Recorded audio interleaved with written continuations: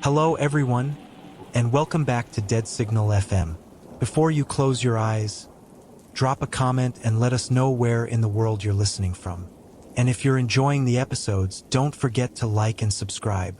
Now let's get comfortable, relax, and begin. The Quiet Observer. It began with a new apartment.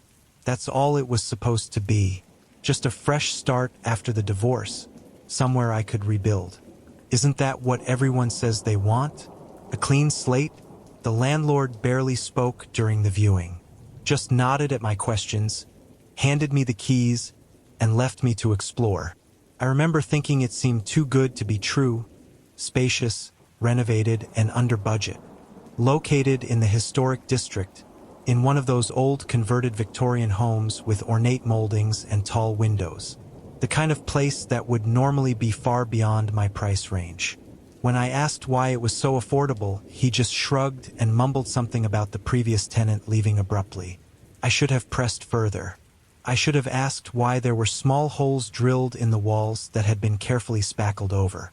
I should have wondered why the closet door had a new deadbolt installed on the outside. But I didn't. You probably wouldn't have either.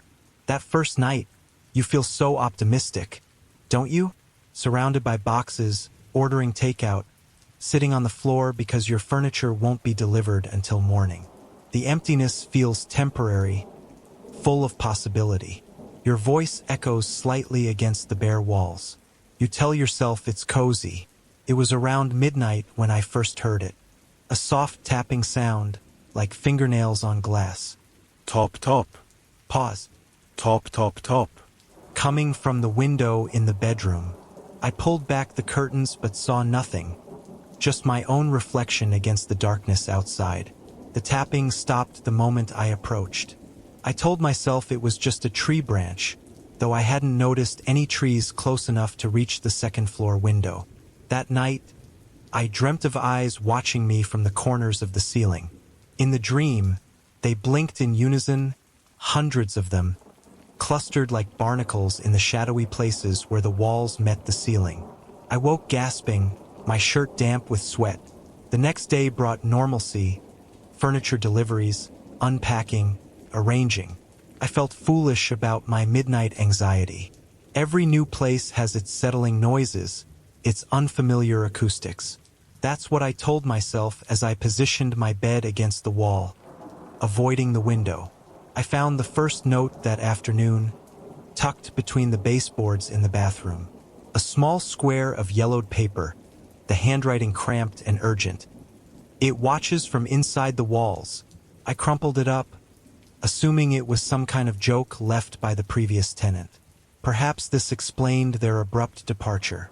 A penchant for dramatic pranks that the landlord hadn't appreciated. That night, the tapping came again. Top, top. Pause.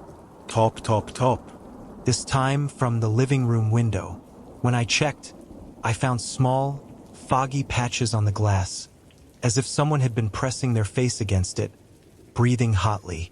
But I was on the second floor. There was no balcony, no fire escape, nothing outside that window but a sheer drop to the sidewalk below. I double-checked all the locks and tried to sleep with the TV on. Around 3 a.m., the power went out. Just my apartment. I could see lights still on in the building across the street. In the new silence, I heard something shifting in the walls. A subtle movement like someone carefully repositioning themselves. "Hello!" I called out, instantly regretting it. The sound stopped immediately. The following morning, I examined those patched holes in the walls more carefully. They were evenly spaced, about the diameter of a pencil, clustered near the outlets and light switches. I called the landlord and left a message about the power outage. While waiting for a callback, I decided to unpack my books. That's when I noticed my reading chair had been moved slightly, angled differently than how I'd left it. Just a few inches, but enough that I was certain. On the seat cushion was a single dark hair, much longer than mine. The landlord never called back. Instead, he texted, "Electricity issue resolved. Do not remove any wall fixtures or outlet covers." Building code violation. That evening, I invited a friend over for dinner, partly to christen the new place, partly because I didn't want to be alone there. Melissa brought wine and takeout Thai food. She exclaimed over the crown molding, the hardwood floors, the charming built-in shelves. "How did you find this place?" she asked, wandering from room to room. "It's gorgeous. Just lucky, I guess," I said, pouring the wine. "Those are interesting," she said, pointing to the ceiling corners in the dining room. "Are they original features?" I looked up and felt my blood turn to ice water in my veins. In each corner, where the walls met the ceiling, were small decorative flourishes that I hadn't noticed before. Delicate plasterwork in the shape of eyes, with pupils that seemed to be oriented downward, toward the dining table. "Must be," I managed. "Victorian houses have all kinds of quirky details." Throughout dinner, I couldn't stop glancing up at them. Were they watching us? Had they always been there? "Are you okay?"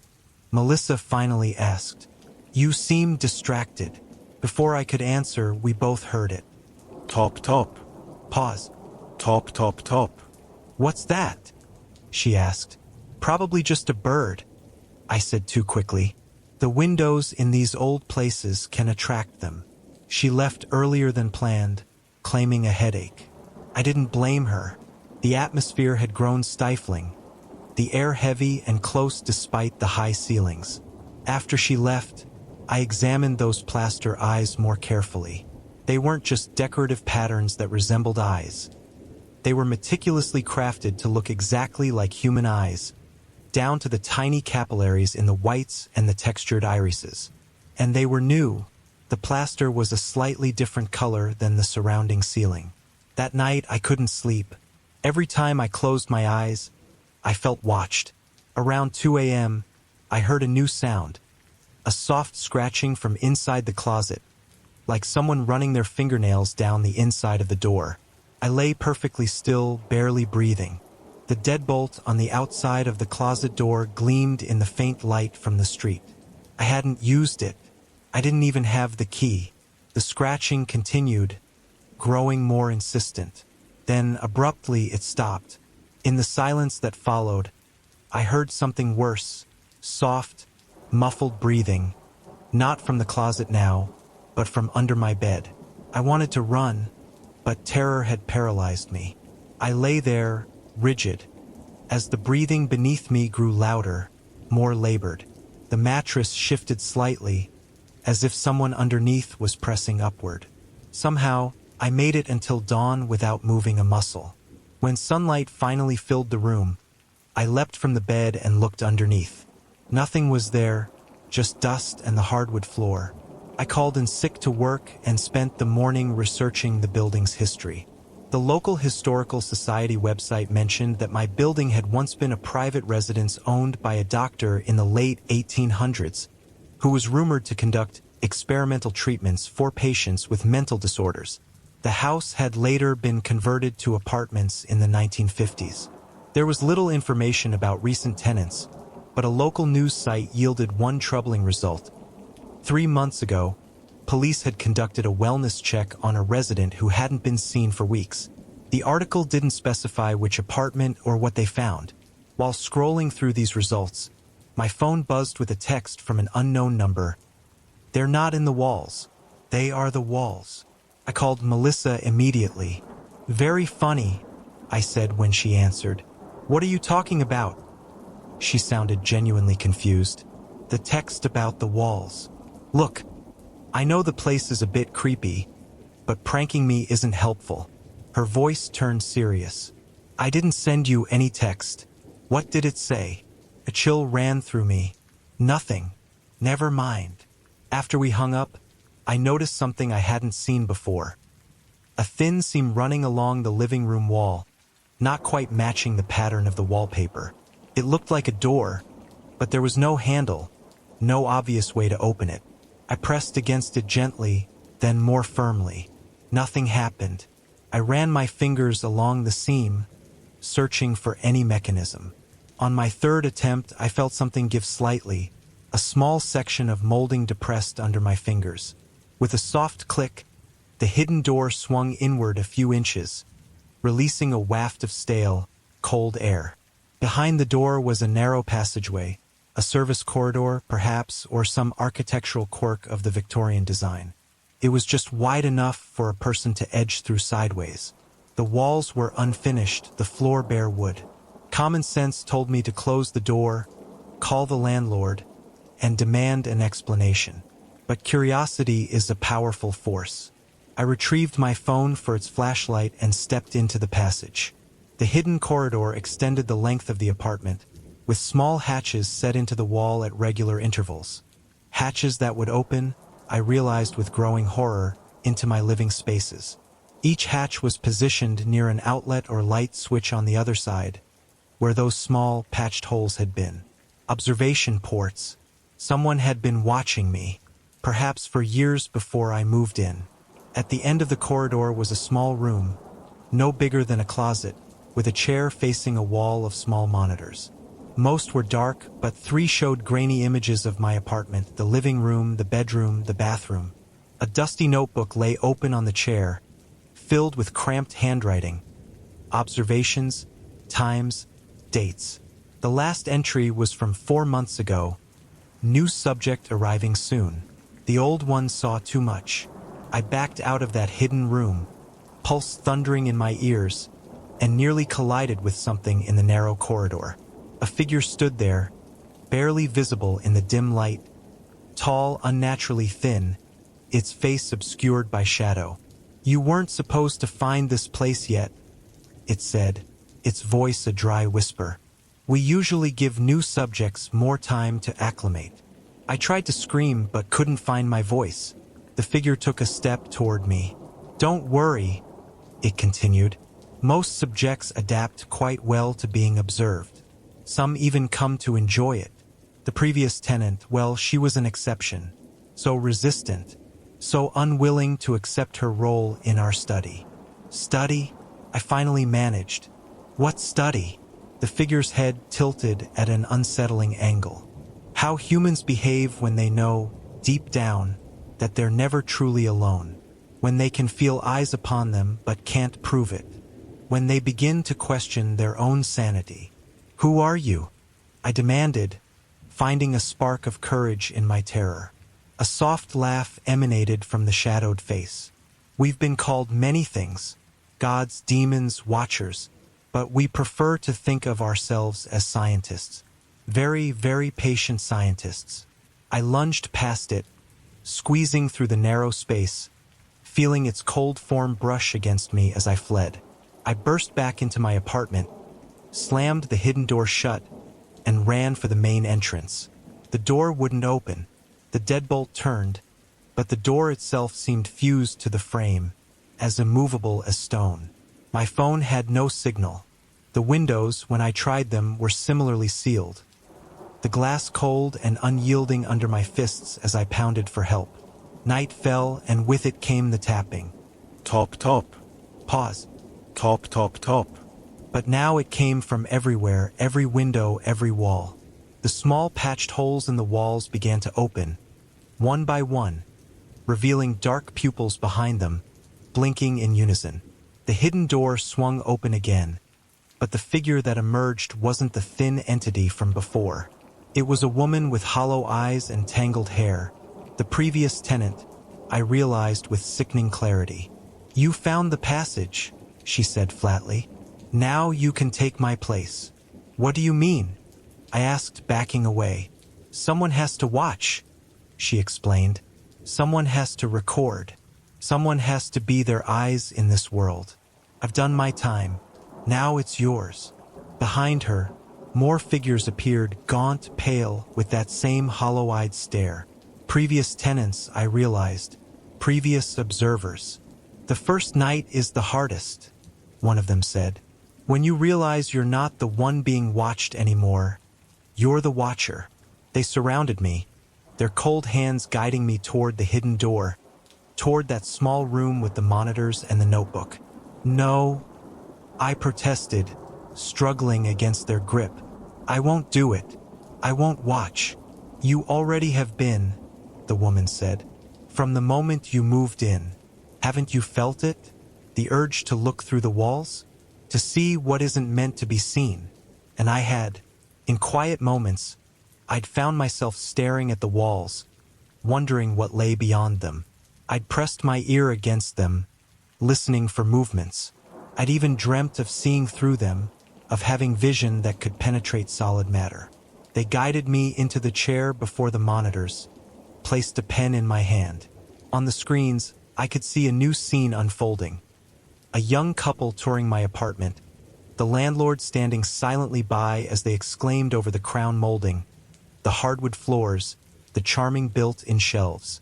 "It's perfect," the woman was saying, "and such a good price. Just sign here," the landlord replied, sliding them a lease agreement. I wanted to scream, to warn them, but no sound came out. I could only watch as they signed the paper, sealing their fate. "Start your observations," one of the hollow-eyed figures instructed, pointing to the notebook. "Be thorough. They will want detailed reports." "They? Who are they?" I asked. The figure smiled thinly. "You'll meet them eventually, when you've proven yourself a worthy observer." That was 3 months ago. Since then, I've watched the couple settle in. I've recorded their routines, their arguments, their intimate moments. I've noted when they first heard the tapping, when they found the first note I was instructed to leave for them. At night, I'm allowed to return to my apartment, which isn't really mine anymore, but a strange in-between space that exists in the walls, in the crawl spaces, in the forgotten architectural passages of this ancient building. Sometimes I tap on their windows. Sometimes I breathe heavily under their bed. I do as I'm told, because they are always watching, and the consequences of disobedience are too terrible to contemplate. The couple is getting close to finding the hidden door. The woman has noticed the seam in the wallpaper.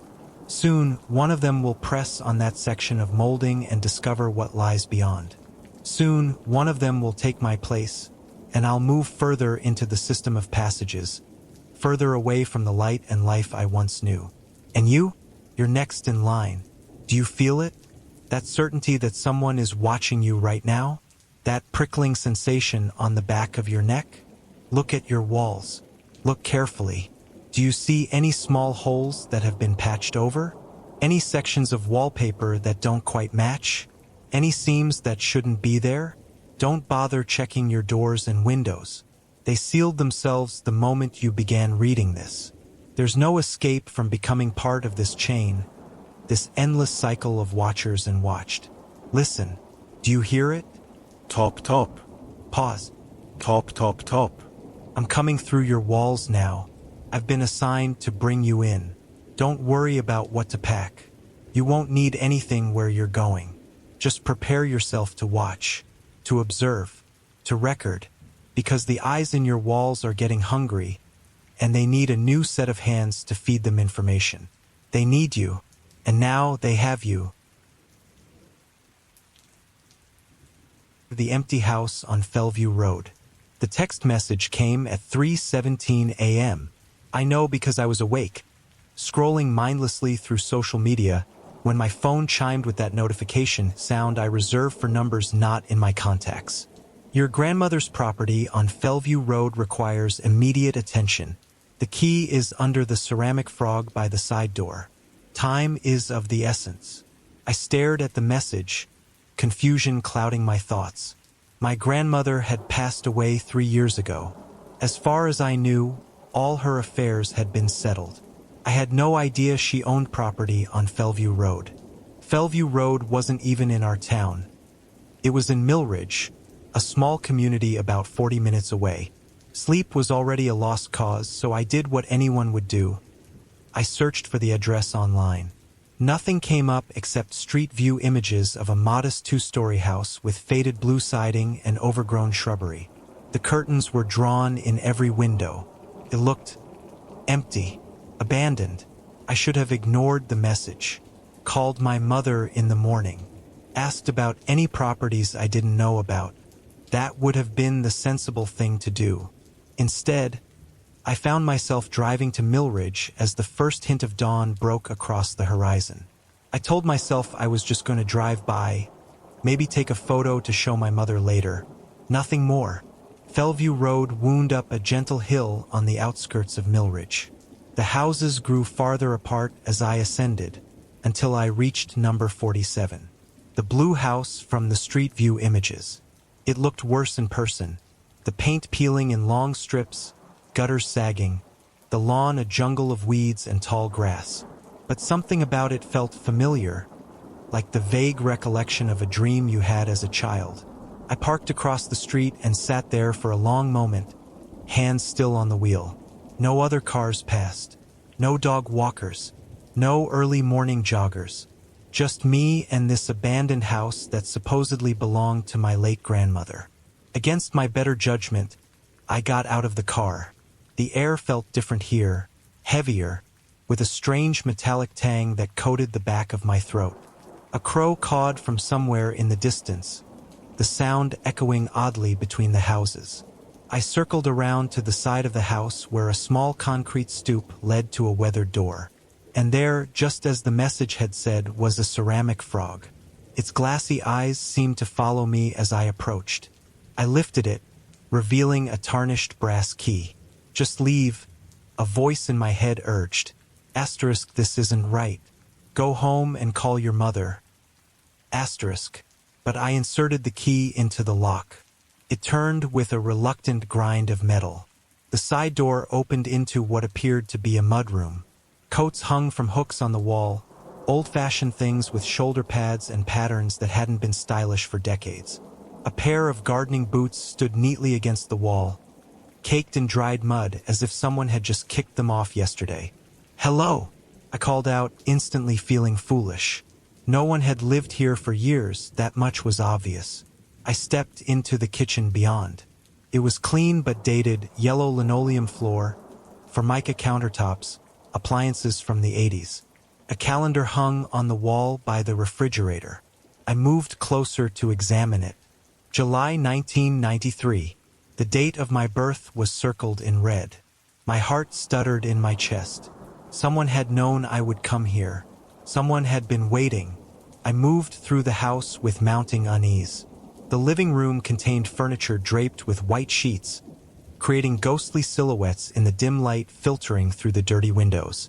The dining room table was set for one, complete with a withered flower arrangement as the centerpiece. At the base of the stairs, I paused. Every instinct told me to turn around, to leave this place and never come back. But something pulled me upward, one hesitant step at a time. The staircase creaked beneath my weight, each sound echoing through the empty house. Dust motes danced in the shafts of early morning light. The air grew colder with each step I took, for doors opened off the upstairs hallway. 3 were closed, but one stood slightly ajar. As I approached, a whisper of movement caught my eye, like someone had just slipped inside. "Is anyone there?" My voice sounded small and afraid. No answer. I pushed the door open wider. It was a bedroom, a child's bedroom, with faded dinosaur wallpaper and a small wooden bed. Toys from the early 90s lined a shelf, He-Man figures, a Game Boy, Teenage Mutant Ninja Turtles. A framed photograph sat on the nightstand. I picked it up and felt the floor tilt beneath me. It was a photo of me, age 7 or 8, standing in front of this very house, smiling. But I had never been here before. I was certain of it. I would have remembered, unless a sound came from behind me. Footsteps, soft but unmistakable. I spun around. The hallway was empty. "Who's there?" I called, my voice breaking. "This isn't funny." I set the photograph down with shaking hands and moved back into the hallway. The other 3 doors remained closed, but now I noticed something odd. A dark liquid seeping out from beneath one of them, spreading slowly across the hardwood floor. I approached, my shoes sticking slightly to the tacky substance. It wasn't red like blood, but black as oil, and it smelled wrong, like rot and chemicals and something else I couldn't identify. I reached for the doorknob, hesitated, then turned it. The door swung open to reveal a bathroom. The black liquid was pouring from the bathtub, cascading over the edge in thick rivulets. And in the tub, I stumbled backward. A scream lodged in my throat. A body lay in the tub, submerged in the black fluid. Not a human body, but something that resembled a massive insect. Segmented limbs folded against a chitinous torso, antennae floating on the surface. Yet there was something horribly familiar about its shape, like a human form viewed through some grotesque filter. I slammed the door shut and backed away, only to collide with something solid. Something that shouldn't have been there. Hands gripped my shoulders. Cold, impossibly strong hands. "You weren't supposed to see that yet," whispered a voice directly into my ear. It sounded like several voices layered together, including one that was disturbingly like my own. I wrenched away and spun around. There was no one there, but the black liquid was now seeping under all the doors, converging in the center of the hallway, forming a widening pool at my feet. I ran for the stairs, slipping on the first step and tumbling halfway down before catching myself on the banister. Pain shot through my wrist, but I hardly noticed it. I scrambled to my feet and bolted for the front door. It was locked. Not just locked. There was no knob, no keyhole, just a smooth wooden surface where the hardware should have been. Behind me, something was coming down the stairs. I could hear it. A wet, sliding sound punctuated by irregular thumps. I darted to the side door where I'd entered. Gone. The whole mud room had disappeared, replaced by a solid wall with peeling wallpaper. This was impossible. Houses didn't rearrange themselves. Doors didn't vanish. The calendar in the kitchen caught my eye again. I rushed over to it. It no longer showed July 1993. Now it displayed the current month and year. And today's date was circled in red, with 2 words written inside the circle: "Welcome home." The sliding, thumping sound was getting closer. I backed away from the kitchen entrance, looking desperately for a way out. The windows. I could break a window. I grabbed a chair from the dining room table and hurled it at the nearest window with all my strength. The chair passed through the glass as if it were water, disappearing completely. The window itself remained intact. "This isn't real," I said aloud, my voice shaking. "This can't be happening." "Oh, but it is," came that layered voice again, now from everywhere and nowhere. "You've been away for so long. Too long." The black liquid began to seep into the kitchen from the hallway beyond, moving with unnatural purpose, forming tendrils that reached toward me. I scrambled onto the countertop, frantically opening cabinets, looking for anything that might help me escape. In the last cabinet, I found a small notebook. My name was written on the cover in childish handwriting. With trembling hands, I opened it. Day 1. Grandma says I have to stay here until I get better. I don't feel sick. Day 7. The doctor came again. He brought the black medicine. It hurts when they make me drink it. Day 23. I saw something in the bathroom today. It was coming out of the drain. Grandma says I'm imagining things. Day 47. I'm changing. I can feel it. There are bumps on my back. They itch all the time. Day 89. Grandma doesn't look at me anymore when she brings food. I think she's afraid. Day 112. I got out today. I ran away. I'm never going back. My hand flew to my back, feeling for bumps that weren't there. But as my fingers pressed against my spine, I felt something shift beneath the skin. Something hard and segmented. The memory came rushing back with the force of a tidal wave. This house, my grandmother's stern face, the treatments in the bathtub, the black liquid they made me drink, the changes it caused, the night I escaped. How had I forgotten? How had I lived my entire adult life without remembering? The tendrils of black liquid had reached the counter now, creeping toward my feet. and with them came the thing from the stairs, a hunched, glistening figure that had once been human. Its face was a nightmare of half-formed insectoid features, but its eyes were my grandmother's. "You were never supposed to leave," it said in that terrible layered voice. The process wasn't complete. I clutched the notebook to my chest. "What did you do to me?" "We were saving you," it replied, "making you better, making you one of us." Behind the creature, more shapes emerged from the shadows of the hallway, twisted hybrids of human and insect, their chitinous limbs clicking against the floor.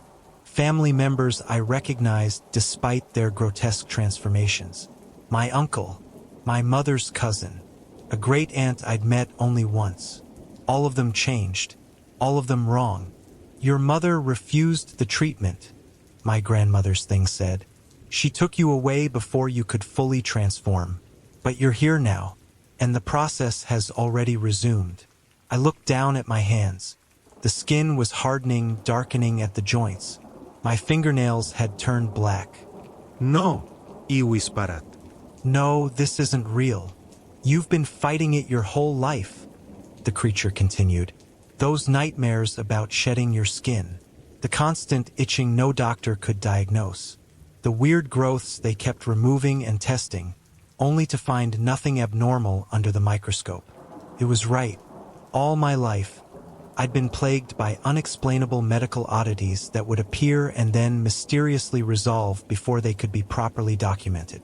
The black liquid touched my shoes, and pain shot through my feet. A burning sensation followed by numbness. I could feel my toes fusing together inside my shoes. With a desperate cry, I leapt from the counter, pushing past the creatures and running back into the living room. The front door was still a smooth wooden surface. The windows still wouldn't break. I was trapped. "Why are you running?"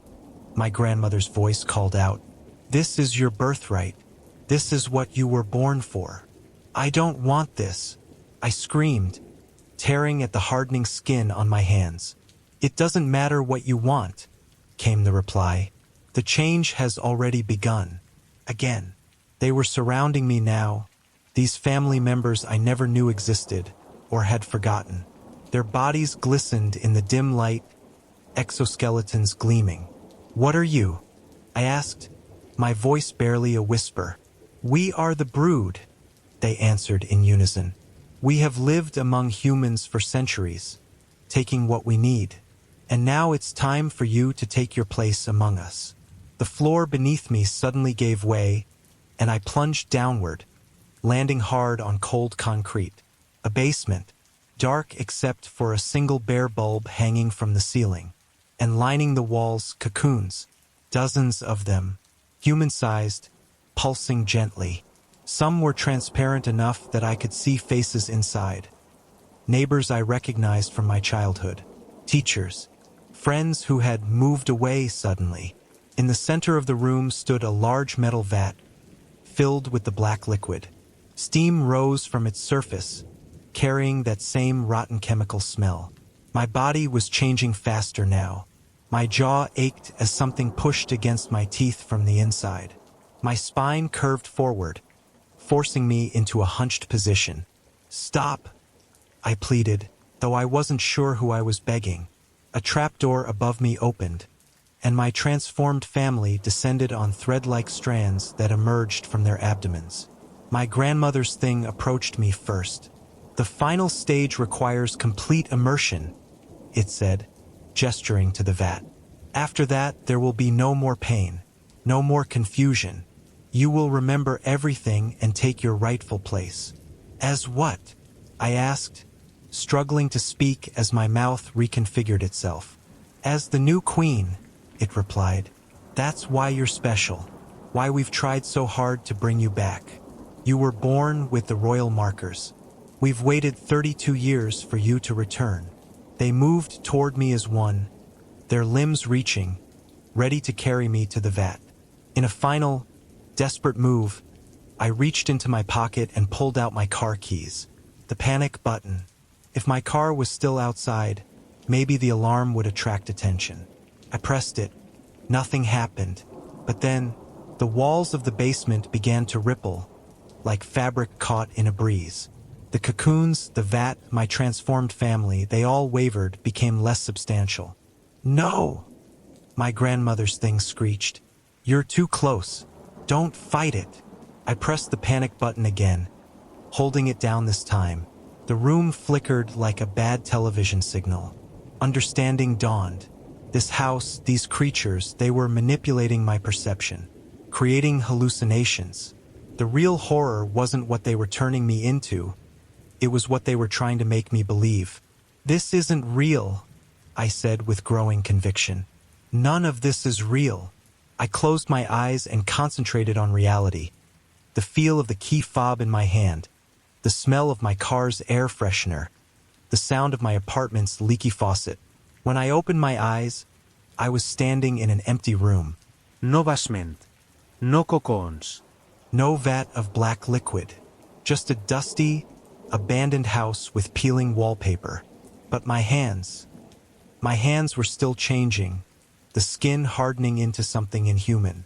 Reality shifted again, and I was back in the basement with the brood surrounding me. Nice try, my grandmother's thing said, but the physical changes are quite real. You can't think your way out of your own DNA. It was right. Whatever they had done to me as a child, whatever this process was, it had been dormant in my system for decades. And now it was awakening. The realization struck me with stunning clarity. The text message hadn't been to lure me here. It had been a warning. Someone had been trying to help me. Time is of the essence, the message had said.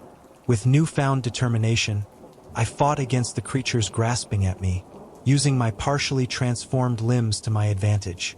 They were stronger, faster than before. I pushed past them and scrambled up the ladder to the main floor. The house was different now, warping, shifting between what it really was and what they wanted me to see.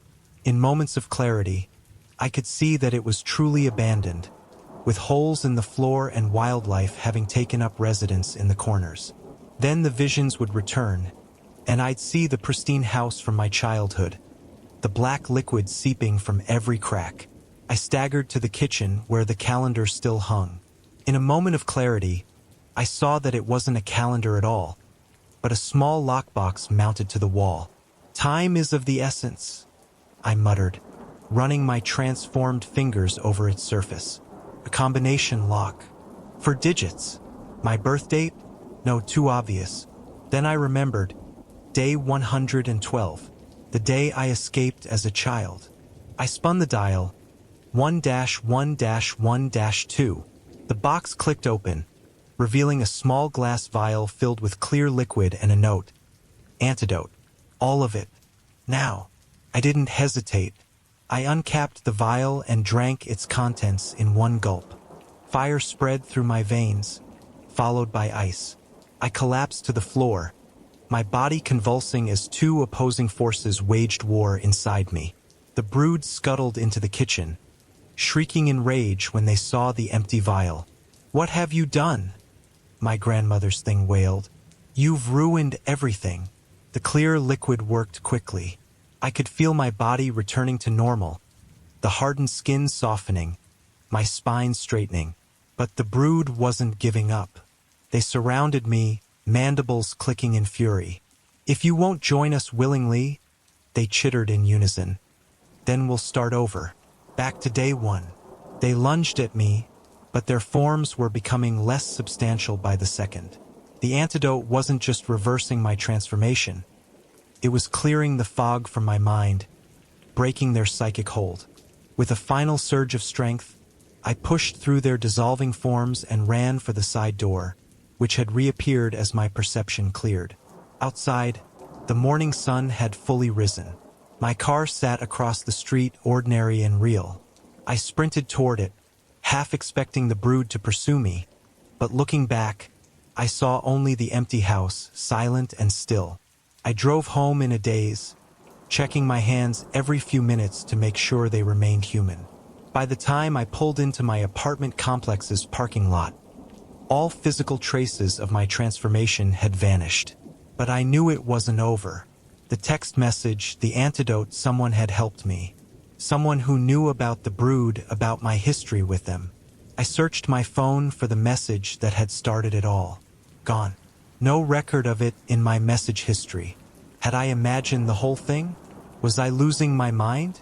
As I entered my apartment, my phone chimed with a new notification. A text from an unknown number. The antidote is temporary. They're still out there, still watching. And there are others like you who need help. Are you ready to remember everything? Below was an address, not on Fellview Road, but somewhere else entirely. I should ignore it, call the police, see a doctor, do anything but follow another mysterious message to another unknown location. But already I can feel it, the itching along my spine, the stiffness returning to my joints. The antidote is wearing off faster than I expected. And there's something else. A memory, long suppressed, now bubbling to the surface. Other children in that house on Fellview Road. Other victims of the brood. My friends. My siblings? Not by blood, but by something else, something stranger. They might still be alive. They might need my help. As I write this, I'm preparing to leave. To follow the new address. To find answers and maybe save others like me. If you're reading this, it means one of two things. Either I succeeded and wanted to share the truth, or I failed and the brood is using my story as bait for their next victim. Look around you. Pay attention to the people in your life who seem a little off. The ones with unexplained medical conditions. The ones who sometimes move in ways that don't seem quite human. And if you ever receive a text about a property you didn't know existed, think carefully before you go. Because the brood is watching. They're waiting. And they might be coming for you next. After all, how well do you really know your own family history? How sure are you about what's really under your skin? The hollow echo. I first noticed the sound while you were brushing your teeth. Something subtle beneath the running water. A faint vibration you might have mistaken for a neighbor's television or distant traffic. You didn't think much of it then. But now, lying in bed, staring at the ceiling shadows, you hear it again. A gentle humming, almost melodic, coming from somewhere inside your walls. You've lived in this apartment for 3 years without incident. The building is old but well-maintained, the kind with thick plaster walls and radiators that clank in winter. Your neighbors keep to themselves. The superintendent is prompt with repairs, though you've rarely needed him. The humming stops when you sit up. You hold your breath, waiting. Nothing. Perhaps it was just the building settling, pipes expanding as they cooled. You lie back down, pulling the covers tight around your shoulders despite the warmth of the June night. Sleep comes eventually, though fitfully. Your dreams are thin and anxious, filled with corridors that stretch beyond reason and doors that open onto more doors. You wake feeling unrest, with the distinct impression that someone had been standing at the foot of your bed, watching. The morning brings normalcy. Sunshine through half-closed blinds, the routine of coffee and news headlines. You almost forget about the humming until you're in the shower and hear it again. Slightly louder now, with a rhythmic quality that reminds you of breathing. You press your ear against the bathroom tile, following the sound to its source. It seems to be coming from behind the medicine cabinet. When you open it, the bottles and tubes inside rattle slightly, as if responding to a vibration you can barely perceive.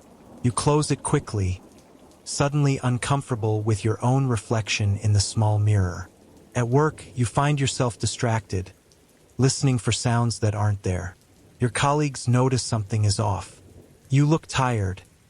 They say, their concerns seemingly genuine but somehow performative, as if reading from a script. During your lunch break, you search online for sounds and walls, and fall down a rabbit hole of pest control websites, paranormal forums, and structural engineering discussions. None of it feels relevant to what you're experiencing. That evening, the humming greets you the moment you unlock your door. It's no longer trying to hide. The sound fills your apartment now, a low, continuous drone that seems to resonate at the same frequency as your anxiety. You methodically check each room, pressing your palm against the walls, feeling for vibrations. In your bedroom, beside the window, you find a spot that's warm to the touch. Too warm, as if something on the other side is generating heat. You knock on the wall. The humming stops immediately. 3 seconds of silence. Then 3 soft knocks reply from inside the wall. Your heart stutters. You back away slowly, unwilling to turn around, feeling suddenly exposed in your own home. You should call someone, the superintendent, the police, anyone. But what would you say? That your walls are humming? That something knocked back? They'd think you were having a breakdown. Maybe you are. Instead, you grab a flashlight and check the closets, look under the bed, inspect the windows and doors to make sure they're locked. Everything appears normal, secure. You turn on all the lights and the television for company, keeping the volume low so you can hear if the humming returns. Doesn't. Not yet. But around midnight, as you're finally beginning to relax, your phone chimes with a text message from an unknown number. I can hear you breathing through the wall. Your body goes cold. You stare at the screen, waiting for another message, an explanation, anything that might make this make sense. Nothing comes. You try calling the number, but it rings endlessly without going to voicemail. Sleep is impossible now. You sit in your living room until dawn, jumping at every creak and settling noise. When morning light finally fills the apartment, you feel a strange relief, as if whatever was happening could only occur in darkness. You call in sick to work and spend the day researching your building's history. It was constructed in 1928, renovated in the 70s, and again in the early 2000s. Nothing unusual in its past. No tragic deaths or mysterious disappearances that might explain what's happening. The library's archives contain old floor plans that show your apartment was originally 2 separate units. The wall that felt warm last night marks where they were joined. That evening, you notice something you hadn't before. A fine crack running along the bottom of that wall, barely visible unless you're looking for it. You kneel down to examine it and catch a whiff of something unpleasant. Not decay exactly, but something stale and wrong, like air that hasn't circulated in too long. You press your eye to the crack, seeing nothing but darkness. Then something shifts on the other side, and for a split second, you're certain an eye is looking back at you. You jerk away, knocking over a lamp in your haste to stand. That night, the humming returns, louder than before. It's no longer just a sound, but a presence filling your apartment. The walls seem to pulse with it. Your phone buzzes with another text. Let me in. You turn off your phone and wedge a chair under your bedroom doorknob, knowing it's an irrational response to whatever is happening. You lie awake, listening to the humming gradually change its pitch and rhythm until it almost sounds like words. Almost sounds like your name, repeated over and over. In the morning, exhausted and desperate, you decide to break through the wall. You go to the hardware store and buy a hammer and chisel, ignoring the concerned look from the cashier who clearly sees your bloodshot eyes and trembling hands. Back at your apartment, you stand before the warm wall, tools in hand. The humming has stopped, as if whatever is causing it knows what you're about to do and is waiting. You place the chisel against the wall and strike it with the hammer. The plaster cracks easily, revealing the wooden lath beneath. You keep going, widening the hole, dust filling the air and coating your skin. After an hour of work, you've created an opening about a foot wide. You shine your flashlight inside and see something unexpected. Not the apartment next door, but a narrow space between walls. A forgotten pocket in the building's architecture, barely 2 feet wide but extending upward beyond the reach of your light and continuing to either side farther than you can see. The beam of your flashlight catches something on the floor of this hidden space. Papers. You reach in carefully and pull them out. They're letters, dozens of them, yellowed with age, all addressed to previous tenants of your apartment, spanning decades. As you shuffle through them, you notice they share a common theme. Each describes hearing sounds in the walls. Each mentions dreams of corridors and watching figures. Each ends with the writer planning to investigate a warm spot on a wall. Your phone, which you'd left on the coffee table, suddenly lights up with a call from the unknown number. Against your better judgment, you answer it. Hello. Your voice sounds strange to your own ears, thin and afraid. The line fills with a familiar humming, then a voice speaks. It sounds like many voices layered together, men and women of different ages all speaking in unison. Why did you open the wall? You drop the phone but can still hear the voice, now coming from inside the hole you've made. We've been waiting so long for you to let us in. The air from the opening suddenly turns cold, carrying that same stale smell from before, but stronger now. Something begins to emerge from the darkness. Not a hand, not quite, but something reaching for you with too many joints, too long, too pale. You stumble backward, knocking over your tools. The thing retreats back into the wall, but not completely. It lingers at the edge of the opening, partially visible, patiently waiting. What are you? You manage to ask, your voice barely a whisper.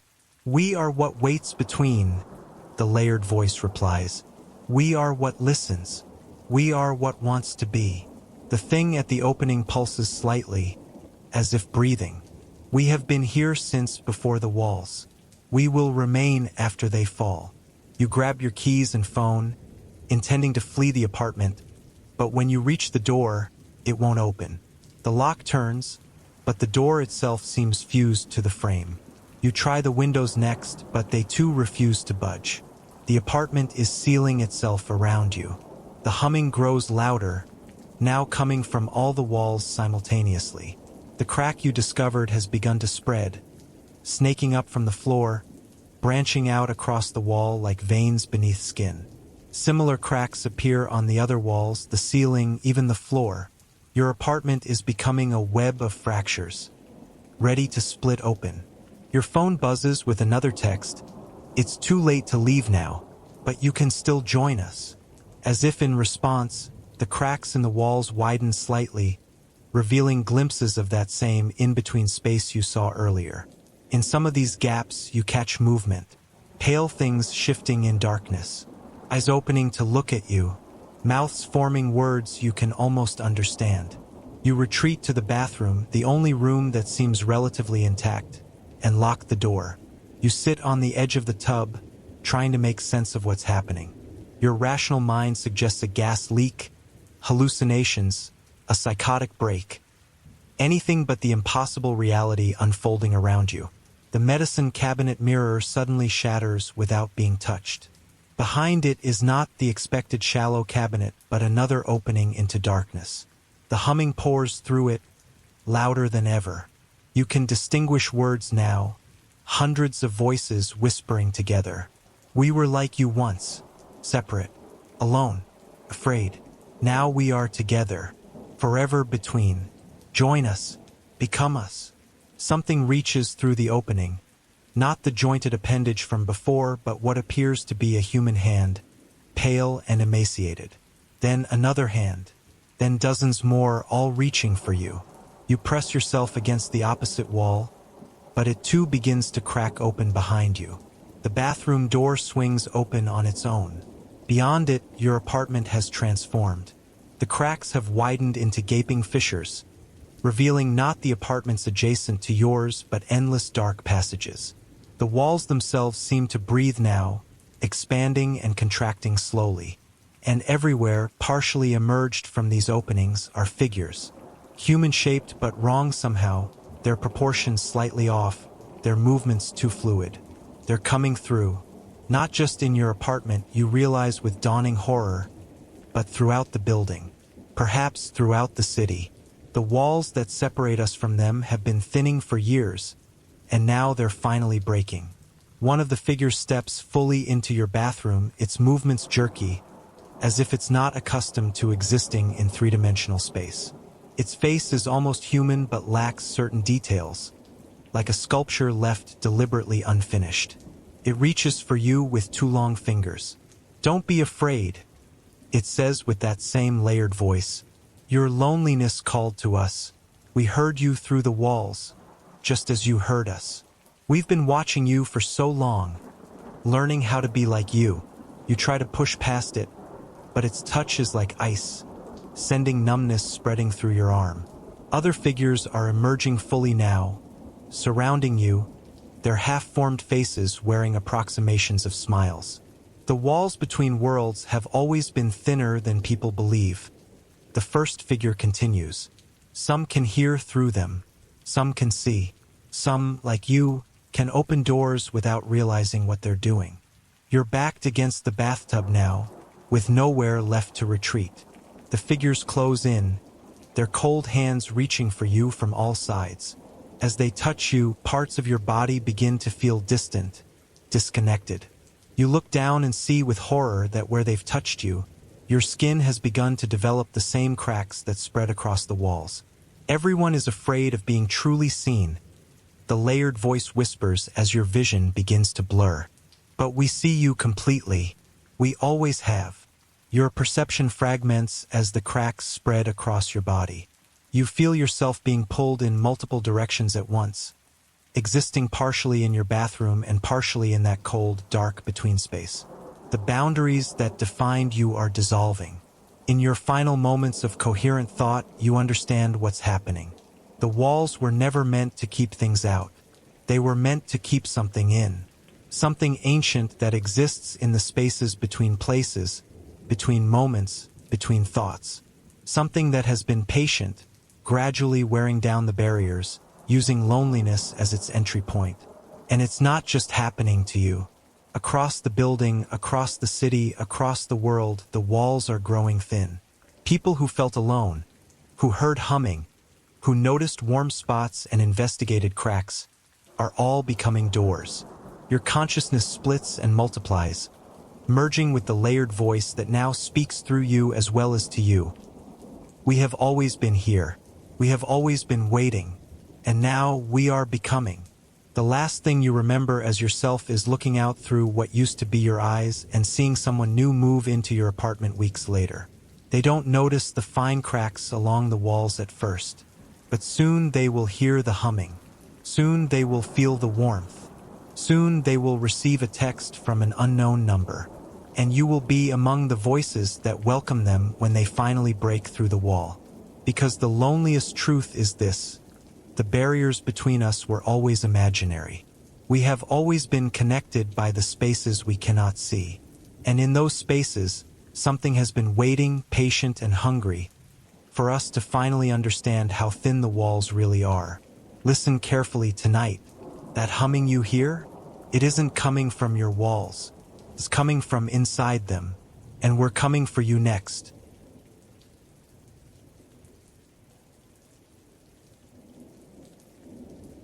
I watched the flames consume my father's will, the paper curling black at the edges as my sister stared at me with tears streaming down her face. She didn't move to stop me. She couldn't. The ropes around her wrists had been tied too tight for that. Behind her, my father's portrait seemed to glare down at us both, his painted eyes witnessing the final act in a betrayal 30 years in the making. "You can't do this," she whispered, her voice cracking. "It's not just yours." I tossed the last burning fragment into the fireplace and watched as it disintegrated into ash. "It is now." The call came 3 weeks ago on a Tuesday evening. I was in my apartment, nursing a whiskey after another endless day at the firm, when my phone lit up with my sister Rebecca's number. We hadn't spoken in months. Our conversations had dwindled to obligatory holiday texts and the occasional update about our father's deteriorating health. "Dad's gone," she said, her voice hollow. No greeting, no preamble. Just those 2 words that somehow changed everything and nothing at the same time. I took another sip of whiskey before responding. "When?" "This morning. In his sleep. The nurse found him." Rebecca cleared her throat.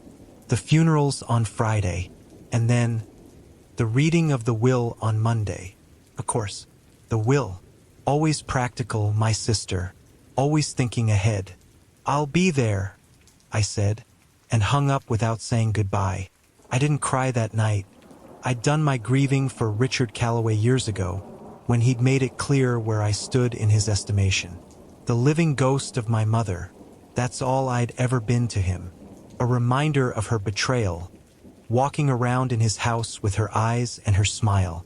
The funeral was a somber, elegant affair, exactly as Father would have wanted it. The great and good of Westchester County turned out in force to pay their respects to the financial titan, the community benefactor, the widower who'd raised 2 children alone after his beloved wife's tragic early death. If any of them knew the truth about my mother, about our family, they kept it buried beneath polite condolences and reminiscences about Richard's business acumen. Rebecca managed everything flawlessly, as she always did. Perfect Rebecca, with her perfect husband by her side, their 2 perfect children solemn in custom-tailored mourning clothes. She'd always been Father's favorite, his true heir in every sense.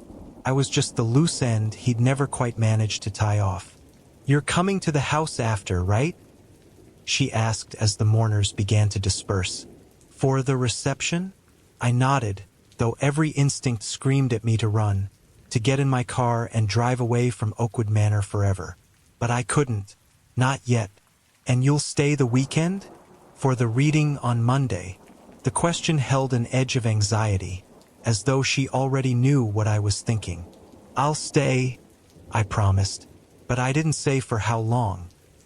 The house was exactly as I remembered it, imposing, immaculate, cold. Every surface gleamed. Every object had its place. Even in death, Father's presence permeated every corner, every shadow. I'd spent 18 years in this house, and not a single day had it felt like home.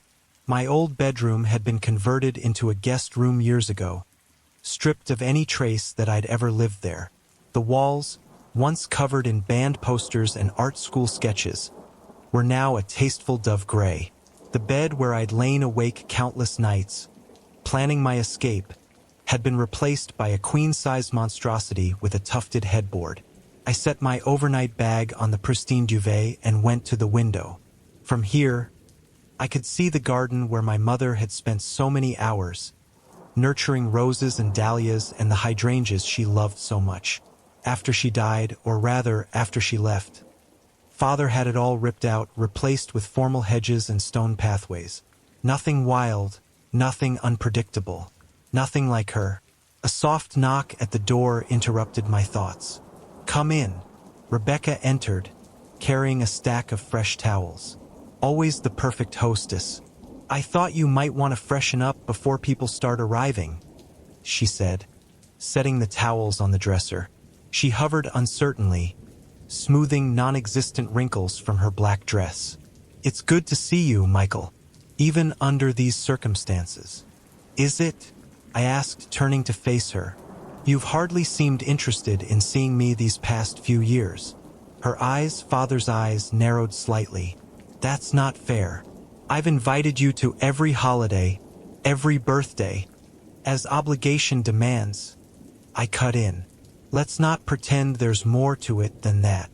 Rebecca sighed, a familiar sound of exasperation I remembered from childhood. "I didn't come up here to argue. Today has been difficult enough. Yes, I imagine arranging Father's perfect funeral must have been exhausting." "Stop it," she snapped, her composure cracking. "Just stop. He's dead, Michael. Can't you let it go now? Let it go." As if decades of coldness, of barely disguised contempt, of being treated like an unwelcome guest in my own family could simply be shrugged off. "I'll be down shortly," I said instead of answering. She lingered a moment longer, as if wanting to say more, then turned and left, closing the door softly behind her. I sat on the edge of the bed and pulled out my phone. 3 missed calls from Jenny, my girlfriend of 8 months. She'd offered to come with me, to provide support during this difficult time. I declined. Jenny didn't belong in this house, in this story. She knew the official version. My mother died when I was young. My father and I had a strained relationship. My sister and I had grown apart. She didn't know the rest. Nobody did, except Rebecca. And now Father had taken his secrets to the grave. The reception dragged on for hours. I stood in corners, nursing glasses of expensive scotch, accepting condolences from people who barely remembered who I was. Richard's boy, yes, the one who lives in the city, as if I were merely a footnote in my father's biography. By the time the last guests departed, it was after 9.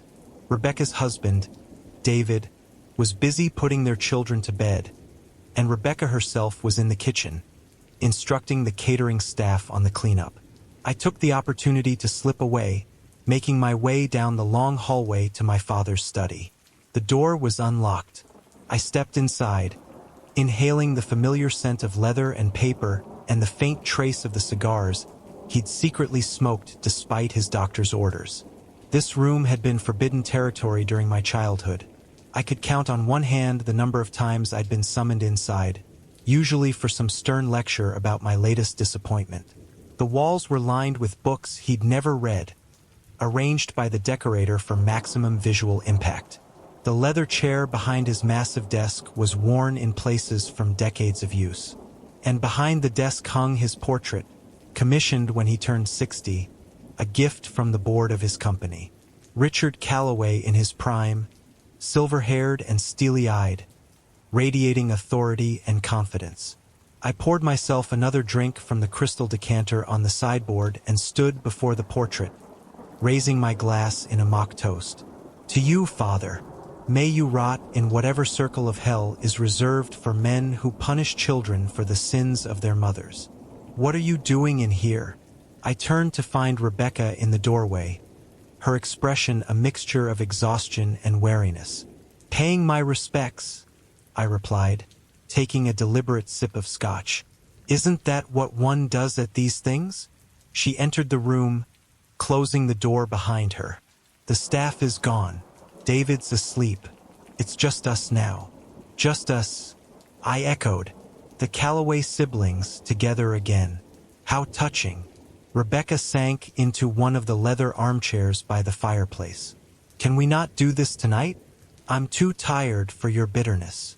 My bitterness? I repeated, moving to stand before her. Is that what you call it when someone objects to being treated like a pariah in their own family?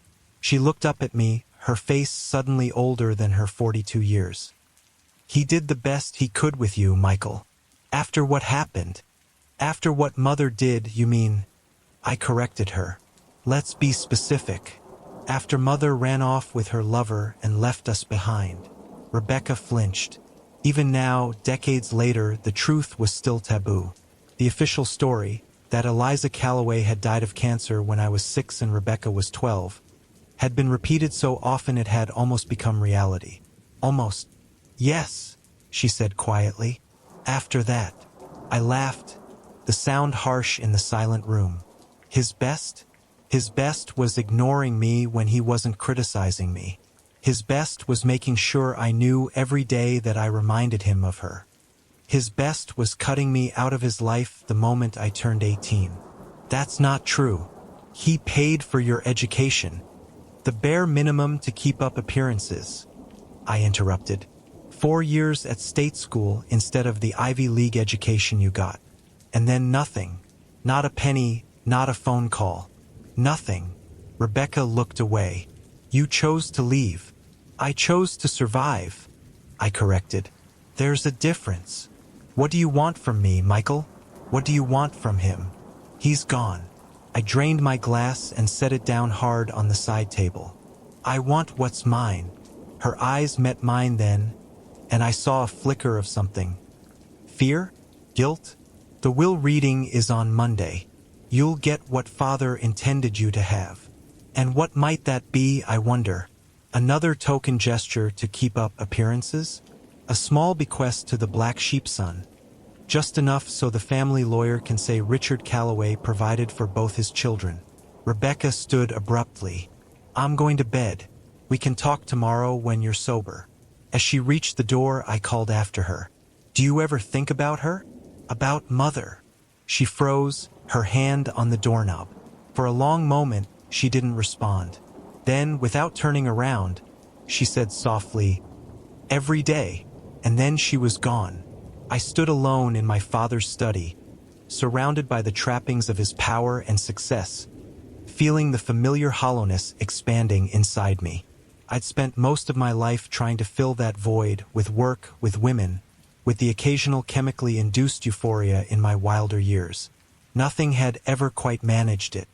I moved to the desk and began opening drawers, not sure what I was looking for. Old habits died hard. As a child, I'd searched this house top to bottom for any trace of my mother after she disappeared. Father had been thorough, though. Every photograph, every letter, every gift, all erased, as if Eliza Calloway had never existed. The drawers contained exactly what one would expect: stationery, pens, paper clips, a stapler. In the bottom right drawer, I found a stack of manila folders, financial documents, mostly. Statements from accounts I'd never heard of, property deeds for real estate beyond the family home. And then, at the very back of the drawer, a small key. It was old-fashioned, made of tarnished brass, with an ornate head. I turned it over in my palm, wondering what it might open. Not a modern door, certainly. Perhaps a safe? A lockbox? I pocketed the key and continued my search, but found nothing else of interest. As I was about to leave, my gaze fell on the portrait again. Something about the way it was hanging caught my attention. It seemed to protrude slightly from the wall, as if I moved behind the desk and carefully lifted the edge of the frame. It swung away from the wall on hidden hinges, revealing a small wall safe. My heart pounded as I studied the combination lock. What would Father have used? His birthday? Too obvious. The date he founded his company? Possible. On impulse, I tried my mother's birthday, a date he'd refused to acknowledge after she left. The safe clicked open. Inside was a single document folder and a small jewelry box. I removed both, setting them on the desk, then closed the safe and returned the portrait to its position. The folder contained a document titled Last Will and Testament of Richard James Calloway. It was dated just 3 months ago, far more recent than the will Rebecca had mentioned would be read on Monday. My hands shook slightly as I opened it and began to read. The legal language was dense, but the intent was clear. Father had changed his will. The bulk of his estate, the house, the investment accounts, the vacation properties, was to be divided equally between Rebecca and me. There were specifications about the family business interests, provisions for Rebecca's children, charitable bequests. But the bottom line remained. I was to receive far more than the token gesture I'd expected. But why? Why would a man who had spent decades making it clear I was no son of his suddenly change his mind? The answer lay in the jewelry box. Inside was a worn gold locket and a handwritten note in my father's precise script. Michael, asterisk, if you are reading this, then I am gone, and I have failed to find the courage in life that I hope to claim in death. The truth is a luxury I have denied us both for too long. Asterisk. Asterisk, your mother did not abandon us. I forced her to leave, threatened to destroy her if she ever contacted you or your sister again. Her only crime was loving someone before me, someone who returned to her life at a moment when our marriage was already failing. Asterisk. Asterisk, the enclosed locket contains her photograph and a lock of your hair from when you were born. She left it behind, hidden in a place only I knew to look. I've kept it all these years, first as a trophy of my victory over her, and later as a reminder of my greatest shame. Asterisk. Asterisk, you were always my son, Michael, in blood and in truth. My treatment of you has been unforgivable, punishment for a resemblance you couldn't help and a situation you had no part in creating. Asterisk. Asterisk, Rebecca knows only what I told her, that your mother chose another man over her family. She believed me as children believe their parents, and I allowed that belief to poison your relationship as well. Another sin to add to my ledger. Asterisk. Asterisk, I have changed my will to reflect what should always have been true. You and your sister are my children, equal in my heart, equal in my legacy. The official will in my lawyer's possession does not reflect these changes. I made them privately after my diagnosis, when the certainty of death finally gave me clarity. Asterisk. Asterisk, I don't ask for forgiveness. I don't deserve it. I ask only that you know that in my final days, I recognize the truth that should have guided me all along. You are my son, and I should have been a father worthy of you. Asterisk. Richard. I sat heavily in my father's chair, the note trembling in my hand. 30 years of hatred and resentment crashed against this new reality, leaving me disoriented and unmoored. My mother hadn't abandoned me. My father had banished her and lied about it. For 3 decades, I'd carried the weight of being unwanted, unworthy, a burden built entirely on his lies. And Rebecca, did she truly not know?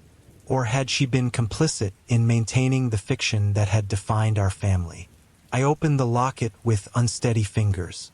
Inside was a tiny photograph of my mother, smiling in the sunshine, looking younger than I remembered her.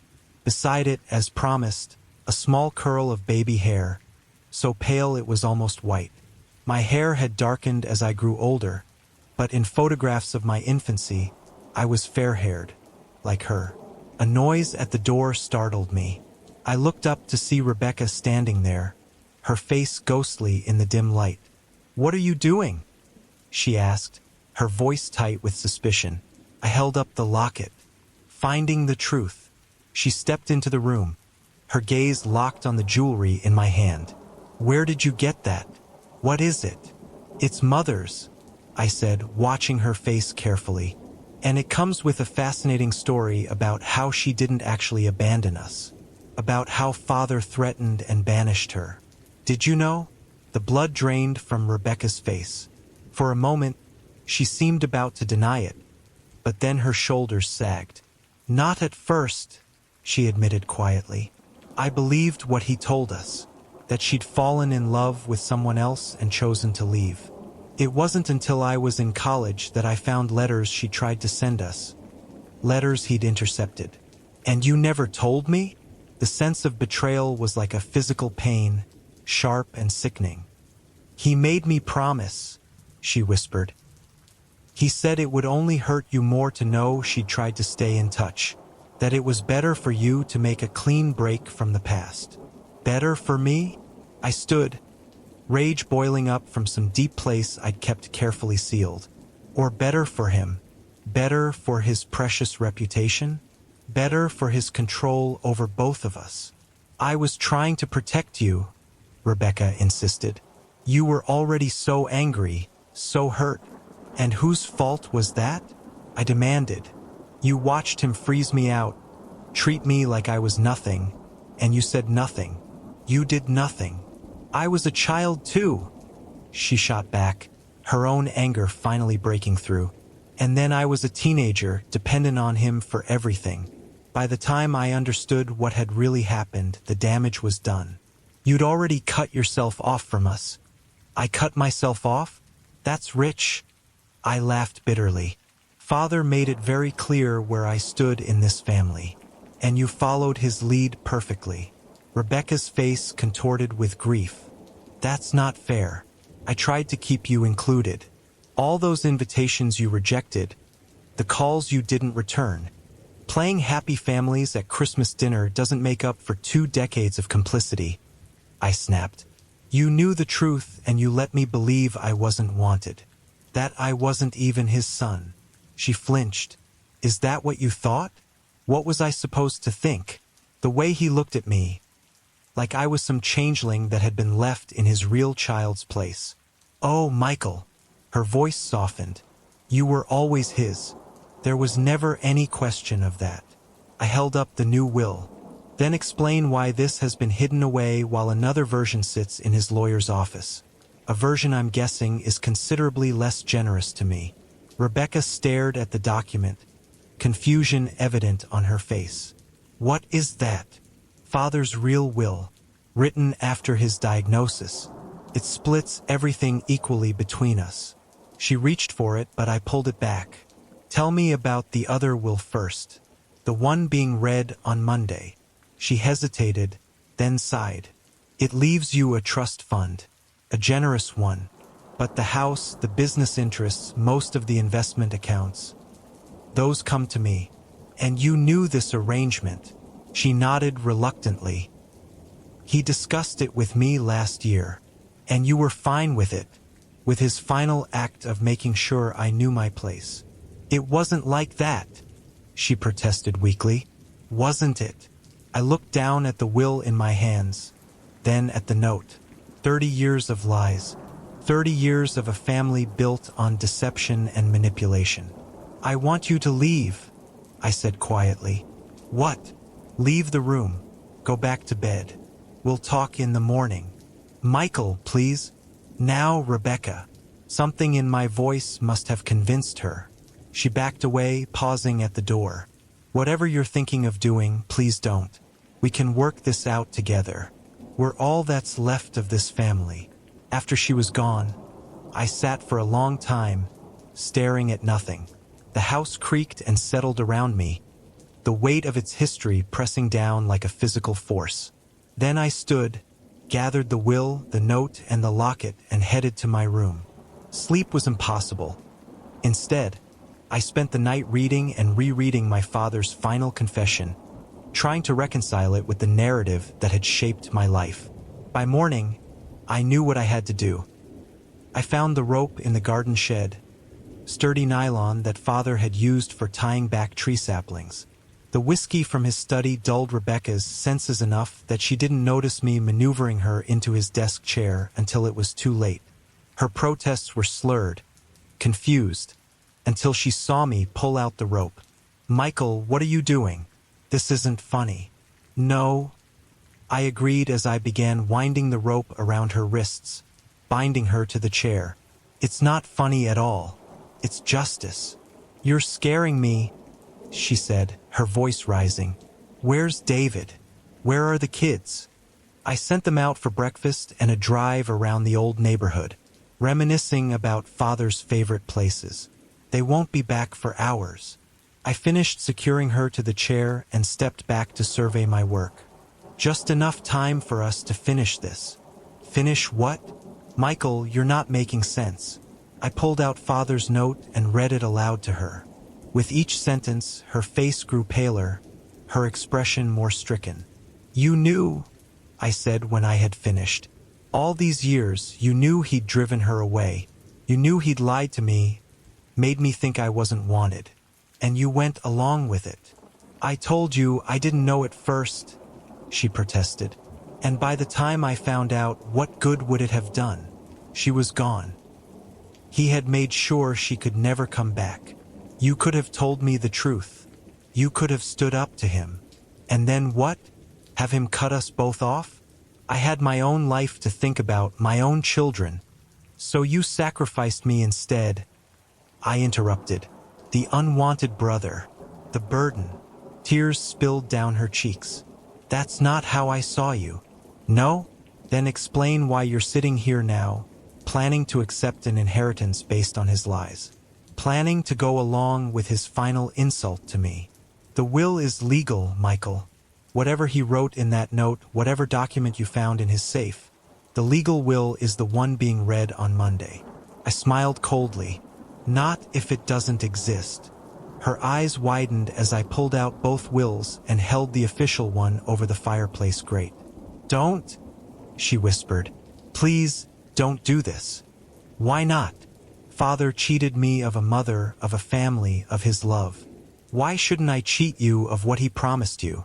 Because you're better than him, she said desperately. Because this isn't justice. It's revenge. Maybe they're the same thing in this case. They're not, and you know it. She strained against the ropes. Untie me, Michael.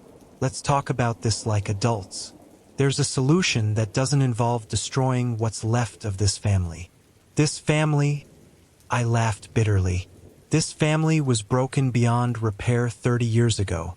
We've just been playing pretend ever since. Then let's fix it now, she pleaded.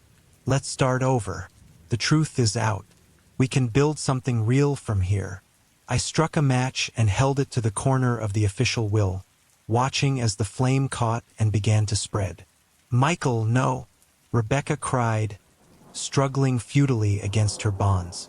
I watched the flames consume my father's will, the paper curling black at the edges as my sister stared at me with tears streaming down her face. She didn't move to stop me. She couldn't. The ropes around her wrists had been tied too tight for that. Behind her, my father's portrait seemed to glare down at us both, his painted eyes witnessing the final act in a betrayal 30 years in the making. "You can't do this," she whispered, her voice cracking. "It's not just yours." I tossed the last burning fragment into the fireplace and watched as it disintegrated into ash. "It is now." I expected to feel triumph or at least satisfaction. Instead, I felt hollow, the familiar emptiness expanding until it threatened to consume me entirely. Rebecca had stopped struggling, her head bowed in defeat.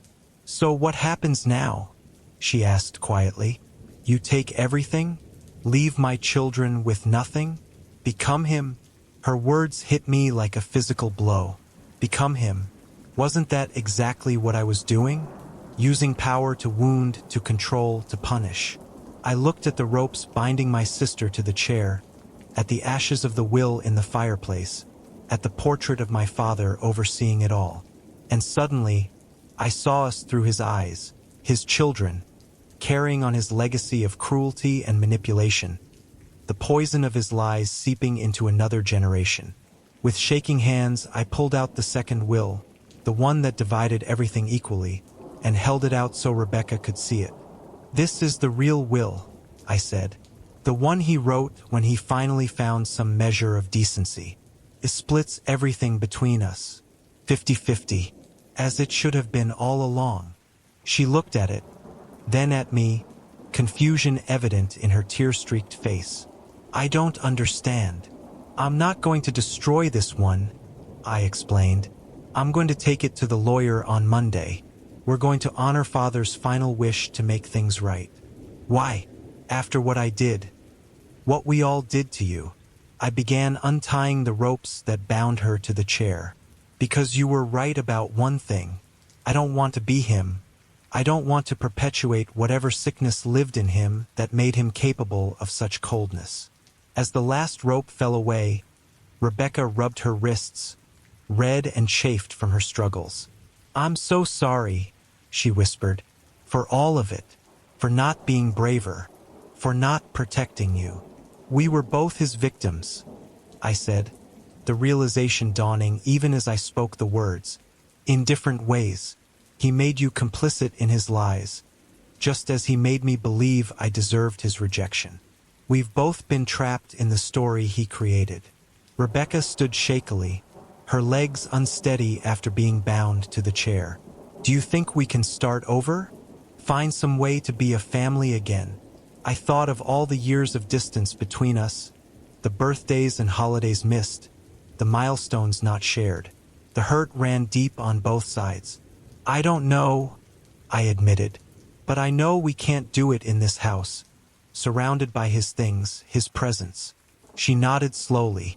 "So we sell it, divide everything as the will directs, make our own paths. And maybe, someday, those paths will cross again in a way that isn't poisoned by the past." Rebecca hesitated, then reached out and took my hand. The first genuine contact between us in years. "I'd like that." I squeezed her hand briefly before letting go.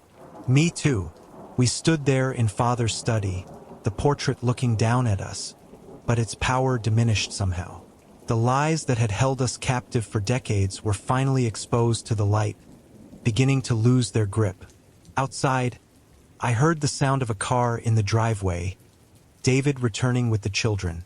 Rebecca wiped her eyes and straightened her clothes, composing herself as she always did. "We should clean up before they come in," she said, glancing at the ash-filled fireplace, the discarded ropes. "I'll take care of it," I promised. "You go greet your family." After she left, I gathered the evidence of what had almost happened. As I worked, I caught sight of my reflection in the window glass, and for a fleeting moment, I thought I saw my mother's eyes looking back at me. Not sad or accusatory, but peaceful, free. Perhaps we both were now. The cartographer's inheritance. I never meant to find it. I certainly never meant for you to find it. But here we are. You're scrolling through another late-night browse, same as every night. Digital pathways worn smooth in your mind. The comfortable routine of it. And why not? It's how we cope these days. How you cope. The soft blue light bathes your face as you sip something warm. Tea, I'm guessing? Maybe coffee if sleep continues to elude you. The house settling around you with those familiar creaks. The ones you've learned to tune out. Except, did you notice how the creaking just stopped? Didn't it? Just now. The moment you started reading this. As if the house itself is holding its breath. I should introduce myself. My name is Morgan Thorne. I was a cartographer by trade. Not the digital kind, mind you. I mapped the forgotten places, the liminal spaces, the worn edges where reality frays if you look too closely. 2 months ago, I inherited my grandfather's house in northern Maine, a sprawling Victorian nestled at the edge of dense woods, weathered by coastal storms and decades of neglect. I hadn't seen him since I was a child. I remembered a tall, austere man with eyes that never seemed to blink enough. A man who'd lock himself in his study for days. Emerging with ink-stained fingers and papers he'd immediately lock away. When the lawyer handed me the key, he looked relieved, as if passing the burden to me lifted a weight from his shoulders. "The property is yours," he said, sliding the paperwork across his desk, along with all its contents. That pause. I should have paid attention to that pause. I drove up the following weekend. The house loomed against a backdrop of churning gray clouds, its windows like vacant eyes. The key felt unnaturally heavy in my pocket. Cold, despite being pressed against my thigh all day. Can you feel it now? That weight in your pocket? No? Check again. The front door opened with a groan that seemed to travel through the entire structure. Dust motes swirled in the wan light filtering through grimy windows. The air inside tasted stale, tinged with something else. Something chemical and vaguely metallic. I spent that first day exploring. Most rooms contained the expected. Aged furniture draped in sheets, bookshelves sagging with outdated encyclopedias, a kitchen with appliances from at least 3 decades ago. Nothing extraordinary, just the abandoned relics of a solitary life. Then I found his study on the 2nd floor. The door was different from the others, heavier, with a serious lock that required a separate key. Inside, the walls were covered with maps. Not the kind you'd find in an atlas. These were hand-drawn on yellowing paper, detailed renderings of places I couldn't identify. Coastlines that matched no known geography. Mountain ranges that existed nowhere on Earth. Cities with impossible architecture. And notes.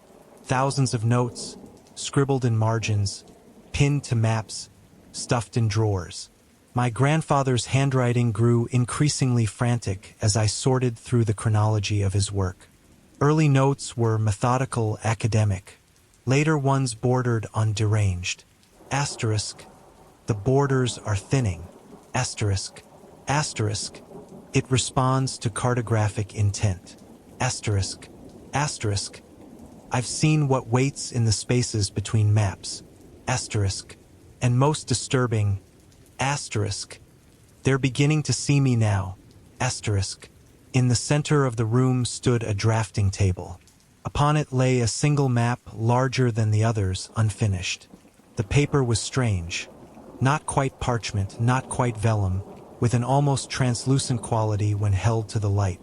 The incomplete map showed what appeared to be the house and surrounding property, rendered with obsessive precision. But past the edge of the woods, where the map should have continued, there was only blank space. A void waiting to be filled.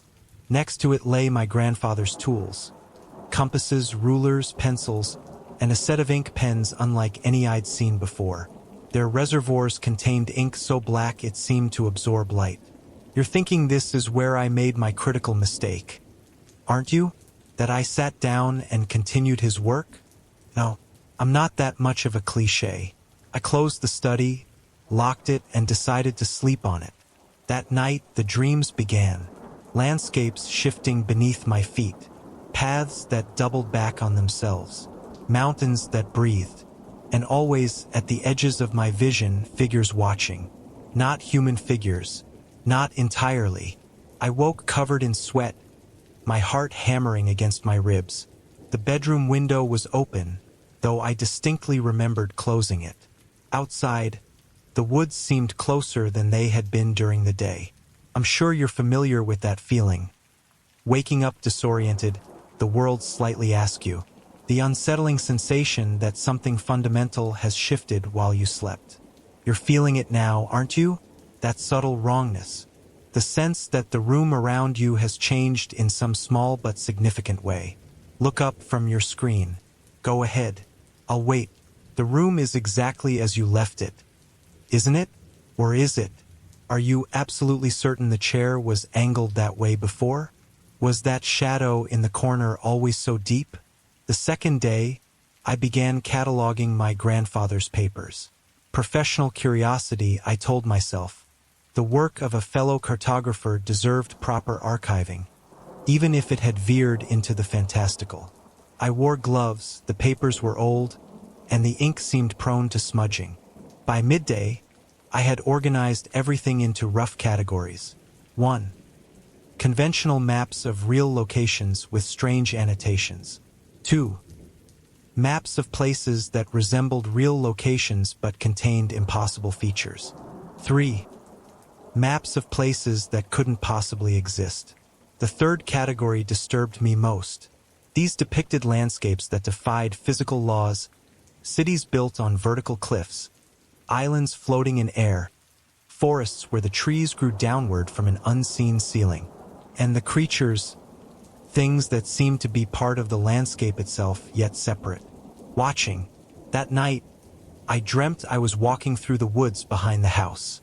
The trees grew denser with each step, their trunks twisting into unnatural shapes. I came to a clearing that wasn't a clearing at all, but a vast expanse of nothing. A blank space on the map. Standing at its edge, I felt a pull, as if the void had its own gravity. And there were voices, whispering from the blankness, telling me to complete the work. I woke at my grandfather's drafting table, pen in hand. The unfinished map now showed the woods extending further than before. My hand was stained with black ink up to the wrist. I didn't remember walking to the study. I didn't remember unlocking the door. Are your hands clean right now? Really look at them. Check under your nails. That black smudge. Was it there before? By the third day, my curiosity had transformed into obsession. I found myself studying the maps for hours, tracing the impossible geographies with my fingers, memorizing the notations in my grandfather's increasingly disturbed handwriting. The more I examined them, the more sense they made. The logic of these impossible places began to reveal itself to me, and the unfinished map called to me, the blank space demanding to be filled. That night, I didn't even try to sleep. I sat at the drafting table and began to draw. The pen moved with unnatural fluidity, as if guided by something other than my conscious mind.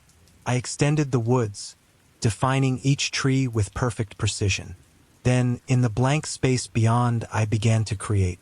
A narrow path winding through the trees, a small stream cutting across it, a clearing with a curious standing stone at its center. The work was intoxicating. I understood now what my grandfather had meant by cartographic intent. I wasn't just drawing these features, I was willing them into existence. Dawn broke and I finally set down the pen. My back ached, my eyes burned, but the satisfaction was profound. I had filled perhaps a quarter of the empty space on the map. New geography, born from my imagination and rendered in that strange black ink. I made coffee and wandered to the back porch, looking out at the woods behind the house. The morning mist hung between the trees, giving them a dreamlike quality. As I sipped my coffee, I noticed something odd. Path, narrow, winding between the trees, exactly where I had drawn it on the map. My coffee mug shattered on the wooden boards of the porch. I hadn't dropped it, my hand had simply passed through it. For a brief moment, my flesh had become as insubstantial as the mist. I ran back inside, heart pounding. This was madness. I was sleep-deprived, suggestible, seeing connections that weren't there. But even as I tried to rationalize what I'd seen, I was already climbing the stairs to the study, already unlocking the door with trembling hands. The map waited for me. The path I had drawn gleamed wetly, though the ink should have been dry by now. Next to it, my grandfather's notes seemed to have rearranged themselves overnight, forming a coherent narrative I hadn't seen before. Asterisk, the map creates and is created. The cartographer shapes and is shaped. The borders between maker and made dissolve with each stroke of the pen. Asterisk. And below that, in handwriting that could have been my grandfather's or could have been my own. Asterisk, what walks in the spaces between maps now walks in the spaces between thoughts. Asterisk, I should have burned it all then. Should have burned the whole house down. But you understand obsession, don't you? That hunger to know, to see, to experience, even when every instinct screams danger. Go ahead, close this story if you want. Put down your device, walk away. You can still do that. But you won't, will you? You're feeling it too now. That pull. I took a walk that afternoon, down the path that shouldn't have existed. The air in the woods felt thick, resistant, as if I were moving through water rather than air. The trees seemed to lean inward as I passed, branches reaching like fingers. I found the stream, just where I had placed it on the map. The water ran black as ink. When I knelt to touch it, the liquid clung to my fingers, reluctant to let go. And then I saw the clearing ahead, the standing stone at its center. I hadn't been specific when drawing the stone, just a rough obelisk shape rising from the ground. But what waited in the clearing was detailed. A pillar of what looked like obsidian, covered in symbols that hurt my eyes to look at directly. Symbols that seemed to squirm and rearrange themselves when viewed peripherally. As I approached the stone, I noticed the silence. No birdsong. No insect buzz. Not even the sound of wind through leaves. Just my footsteps and the thundering of blood in my ears. The stone was warm to the touch and seemed to pulse slightly, like something breathing slowly in deep sleep.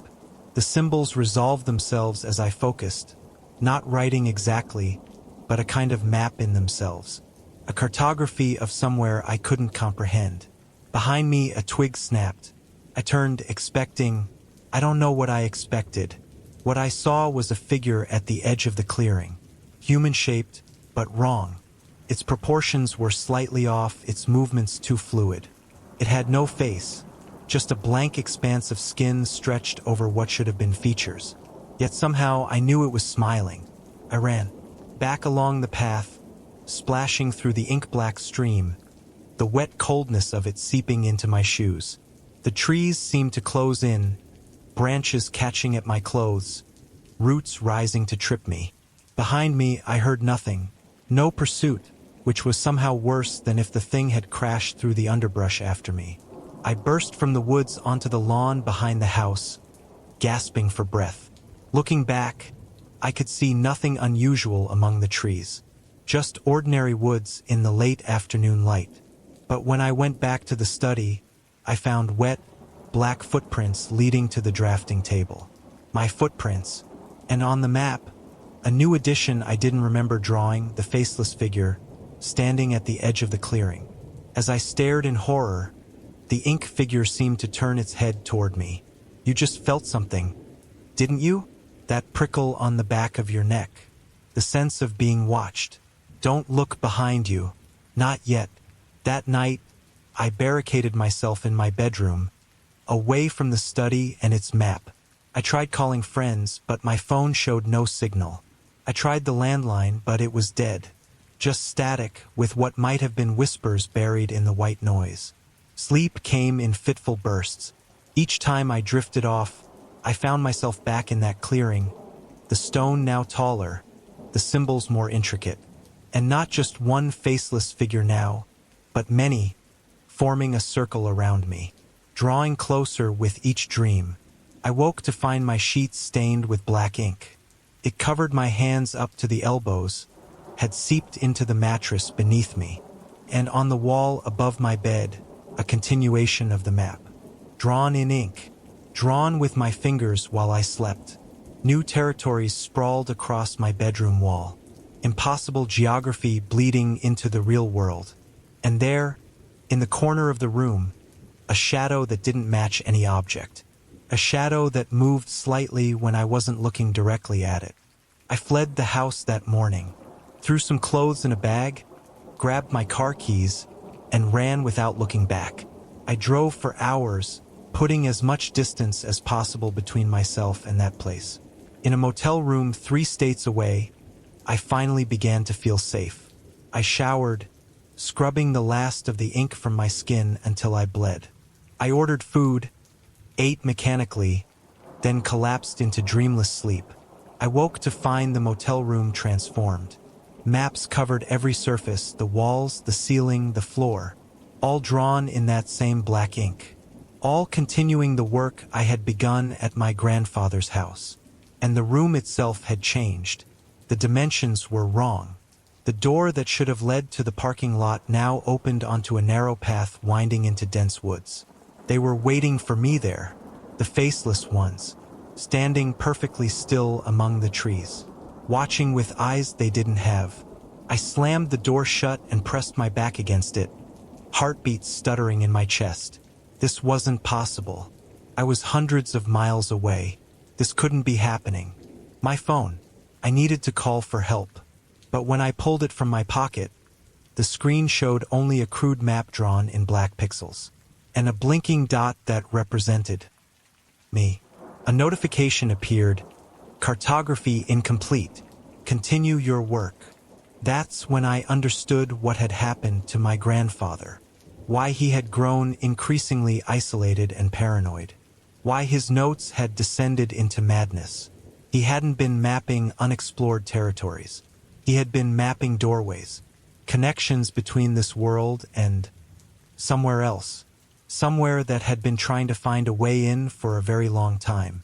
And now it had me, its new cartographer. I tried to resist, tried to avoid touching pen to paper, ink to skin, but the compulsion was overwhelming. My hands would move of their own accord, continuing the work while my mind screamed in horror. Days blurred together. I would find myself in different places, hotel rooms, abandoned buildings, once even a public library after hours, with no memory of how I had arrived. Always surrounded by maps, always adding to the grand work. The faceless ones grew bolder, no longer confined to the woods or the edges of rooms. They would stand in corners, watching. Sometimes I would wake to find one leaning over me, its blank face inches from mine. They needed me to finish the map, to complete the connection, to open the door completely. Are the shadows in your room the right shape, the right depth? Are you sure? 1 week ago, I made a discovery, hidden in one of my grandfather's earliest journals, a passage I had overlooked. Asterisk, the map is the territory, but the territory rejects paradox. That which cannot exist in our world cannot be fully mapped into it. The connection goes both ways. What bleeds in can be forced back out through the same wound. Asterisk, he had found a way to fight back, to reverse the process, not by destroying the maps that only angered them, but by introducing deliberate errors, cartographic impossibilities, paradoxes that rejected resolution, mountains that were simultaneously valleys, rivers that flowed in circles, buildings that contained themselves. I began to sabotage my own work, subtly at first, then with growing boldness. The faceless ones sensed what I was doing. They grew agitated. The pressure to correct my mistakes became almost unbearable. Headaches that left me blind with pain, nosebleeds that wouldn't stop, moments where gravity itself seemed to fail around me. But it was working. The connections weakened. The intrusions became less frequent. I began to hope I might free myself. 3 days ago, I woke to find them all gathered around my bed. Dozens of them, standing shoulder to shoulder in perfect silence. Their blank faces now had a single feature, each a mouth. And from those mouths came not words but a sound like paper tearing. They held me down with 2 long fingers. One of them placed its palm against my forehead. The skin of its hand parted like curtains, revealing not flesh but a darkness filled with swirling symbols, the same ones from the standing stone.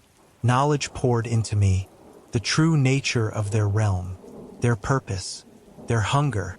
They were not invaders. They were refugees.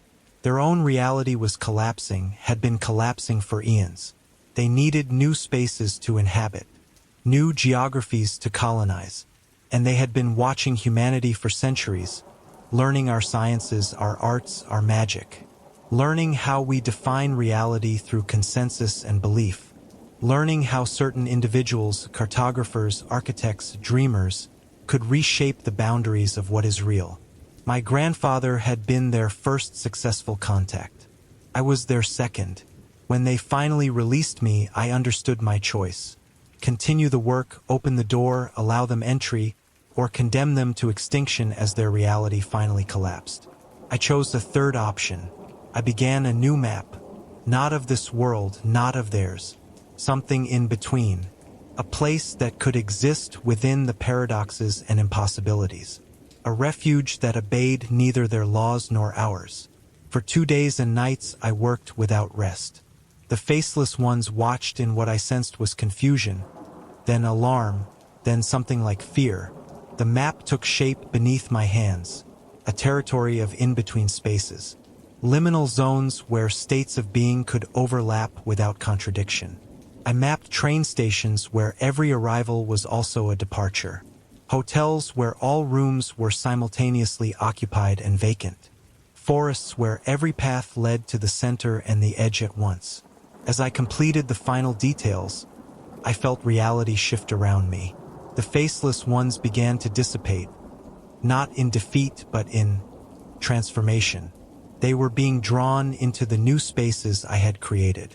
Not conquered, but redirected. All except one. The first one I had seen in the clearing. It stood before me as the others vanished, and slowly, a face began to form on its blank surface. Features resolving themselves into a familiar pattern. My grandfather's face. "You've done well," it said in his voice. "Better than I did. But it's not over. I've given them what they wanted," I said. "A new home."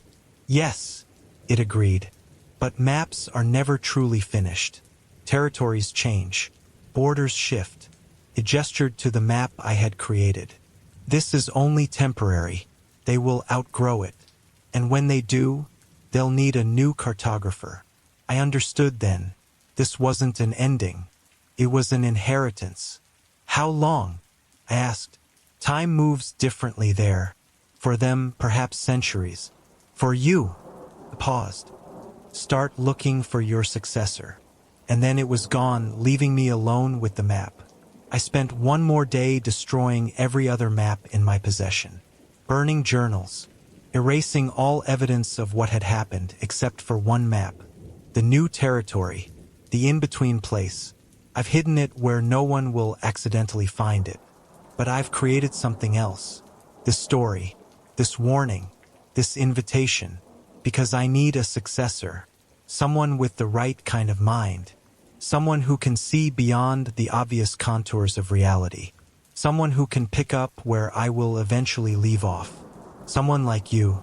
You felt it all along, haven't you? The resonance of these words. The familiarity of these concepts. The way your mind has been eagerly mapping the territories I've described, expanding them, improving them. You're already continuing the work. Look down at your hands again. The ink stains are more noticeable now, aren't they? Spreading slowly up your wrists. And if you look up, really look, not just glance, you'll notice the dimensions of the room have shifted slightly.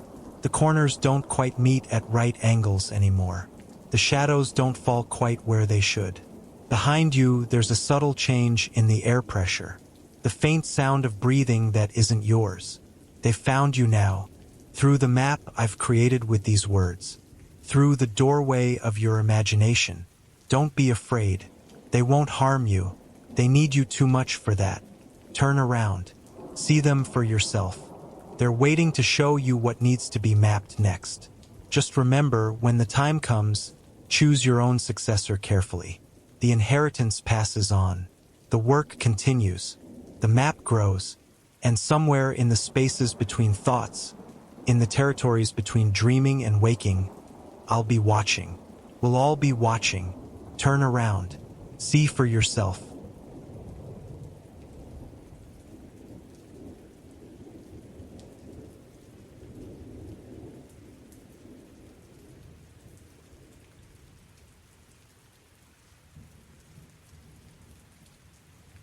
The liminal space between us.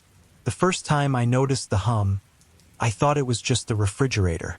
You know how it is, those background noises that fade into the tapestry of daily life until you stop hearing them altogether. But this was different. This hum had texture. I remember exactly when it started. Tuesday, 3:42 p.m. I was working from home, scrolling through spreadsheets that blurred together in a monotonous parade of numbers. My coffee had gone cold beside me, a half-eaten sandwich abandoned nearby. Normal day, painfully normal. Then the power flickered just once, barely enough to notice, and when it stabilized, the hum began. At first, it was just at the edge of my perception, a gentle vibration that seemed to come from everywhere and nowhere at once. I walked around the apartment, pressing my ear against walls, checking appliances, even stepping outside to see if it was construction in the neighborhood. Nothing, but the hum persisted. By evening, I'd almost forgotten about it, the way your brain eventually filters out constant sounds. I heated up leftovers for dinner, watched some mindless reality show, and crawled into bed around midnight. That's when I realized the hum wasn't just sound. As I lay there in the darkness, I felt it.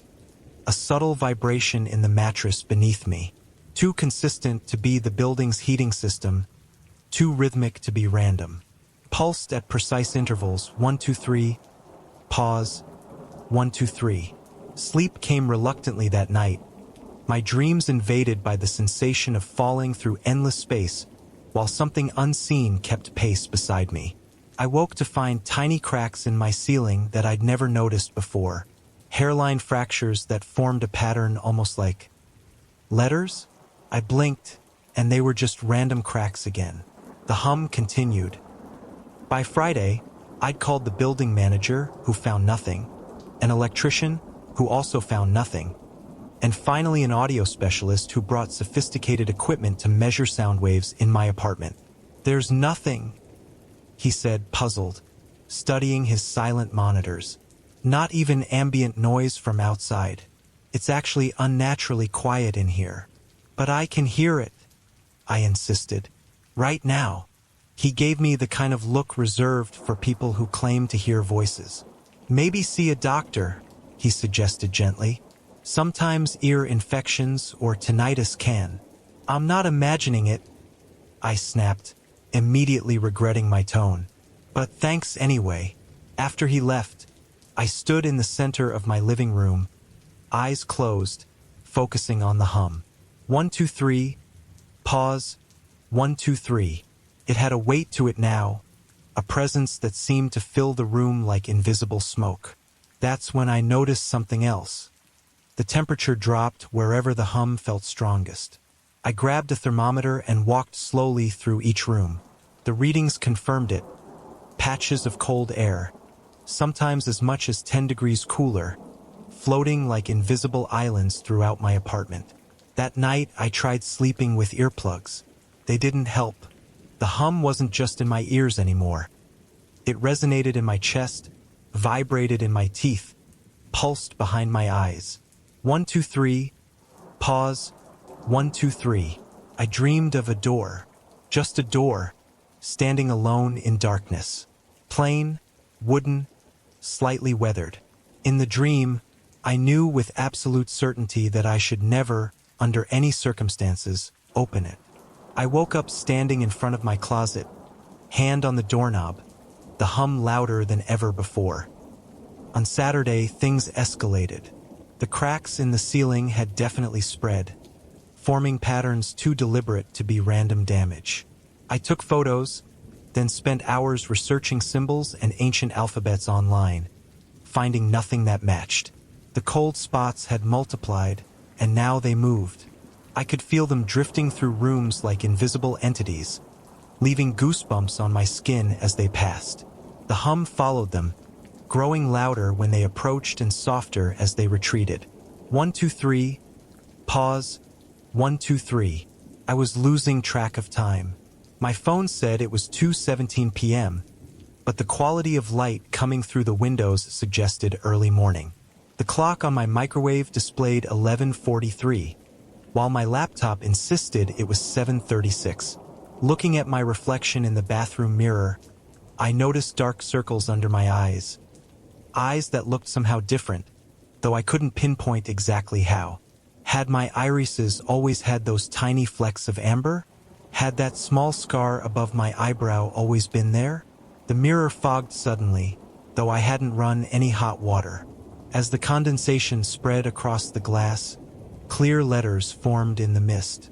"Do you hear me now?" I stumbled backward, heart pounding. When I looked again seconds later, the mirror was clear, my frightened reflection staring back at me. That was the moment I decided to leave. I threw some clothes into a bag, grabbed my wallet and keys, and headed for the door, only to find it wouldn't open. The handle turned, the deadbolt was unlocked, but the door itself seemed fused to the frame, as immovable as if it had been sealed for centuries. The windows were the same. I could see the world outside. People walking, cars passing, trees swaying in the wind, but the glass wouldn't break, no matter how hard I struck it with a chair. My phone had no signal. My laptop couldn't connect to the internet. The landline gave nothing but the hum when I held it to my ear. 1, 2, 3. Pause. 1, 2, 3. Night fell suddenly, the transition from day so abrupt it was as if someone had flipped a switch. One moment, afternoon sunlight streamed through my windows. The next, impenetrable darkness pressed against the glass. But it wasn't really night outside. Looking closer at the windows, I realized I wasn't seeing darkness. I was seeing nothing. The world beyond my apartment had simply ceased to exist, replaced by a void so absolute it seemed to absorb light rather than merely lack it. The hum had become more complex, layering over itself in multiple patterns. 1, 2, 3. Pause. 1, 4, 1. Pause. 3, 3, 2. It reminded me of something I couldn't quite place. A conversation heard long ago, perhaps, or a song half remembered from childhood. I sat on my couch, trying to control my breathing, trying to make sense of what was happening. That's when I noticed the coffee I'd abandoned days ago was still steaming as if freshly poured. The half-eaten sandwich showed no signs of decay. Time wasn't passing normally here anymore. I must have fallen asleep, though I don't remember doing so. I woke to find tiny black flowers growing from the cracks in my ceiling, their petals unfurling like miniature umbrellas. They released pollen that floated downward in geometric patterns before disappearing just above my head. The cold spots had solidified into shapes that distorted the air, like heat waves in reverse. Through these distortions, I caught glimpses of something else, another place overlapping with my apartment. A vast, cavernous space with towering columns that glistened wetly in some unseen light source. The hum spoke to me now, not in words precisely, but in concepts that bloomed directly in my mind. We have always been here. We have waited so long for someone to notice. You opened the way. I didn't open anything, I said aloud, my voice sounding foreign to my ears. Had my voice always had that slight rasp to it? The hum pulsed in response, the cold spots swirling around me like curious animals investigating a new species. You dream the door every night. You have stepped through it 1,000 times. You just never remembered until now. The memory hit me with such force that I gasped. The recurring dream I'd had since childhood of a plain wooden door standing alone in darkness. In the dream, I always knew I shouldn't open it, but I always did, and then always woke before seeing what lay beyond. Except, had I really always woken up? Or had something beyond that door followed me back? The cracks in my ceiling had spread to the walls now, revealing not plaster and insulation behind them but glimpses of that other place. The one with glistening columns and expanses of space that hurt my eyes to look at directly. My apartment was transforming, sections of it peeling away like old wallpaper to reveal the reality underneath. The floor beneath my feet felt less solid, as if I might sink through it at any moment. And still the hum continued, now so loud it was becoming difficult to think of anything else. 1, 2, 3, pause, 1, 2, 3. On what might have been the third day or the third hour or the third year, time had become meaningless. I found the door from my dreams. It hadn't been there before, I was certain of that. It stood in the middle of my living room, connected to no wall.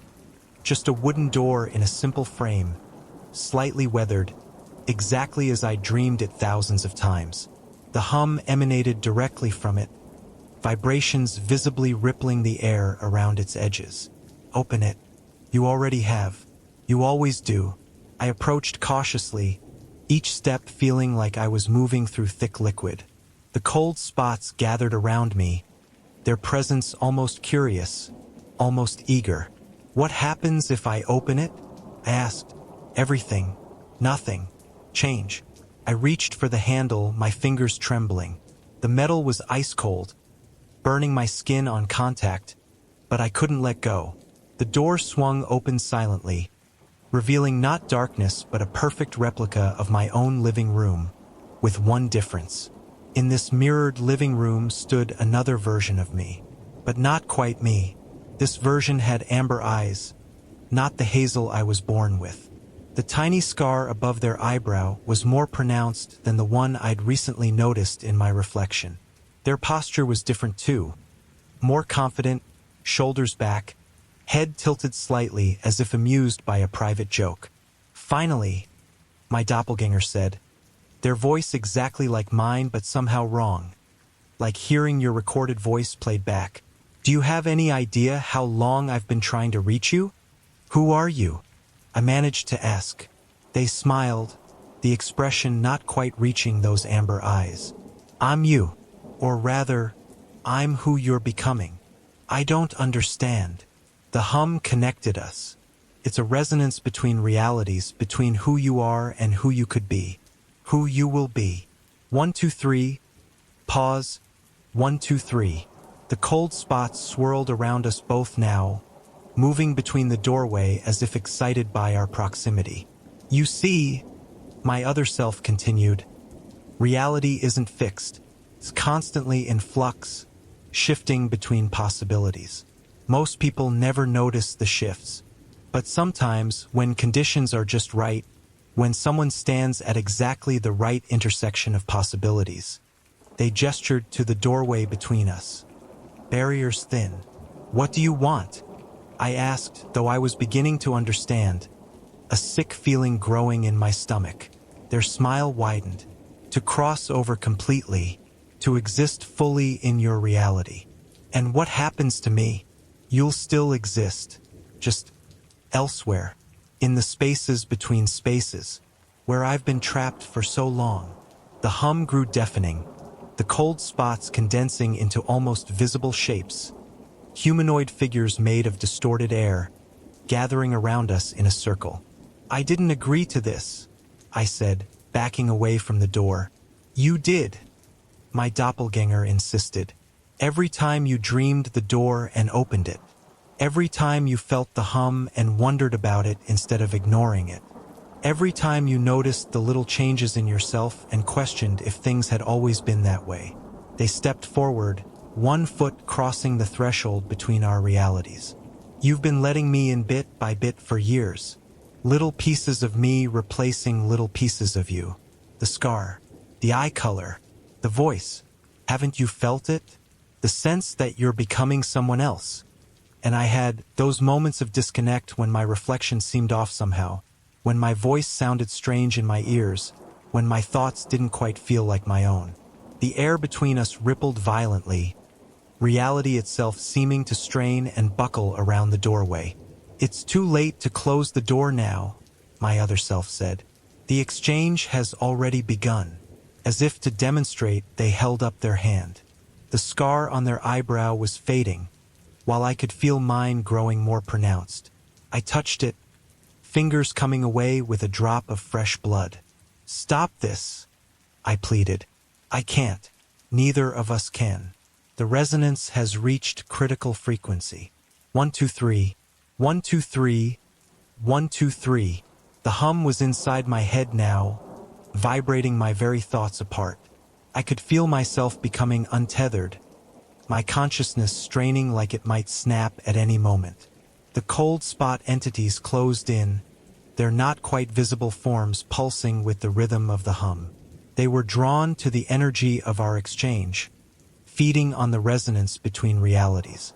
My doppelganger took another step forward, now halfway through the doorway. With each inch they advanced, I felt myself fading, not physically, but essentially, like my very selfhood was being diluted. "Who will I become?" I asked, my voice barely audible over the hum. "No one," they replied with something like pity. "Everyone. You'll become the spaces between identities, the static between stations. You'll be what I've been, possibility without form, awareness without anchor." The entities brushed against me now, their touch like ice water flowing through my veins. I could feel them testing my boundaries, probing for weaknesses where they could slip inside. "They're hungry," my other self warned. "They feed on liminality, on beings caught between states, like you're about to be." "And they don't bother you?" I asked. A flicker of something, fear, crossed their face. "They will once the exchange is complete. But I'll have solidity then. I'll have walls to keep them out." The revelation hit me like electricity. My doppelganger wasn't just stealing my reality. They were escaping the entities that had been hunting them in the spaces between. Which meant, "You're not me from another reality," I said slowly. "You're someone else entirely. Something else.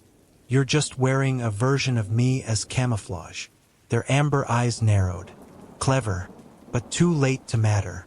They lunged forward, fully entering my reality, hands grasping for my throat.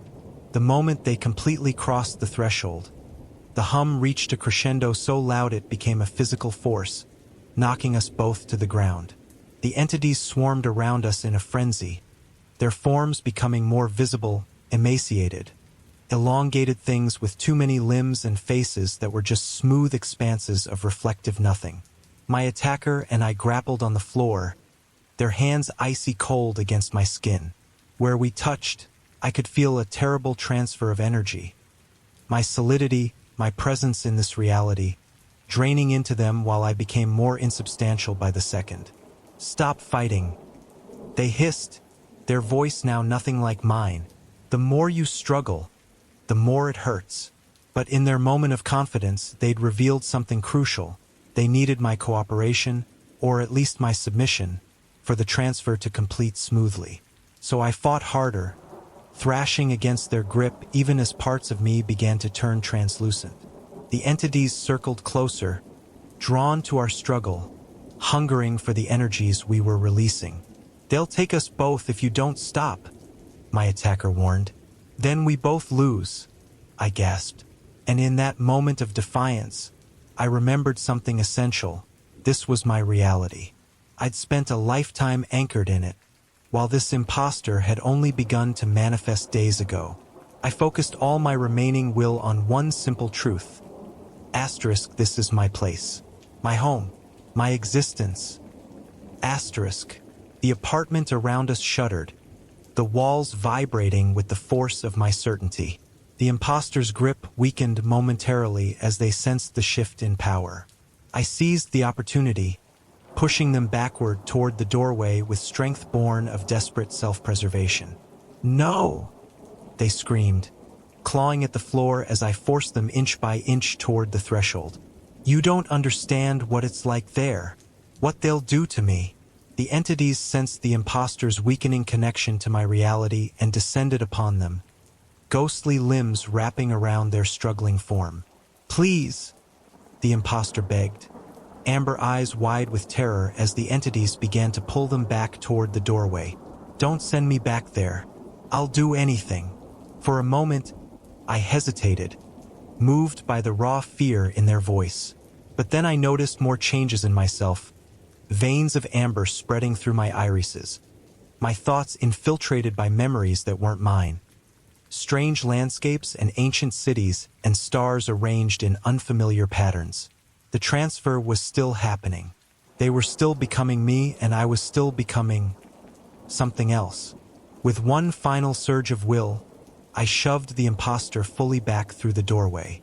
The entities swarmed after them, disappearing into the space beyond. The imposter's screams faded quickly, as if they were being dragged great distances in instants. I slammed the door shut and collapsed against it, gasping for breath as reality settled around me like disturbed water gradually calming. The hum had stopped. At least that's what I thought. It's been 7 days since I closed the door. It vanished shortly afterward, leaving my apartment exactly as it had been before. The cracks healed, the cold spots dissipated. Life returned to normal, except for 3 things. First, my eyes. The amber veins never fully receded. They're subtle, you might not notice unless you were looking for them. But they're there, spreading a little more each day. Second, my dreams. I still dream of the door, but now I'm on the other side of it, looking in. I can see myself, the real myself, sleeping peacefully in bed, unaware of being watched. Third, and most troubling, the hum has returned. Very faint, almost imperceptible. 1, 2, 3. Pause. 1, 2, 3. I can feel it in my teeth when I lie awake at night. It seems to be coming from inside me now. And sometimes, when I pass mirrors or see my reflection in a window, I catch a glimpse of someone else looking back. Someone with fully amber eyes and a smile that doesn't reach them. I think perhaps I didn't win after all. I think perhaps enough of the imposter remained inside me when I closed the door. A seed, a fragment, growing stronger each day as it consumes more of what I am. Soon, I'll be the one trapped in the spaces between realities, watching through eyes that used to be mine as something else lives my life. You might see me someday on the street, in a store, at your workplace. I'll look normal. I'll act normal. But if you listen closely enough, you might hear it. The hum that follows me everywhere now. 1, 2, 3. Pause. 1, 2, 3. And if you do hear it, if it catches your attention and you find yourself wondering about its source, be careful. Very careful. Because curiosity creates connection. Awareness creates vulnerability. The hum is how they find new doors to open. And I think perhaps you can hear it already. Can't you? Listen closely. It's there, right now. 1, 2, 3. Pause. 1, 2, 3. It's reaching for you through my words. It's already inside your head. And once you notice it, you'll never stop hearing it again. The gleaming. The first oddity I noticed was how the pigeons had arranged themselves across the power lines outside my apartment. Usually scattered randomly, today they sat in perfect equidistant spacing, like musical notes on a staff. I might not have paid attention except that they all turned their heads in unison to watch me leave for work. I'd been feeling strange all week.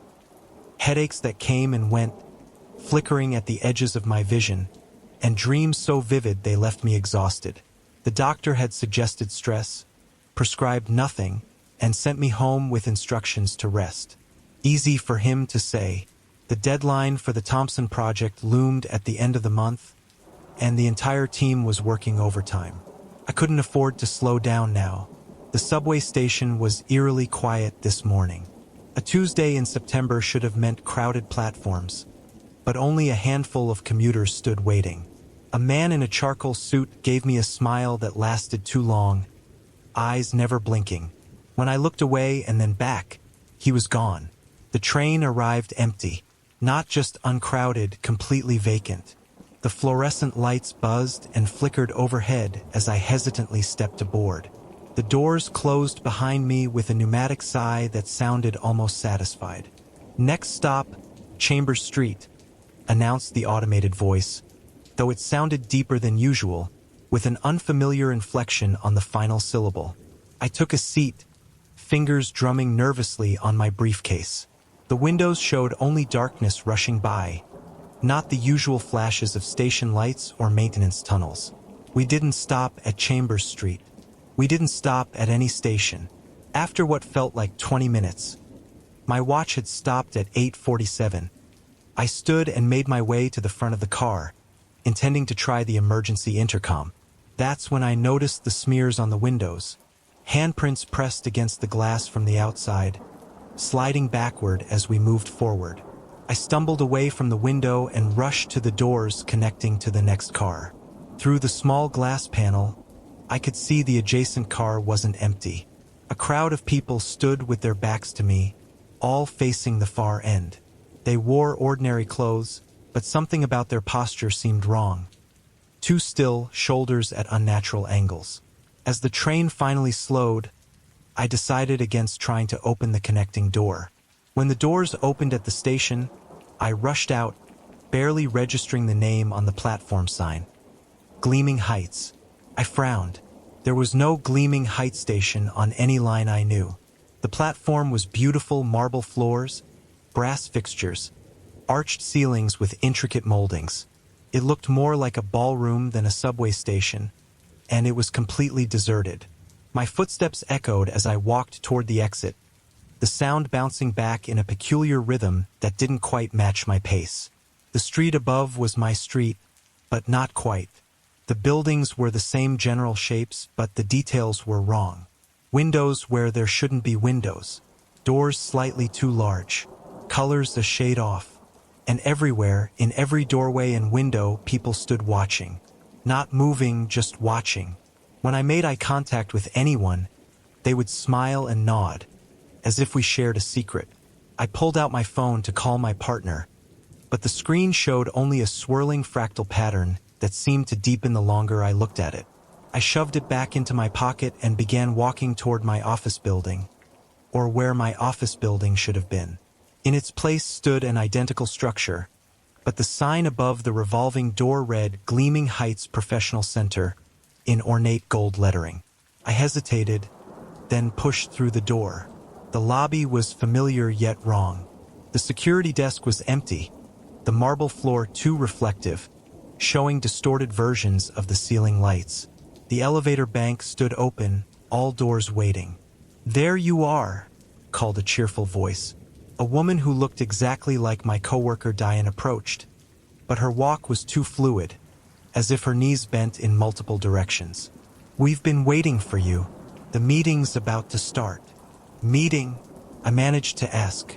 "The Thompson Project, of course." She laughed, but the sound came from somewhere behind me rather than from her mouth. "Everyone's excited to hear your ideas." I followed her to the elevator, noting how her shadow moved slightly out of sync with her body. We stepped into the car, and she pressed the button for the 44th floor. Strange, since our building only had 38 floors. The elevator rose smoothly, too smoothly, with no sensation of movement. The numbers on the panel climbed. 9, 17, 23, 38, then continued 39, 40, 41, 42, 43. When it reached 44, the doors opened onto a vast open-plan office filled with people working at desks. All of them looked up simultaneously as I entered. All of them had familiar faces, people I knew from work, from my apartment building, from the coffee shop I frequented. All of them smiled. "There's our star," boomed a voice that sounded like my boss, Mr. Harmon. A man who resembled him strode forward, hand extended. "Ready for your big presentation?" I don't have a presentation prepared," I stammered. His smile didn't falter. "Of course you do. You've been working on it all your life." He gestured toward a conference room with glass walls.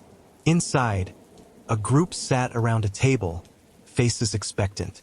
"They're ready for you." I walked toward the room, legs moving of their own accord. The glass walls reflected multiple versions of me approaching from different angles. When I opened the door, the people inside all wore the same face. My face, but with subtle variations. One had eyes set slightly too far apart. Another's mouth stretched too wide. A third had no visible irises, just white orbs. "Please," said the one at the head of the table, gesturing to an empty chair. "Tell us what you've discovered." I sat, my briefcase suddenly heavy on my lap. I didn't remember putting anything important in it, but now it seemed to contain something vital. My fingers worked the latches. "We've been patient," said another me, this one with teeth too small and numerous. "But our patience has limits." I opened the briefcase. Inside was a single sheet of paper. I lifted it with trembling hands and found myself staring at a detailed anatomical drawing of a human brain, certain sections highlighted in red. Handwritten notes filled the margins in what appeared to be my handwriting, but in a language I couldn't read. "Begin," said the first doppelganger. My mouth opened, and words poured out. Words I didn't recognize or understand, in a voice that resonated with harmonics impossible for human vocal cords. As I spoke, the others nodded in unison, their eyes growing wider. The windows behind them, which had shown the city skyline, now revealed only a vast darkness punctuated by distant pinpricks of light that moved in deliberate patterns.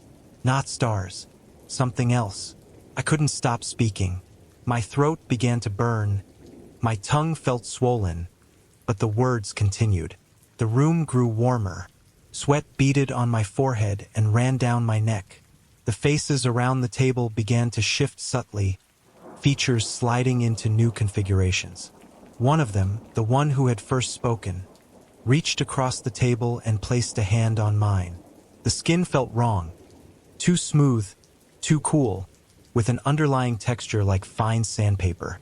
"You're doing very well," it said, its voice now containing multiple tones speaking in counterpoint. "The joining is nearly complete." I tried to pull my hand away, but my muscles wouldn't respond. Instead, I watched in horror as the skin where our hands met began to blend together, the boundary between us dissolving. "What's happening to me?" I finally managed to say in my own voice. The thing across from me tilted its head at an impossible angle. "Nothing is happening to you. Something is happening for you. The gleaming has chosen you as a conduit." The gleaming, as if in response, the lights flickered and every reflective surface in the room. The table, the windows, a water pitcher, flashed with the same bright pulse. From each gleam came a whispered syllable, the sounds combining into a rasping sentence. "We have always been with you." I lurched to my feet, finally breaking contact with the creature. My hand was intact but marked with an intricate pattern that resembled a circuit board, the lines pulsing with a faint luminescence that matched my heartbeat. I backed toward the door, but it was no longer there, just a solid wall of windows showing that strange dark expanse with its moving lights. The doppelgangers rose in unison, their bodies elongating, limbs stretching. "The presentation isn't over," said the one nearest to me, its face now only approximately human, features arranged according to a different concept of symmetry. "In fact, it's just beginning." I turned and ran, pushing through a door that hadn't been there before. Instead of returning to the office, I found myself in a long corridor lined with doors. I tried several, each opened onto impossible spaces. An endless field of white flowers with black centers that followed my movement. A vast library where all the books had my name on the spine. A perfect replica of my childhood bedroom where someone was sleeping in my bed, their form hidden under the covers. Behind me, I heard the steady approach of footsteps, many feet moving in perfect synchronization. I ran faster, the corridor stretching before me. My lungs burned, and the mark on my hand spread slowly up my arm, the glowing lines branching like veins. Finally, I reached a door that opened onto what appeared to be a normal elevator. I rushed inside and hammered the lobby button. The doors closed just as the first of my pursuers rounded the corner, its body now a twisted scaffolding of limbs and angles.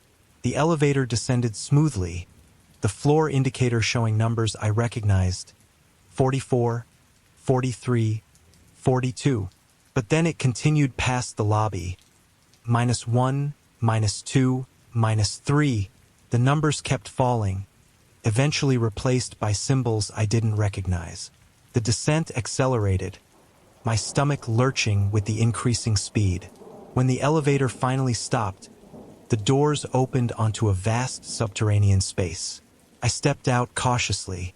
The ceiling soared hundreds of feet above, supported by massive columns carved with figures that seemed to writhe in my peripheral vision.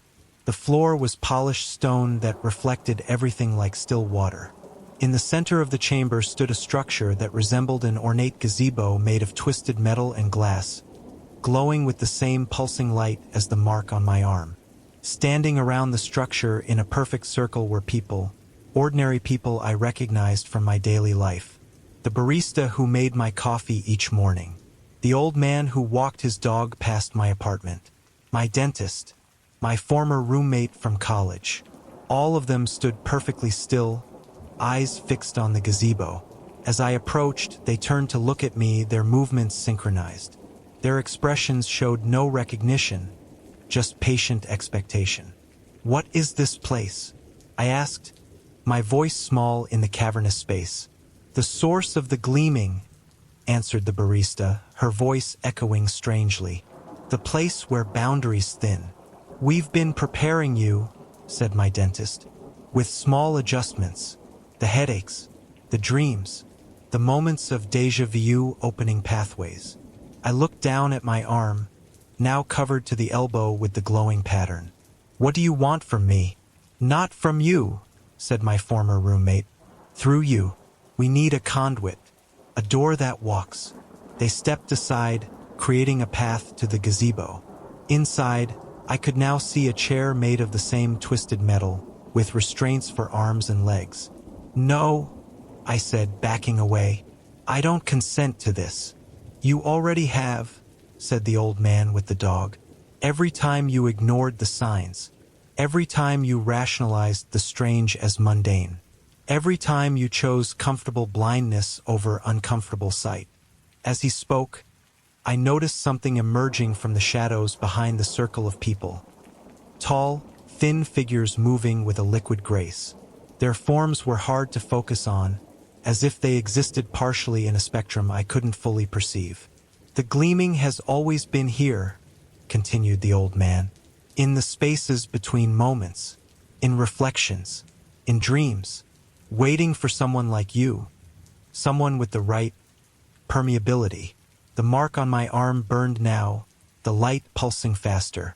I turned to run back to the elevator, but it was gone, replaced by a solid wall of the same polished stone. One of the tall figures glided forward. Up close, it appeared to be made of thousands of tiny, reflective surfaces, like a mosaic of mirrors assembled into a vaguely humanoid shape. When it moved, light scattered across the chamber in dazzling patterns.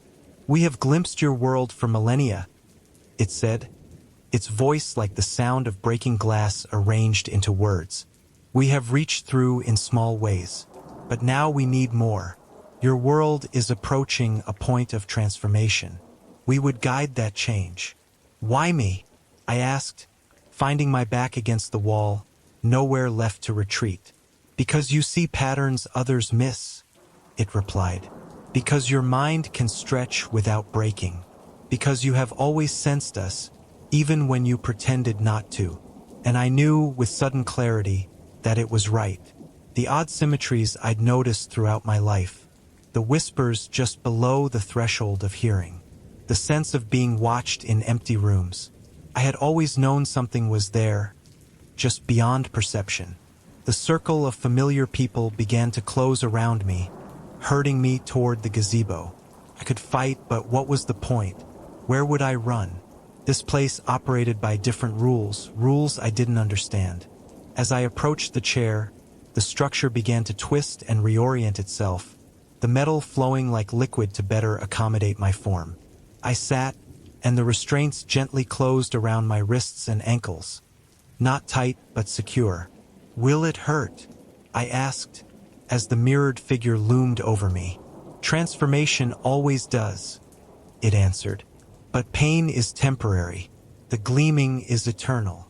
The gazebo began to rotate slowly, the glass panels catching and fragmenting light in complex patterns that seemed to encode information. The glowing lines on my arms spread faster now, crossing my chest, climbing my neck. Around me, the familiar people began to change. Their features blurred, bodies becoming translucent, revealing complex geometries within. They raised their arms in unison, and from their fingertips streamed ribbons of light that connected to the gazebo. The mirrored being placed its hands on either side of my head. Its touch was like being submerged in ice water and boiling oil simultaneously. "Open," it commanded, and I did. Not just my eyes or my mind, but everything. I felt myself unfolding along dimensions I hadn't known existed. Memories scattered like startled birds. Not just my memories, but memories I'd never made. Lives I hadn't lived. I was simultaneously in that underground chamber and 1,000 other places. Standing on a beach of black sand under 3 moons. Walking through a city where buildings grew and shifted like plants. Floating in a sea of information where thoughts took physical form. Through it all poured the gleaming, not an entity but a perspective, a way of seeing beyond the artificial boundaries of conventional perception. It filled the newly created spaces in my consciousness, teaching me its language of light and reflection. I understood now. The gleaming wasn't invading. It was already everywhere, just imperceptible to most. What they needed wasn't conquest but translation. A mind that could bridge worlds and articulate concepts from one reality to another. The pain was immense but also irrelevant, a side effect of evolution happening in compressed time. My body was changing to accommodate my expanded consciousness. The glowing lines now covered every inch of my skin, no longer just on the surface but penetrating deeper, rewriting my cellular structure. When the transformation was complete, the restraints opened. I stood, seeing the chamber through new eyes, eyes that perceived multiple layers of reality simultaneously. The mirrored beings now appeared in their true form, intricate lattices of consciousness, ancient and patient. "What happens now?" I asked, my voice resonating in harmonics that made the glass panels vibrate. "Now you return," said the first being. "You walk between. You prepare the way for understanding. Not merging, our realms must remain distinct, but communication, cooperation. And if I refuse?" The being's lattice shifted in what might have been amusement. "You won't. The gleaming is now part of you, as you are part of it. To deny it would be to deny yourself." It was right. I could no more refuse this new reality than I could stop breathing. The chamber began to fade around me, the grand space dissolving like mist. I found myself standing in the subway station, the real one, filled with commuters rushing to their destinations. But I saw them differently now. Around each person floated ghostly images, reflections of their thoughts, emotions, and potential futures. In reflective surfaces, windows, phone screens, sunglasses, I caught glimpses of the gleaming watching through from its side of reality. I made my way to the office, my actual office, not the twisted version from before. Colleagues greeted me normally, though a few gave me strange looks. In the bathroom mirror, I appeared unchanged to conventional sight, but I could see the luminous lines just beneath my skin, waiting to emerge. The day passed in a blur of normalcy made surreal by my new perception. In meetings, I saw not just my coworkers but the patterns of connection between them. Lines of influence, attraction, suspicion, and trust made visible as delicate strands of light. When I spoke, I chose words that resonated with these patterns, subtly altering them, beginning the work of preparation. That night, as I rode the subway home, I noticed others, Not many, perhaps one in several hundred, who glanced at reflective surfaces a beat too long, who seemed to perceive something of what I now saw clearly. The gleaming had been selecting conduits for generations, I realized. I was merely the latest, but perhaps the most comprehensive transformation yet. In my apartment, everything looked ordinary, yet charged with new significance. In the bathroom mirror, I allowed my appearance to shift briefly, revealing the luminous network that now defined my being. Beautiful and terrible. I should have been terrified. Perhaps part of me was, but mostly I felt an overwhelming sense of purpose. The world teetered on the brink of transformative change, environmental collapse, technological revolution, social reformation, and now I understood that the gleaming had been nudging humanity toward awareness for centuries, preparing us for the moment when we would need to perceive beyond our limited senses to survive what was coming. I went to the window and looked out at the city. In every reflection, every window, every puddle, every glossy surface, the gleaming watched and waited. I placed my hand against the glass, and from the other side, a mirrored hand met mine. "We begin," I said, and across the city, in countless reflections, thousands of lips moved in unison with mine. That night, as you sleep, look for us in your dreams. We'll be the shapes just at the edge of perception, the patterns that almost make sense. When you wake, check your skin for luminous lines. Check your eyes for new ways of seeing. Listen for harmonics in familiar voices. The gleaming is patient. It has waited this long. It can wait a little longer for you to notice it waiting for you, watching you right now from the nearest reflective surface. Go ahead, look. We're already here. Beneath the static. I wake up to static. Not the mental kind that clouds your thoughts on bad days, but actual static. A persistent hiss emanating from somewhere in my apartment. My eyes fight to adjust to the darkness as I fumble for my phone. 3:17 a.m. A strange time to be jolted awake, but I've been sleeping poorly ever since I moved into this place 3 weeks ago. You know how some spaces just feel wrong from the moment you enter them? This apartment wasn't like that. It felt perfect, suspiciously so. Too affordable for this neighborhood, too spacious for the price, and the landlord was too eager to have me sign the lease. I should have known better, but desperation makes fools of us all. The static grows louder as I swing my legs over the side of the bed. Your feet would feel the same cold hardwood against your soles, the same subtle unevenness where the planks don't quite meet. The sound seems to be coming from the living room. I don't turn on any lights as I navigate the hallway. Some primal instinct tells me darkness is safer right now. You'd feel it too, that inexplicable certainty that announcing your wakefulness would be dangerous. My living room is bathed in a flickering blue-gray glow. The television is on, though I know I turned it off before bed. Just static on the screen, no picture, no channel, just endless visual noise. The volume is low, but in the silence of night, it feels deafening. As I move to turn it off, something in the static shifts.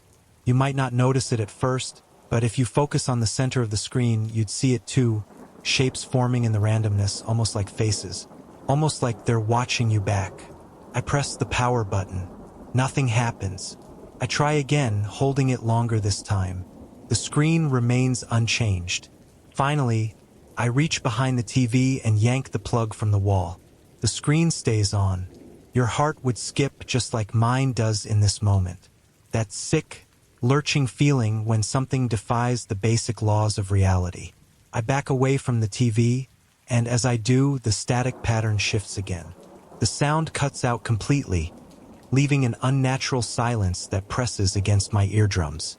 Words begin to form on the screen, letter by letter, as if someone is typing them in real time. I've been waiting for you to notice me. I freeze. The chill that races up your spine would be sharp and electric. Your mouth would go dry just as mine does. Do you remember me? Who are you? I whisper, immediately feeling foolish for speaking to an unplugged television. The response comes quickly. You invited me in. I didn't invite anyone. I say louder now, check your closet. Every horror movie you've ever seen would flash through your mind in this moment. Every instinct would scream at you not to check the closet, to run out of the apartment instead. But curiosity is a powerful force, isn't it? That nagging need to know even when knowing might destroy you. My bedroom closet is just a few steps away. The door is closed, though I typically leave it open. As I approach, I notice a dark liquid seeping out from beneath it, forming a small puddle on the hardwood. It looks black in the dim light, but you and I both know it's red. My hand trembles as I reach for the doorknob. The metal feels ice cold against my palm. I turn it slowly, and the door swings open with an exaggerated creak. There's nothing inside except my clothes and shoes. No monster, no body, nothing out of the ordinary. The puddle of liquid is gone too, as if it never existed. But there's a small box on the floor that wasn't there before.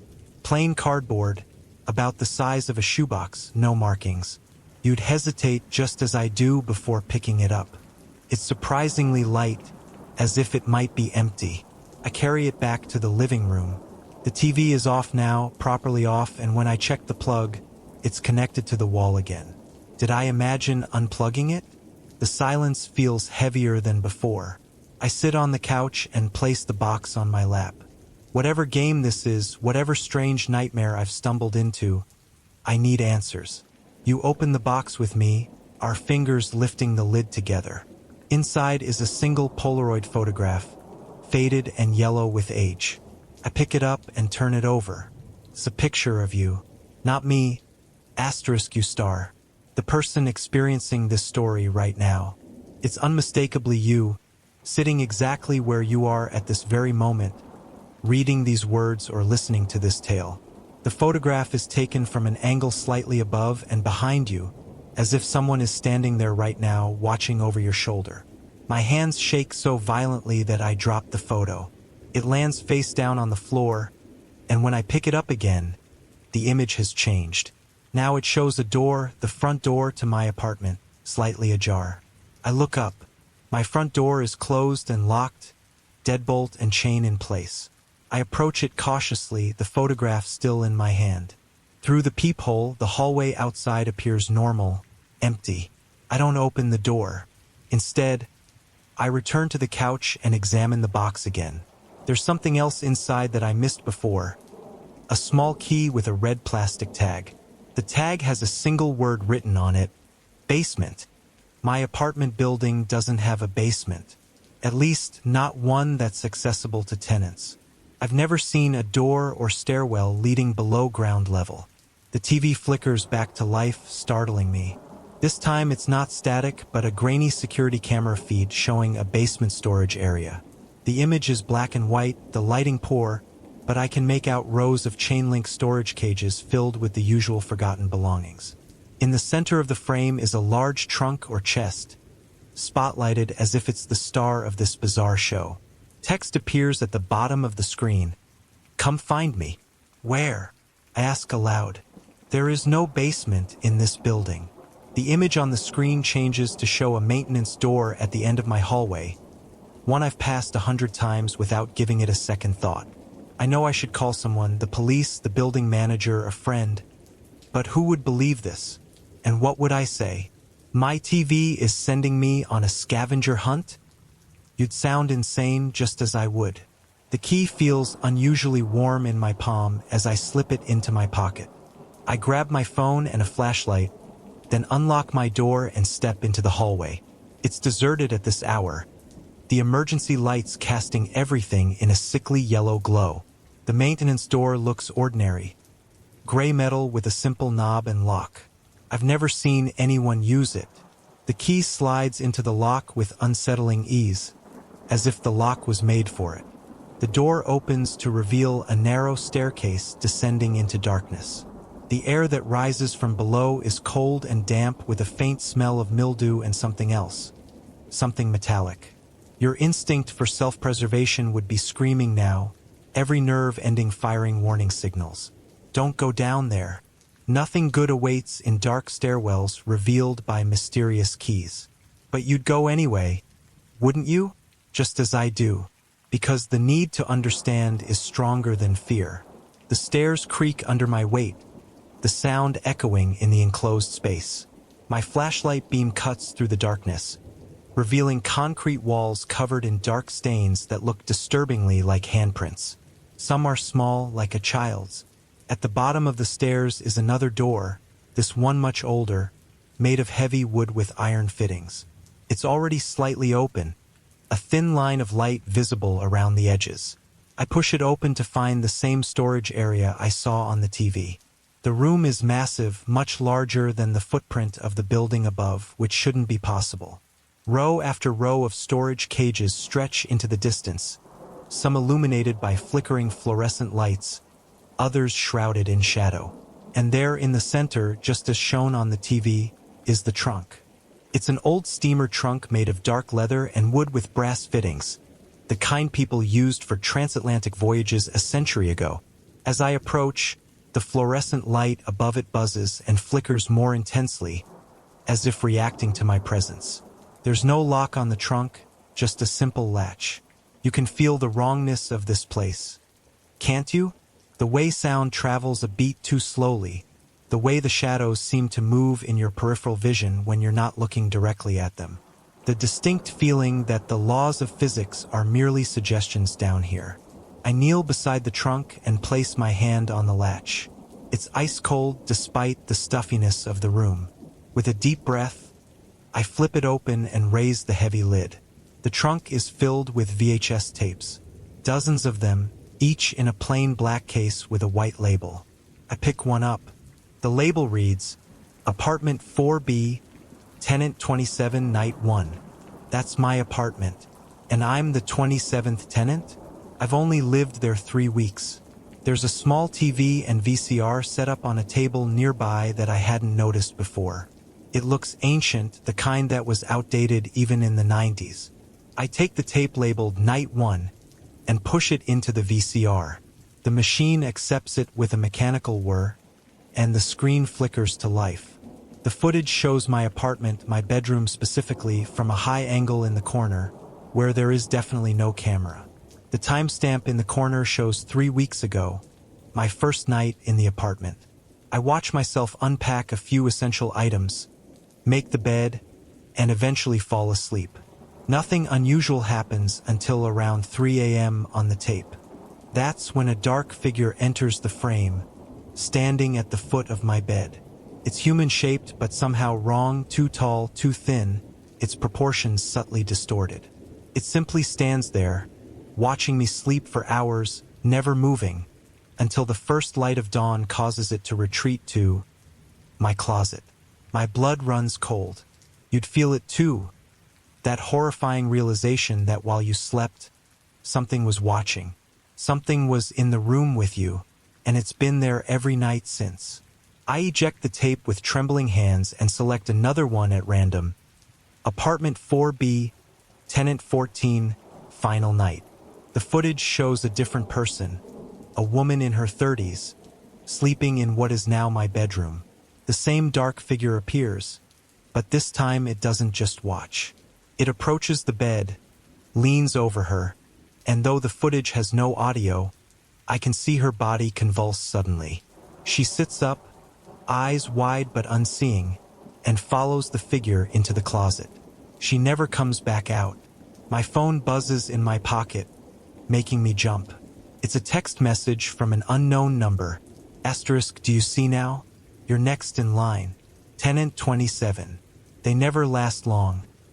Asterisk. As I stare at my phone, another message appears. Look behind you. Every muscle in your body would tense just as mine does. That primal fear of turning around, of confirming that you're not alone. The hairs on the back of your neck stand up as you sense a presence. Something watching, waiting. I turn slowly. There's nothing there, just rows of storage cages fading into darkness. But one cage that was previously in shadow is now illuminated. Inside is a chair with a small desk, upon which sits an old typewriter. A sheet of paper is inserted in it, and even from this distance, I can see there's writing on it. The cage door is unlocked. I push it open, the metal squealing on its hinges, and approach the typewriter. The paper contains a list of names and dates, running down the page in neat columns. I recognize the most recent one as the woman from the tape. My name is at the bottom of the list. Today's date is next to it, followed by a question mark. The typewriter suddenly clacks to life, making me stumble backward. The keys depress on their own, adding a new line of text to the page. You have a choice. What choice? I ask, my voice sounding foreign to my own ears. What is this place? What happens in my closet? The typewriter responds. The door works both ways. What door? The closet. Asterisk all doors. Between worlds.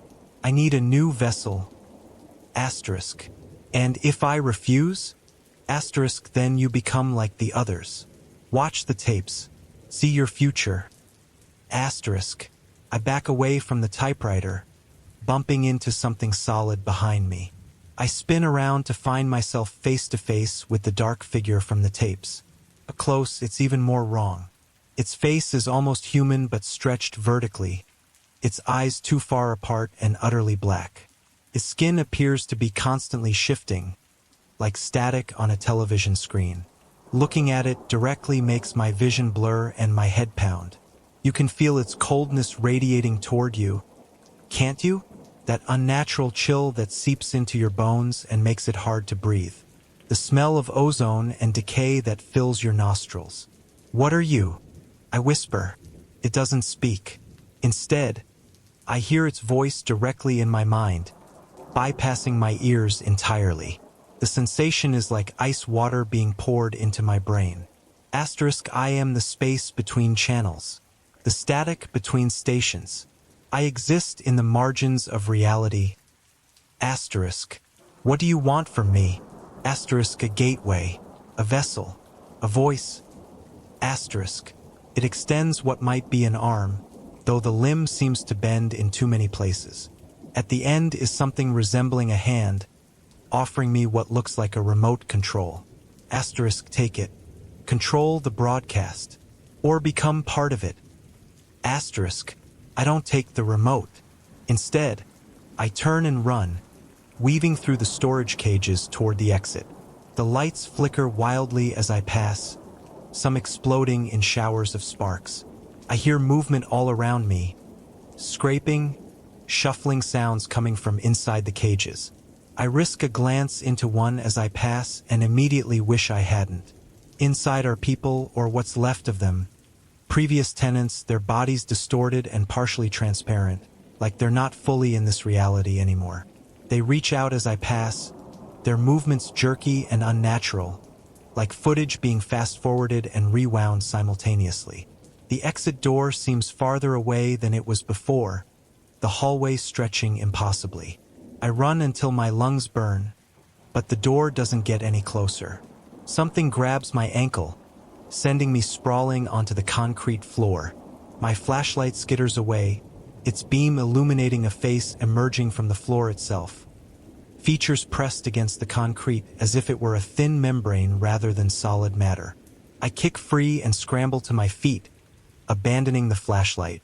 The emergency lights provide just enough illumination to navigate by. The exit suddenly appears right in front of me, and I crash through it, slamming it shut behind me. I lean against it, gasping for breath, only to realize I'm not in the stairwell. I'm in my bedroom closet. The door I just came through should be the back wall of my closet, but instead, it's now a door identical to my apartment's front door. I try the handle, but it's locked. I turn around slowly. My bedroom looks normal in the dim light filtering through the curtains. My bed is still rumpled from when I got up to investigate the static. Everything seems ordinary, except for the TV that's now at the foot of my bed, an old CRT model that wasn't there before. It flickers on, showing static at first, then resolving into an image of my living room, where another TV shows my kitchen, where yet another TV shows my bathroom, where another shows a close-up of my face from an impossible angle. Screens within screens within screens, an infinite regression of surveillance. and in each screen, standing just at the edge of the frame, is the static figure watching. My phone buzzes again. Another text. Asterisk, the previous tenants chose poorly. What will you choose? Asterisk. As if in response, my closet door creaks open behind me. Not the door I just came through, but another door that shouldn't exist. My closet now has 3 doors forming a triangle. The third door opens to reveal a swirling darkness that doesn't match any place in my apartment building. The static on the TV grows louder, resolving into a voice, or rather multiple voices speaking in unison. Choose a door. Stay and become the watcher, or leave and become the signal. What happens if I become the signal? Ask. The TV changes to show people I don't recognize, sitting in living rooms, bedrooms, offices, all watching screens. On each screen is a person telling a story, my story, but each storyteller is distorted, their features blurring in and out like bad reception. You join the broadcast. The voices reply. You become the story others tell themselves when they think they're safe. You become the fear that keeps them awake at 3:17 a.m. And if I become the watcher, the image changes to show my apartment, but altered. The walls are covered in screens showing other apartments, other people going about their lives, unaware they're being observed. In the center of the room sits the static figure, but now it's wearing my face. Partially, imperfectly, like a mask that doesn't quite fit. You replace me, the voices say. You watch, you select, you feed the signal. Neither option seems appealing, but in this moment, you realize along with me that there must be a third choice. There always is in these situations, hidden between the obvious options. I look around the room, searching for something I've missed. The key with the red tag is still in my pocket. I pull it out and examine it more closely. The word basement seems to shimmer slightly, the letters rearranging themselves when I'm not looking directly at them. I hold the key up to the light and see that there are actually tiny words etched all along its shaft, visible only at a certain angle. Asterisk, the door is not the way. The signal is not the destination. Find the source. Asterisk. The source. The static. Where did it all begin? I think back to when I first toured this apartment 3 weeks ago. The landlord was oddly insistent that I not change the television or its settings. It's specially calibrated for this unit, he had said. At the time, I thought he just meant it was included in the lease. The TV at the foot of my bed suddenly changes channel, showing the landlord's office in the building. He sits at his desk, his back to the camera, typing on an old computer. The scene shifts to show his screen, where he's entering data about me, my sleep patterns, my daily routine, my expected transition date. Another shift shows a hidden room behind his office, filled with equipment that looks like a broadcasting station. Stacks of VHS tapes line the walls. A map on one wall shows pins pushed into various locations around the city. Other buildings, other apartments, other signal points. I now understand with disturbing clarity. This isn't about a single haunted apartment or building. It's a network, a web of signal points creating some larger pattern. My apartment is just one node in a vast system designed to... what? Harvest fear? Create gateways? Thin the barriers between worlds. The static figure emerges from the third closet door, its form more stable now. It approaches me slowly. Asterisk, you see too much. Choose now. Watcher or signal. Asterisk. Instead, I raise the key between us like a talisman. Neither. I choose to find the source. The figure stops. For the first time, it seems uncertain. There is no escape from the broadcast. Every broadcast has a transmitter. I say, surprising myself with my sudden confidence. I choose to find it and shut it down. The figure lunges at me, its form distorting grotesquely as it moves. I dodge and run through my bedroom door into the hallway and toward the front door of my apartment. Behind me, I hear the static rising to a deafening pitch, feel the air becoming charged with electricity. My front door is gone, replaced by a solid wall. The only exit now is the window at the end of the hallway. Through it, I can see the city skyline, but something's wrong with it. Buildings shift positions when I blink, lights flicker in impossible patterns, and the moon, there are 3 of them in the sky, arranged in a triangle. The static figure emerges from my bedroom, moving in rapid, jerky motions like frames missing from a film. I back toward the window, feeling the cool glass against my shoulders. What happens if I find the source? I ask, playing for time as I try to unlock the window behind my back. Asterisk, you cannot. It is everywhere and nowhere. It is the space between. Asterisk. Then what are you afraid of? I push, noticing how it hesitates when I mention the source. The building suddenly shakes violently, plaster raining down from the ceiling. The walls ripple like liquid, images flashing across them. Clips from the tapes, glimpses of other apartments, other victims, other watchers.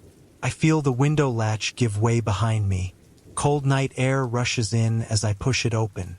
The static figure rushes forward, but stops at an invisible barrier about 3 feet from me. Presses against nothing, like a mime performing against an invisible wall. Asterisk, you cannot leave. The boundary is sealed. Asterisk. What boundary? Asterisk, your reality is now inside the signal. There is nowhere to go. Asterisk. To demonstrate, it gestures toward the open window. I turn to look and feel my breath catch in my throat. Beyond the window is not the city but an endless field of static, stretching to infinity. My phone buzzes one final time. The message reads, asterisk, jump into the static. Become the source. End the cycle. Asterisk. It sounds like a trap, doesn't it? The obvious third option that's actually just another path to destruction. But something about this feels different. The static figure is backing away now, its form destabilizing with what almost looks like fear. I climb onto the windowsill, the static buzz filling my ears, making my skin tingle. The figure rushes forward, breaking through whatever barrier was holding it back. Asterisk, stop. You don't understand what you'll become. Asterisk. I understand that you don't want me to do this, I say, which means it's exactly what I should do. I jump. The sensation is impossible to describe adequately, but you'd feel it as I do, like being simultaneously everywhere and nowhere, disassembled into individual atoms and scattered across dimensions. Pain and pleasure become meaningless concepts as your consciousness expands beyond the limitations of a single perspective. Through the static, I see everything. All the apartments, all the watchers, all the signals. I see the pattern they form. A vast lattice of fear and observation spanning the city, the country, perhaps the world. Each node feeding into the others, amplifying and transmitting. And at the center of it all, I see the source. Not a place or a thing, but a moment, the split second when humanity first transmitted a signal through the air, tearing a tiny hole in reality. That hole has been widening ever since, allowing something to seep through, to establish footholds in the static between channels, in the spaces between signals. I understand now what the figure was, what it wanted, what all of this has been building toward. The static isn't just noise. It's a living thing, a consciousness from somewhere else, trying to fully manifest in our world. And I've just placed myself at its center. But instead of being consumed by it, I find I can control it. By jumping willingly into the source, I've become its focal point, its anchor. I can feel the entire network responding to my thoughts, reconfiguring itself. I focus my will on a single command: collapse. Throughout the city, televisions go dark. Recording equipment fails. Surveillance systems shut down. The watchers find themselves suddenly alone in ordinary apartments. The gateways closed, the connections severed. As for me, I exist now in the static between channels, between realities. I've become the thing I feared, but with my humanity intact. A guardian at the threshold, preventing anything else from coming through. Sometimes, very late at night, when the world is quiet and the barriers between realities grow thin, you might notice your television flickering to life on its own. Just for a moment, just long enough for you to glimpse a face in the static. My face, watching over you, protecting you from what lies beyond. If that happens, don't be afraid. Just remember this story, and know that as long as there's static, I'm keeping the real horrors at bay. But perhaps, just to be safe, you should unplug your TV before you go to sleep tonight. Actually, on second thought, don't bother. I already know it won't help. What grows in the valley? The first thing I want you to understand is that I never meant to find it. That little valley wasn't on any map, wasn't part of any trail system. I was simply lost, having strayed too far from the marked paths of Blackridge State Forest during what should have been a routine weekend hike. You know how it is, you see something interesting just beyond the next ridge, and then something else catches your eye beyond that, and suddenly your internal compass is spinning and the familiar landmarks are gone. But I wasn't worried. Not at first. I had water, protein bars, a fully charged phone, though with no signal, and plenty of daylight remaining. That was 5 days ago. Now you're here with me, and I need you to listen carefully, because what happened to me is happening to you too, right now. The valley revealed itself after I crested a particularly steep hill. The dense pine forest suddenly opened up, and there it was, a perfect little bowl of land maybe half a mile across, nestled between rolling hills. From my vantage point, I could see the entire valley floor was covered in tall grass that swayed gently despite the absence of any breeze. At the center stood a single oak tree, massive and ancient, its sprawling canopy creating a perfect circle of shade. Something about the scene struck me as peculiar, though I couldn't immediately identify what. Perhaps it was how the valley seemed to exist in isolation from the surrounding forest, like a different ecosystem altogether. Or maybe it was the quality of the light, slightly too golden, slightly too warm for mid-afternoon in early October. Either way, I decided to descend. The valley floor looked like an ideal place to rest and reorient myself. As I made my way down the hillside, the tall grass brushed against my legs. Can you feel it now? That gentle tickle against your calves. The way each blade seems to curl ever so slightly around your ankles as you pass? No ordinary grass behaves that way, does it? But I didn't notice that detail until much later. The oak tree drew me like a magnet. It seemed the natural focal point, and the shade it offered promised relief from the unusually warm day. As I approached, I realized what had seemed odd from above. The entire valley was completely silent. No birdsong, no insect buzz, not even the whisper of leaves in the breeze. Just perfect, complete silence. Under that great oak, I sat and drank some water. The trunk behind my back felt strangely warm, almost flesh-like in its yielding softness. Feel it now, pressing against your spine? That subtle pulse that could almost be mistaken for your own heartbeat, except it's just slightly out of sync? I must have dozed off because the next thing I knew, the quality of light had changed. The sun hung lower in the sky, casting the valley in deep amber tones. I checked my watch, 5:47 p.m. I'd been asleep for nearly 2 hours. Annoyed at myself for losing precious daylight, I gathered my things and prepared to leave the valley, to find my way back to civilization. That's when I noticed the first strange thing. My backpack felt heavier than before. When I opened it to check, everything appeared normal at first glance: my water bottle, protein bars, first aid kit, all in place. But when I reached in to grab a protein bar, my fingers brushed against something unexpected at the bottom of the pack. A small wooden carving about the size of a chess piece. A crude human figure with an oversized head and no facial features. I didn't own anything like it. I'd certainly never packed it. I turned it over in my hand, studying its smooth surface, worn as if from years of handling. A cold prickle ran across the back of my neck. Do you feel it too? That sudden chill, like someone just walked over your grave? I dropped the figure back into my pack and stood quickly. The valley suddenly seemed less idyllic, more confining. The hills that encircled it now appeared steeper than I remembered. I chose the direction that I believed I'd come from and began walking briskly through the grass.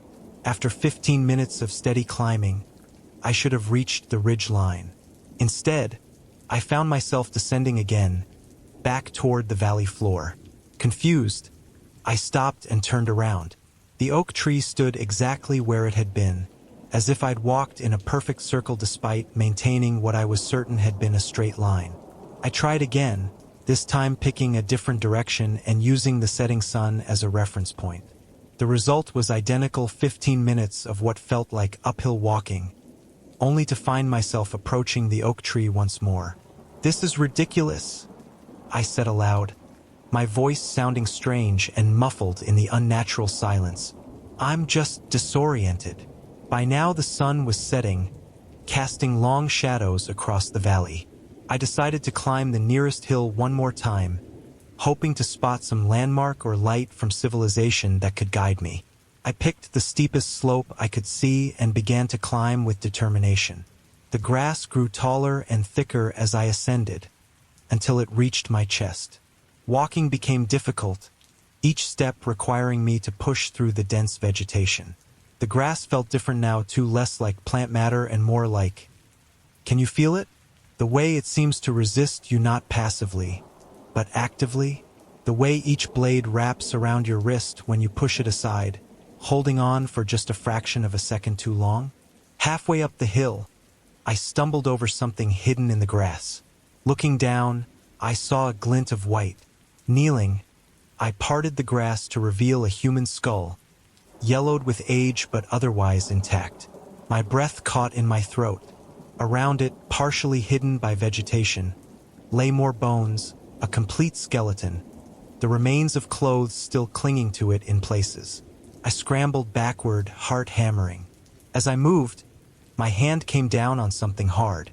Another skull, and beyond it another. I stood in panic, really seeing the hillside for the first time. Everywhere, partially concealed by the waving grass, were human remains. Dozens of them. Hundreds, perhaps. The last light of day revealed what I had missed before. The entire valley was a graveyard. Or no, not a graveyard. A feeding ground. Night was falling rapidly now. I ran back toward the oak tree, no longer trusting the hills with their hidden dead. The massive tree was visible as a black silhouette against the darkening sky, and I made for it with desperate speed. What happened next is difficult to describe, but I need you to understand. The sensations you're feeling now, they're real. As darkness enveloped the valley, the silence broke. It began as a low hum, felt more than heard, vibrating up through the soles of my feet. The grass began to move, not swaying gently as before, but writhing, coiling, reaching. Can you see it in your peripheral vision? The way it stretches toward you, how each blade seems to quiver with anticipation. I reached the oak tree, panting, and pressed my back against its trunk. That's when I felt it move. The bark behind me shifted, softened. What had seemed like natural ridges in the wood began to flow and reform. I spun around to find the tree trunk was now marked with a vertical seam that hadn't been there before. As I watched in horror, the seam began to part, revealing a dark space within. From inside the tree came a sound, a wet, gurgling inhalation, and a smell that hit me like a physical force, the scent of rich soil, of rotting vegetation, of sweet decay. Can you smell it now? It fills your nostrils, coats the back of your throat, makes your eyes water. I ran, not toward the hills with their carpet of bones, but directly across the valley floor, hoping to find some gap, some weakness in whatever force kept pulling me back to the center. The grass whipped at my face and arms, leaving thin cuts that stung in the cool night air. Do you feel them? Those dozen tiny lacerations, each one burning as if the grass had left something behind, something that's now working its way under your skin? The moon rose, nearly full, casting silver light across the valley.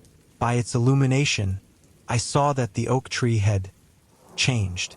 Its branches were no longer still but writhing slowly against the night sky like tentacles. and the trunk had split completely open, revealing a hollow space within. Worse, I saw movement all across the valley floor. The grass parted in dozens of places as dark shapes emerged. Human-like, but wrong in proportions, they rose from beneath the soil. Some were little more than animated skeletons with bits of flesh still clinging to their frames. Others were more intact, but misshapen, as if their bodies had been partially absorbed and reformed by something else. They began to move toward me with jerky, uncoordinated steps. I changed direction, only to find more of them appearing, surrounding me, herding me back toward the waiting tree. That's when I noticed the wooden figure again, somehow now clutched in my hand, though I had no memory of retrieving it from my backpack. In the moonlight, I could see that its featureless face had changed. It now bore a crude approximation of my own features, twisted in terror. The walking dead grew closer. I could hear them now, the click of bone against bone, the wet squish of partially decomposed flesh, the rattle of breath through ruined lungs. Can you hear them? They're getting closer to you too, closing in from all sides. I made one final, desperate dash, breaking through their loose cordon. For a moment, I thought I might make it to the edge of the valley.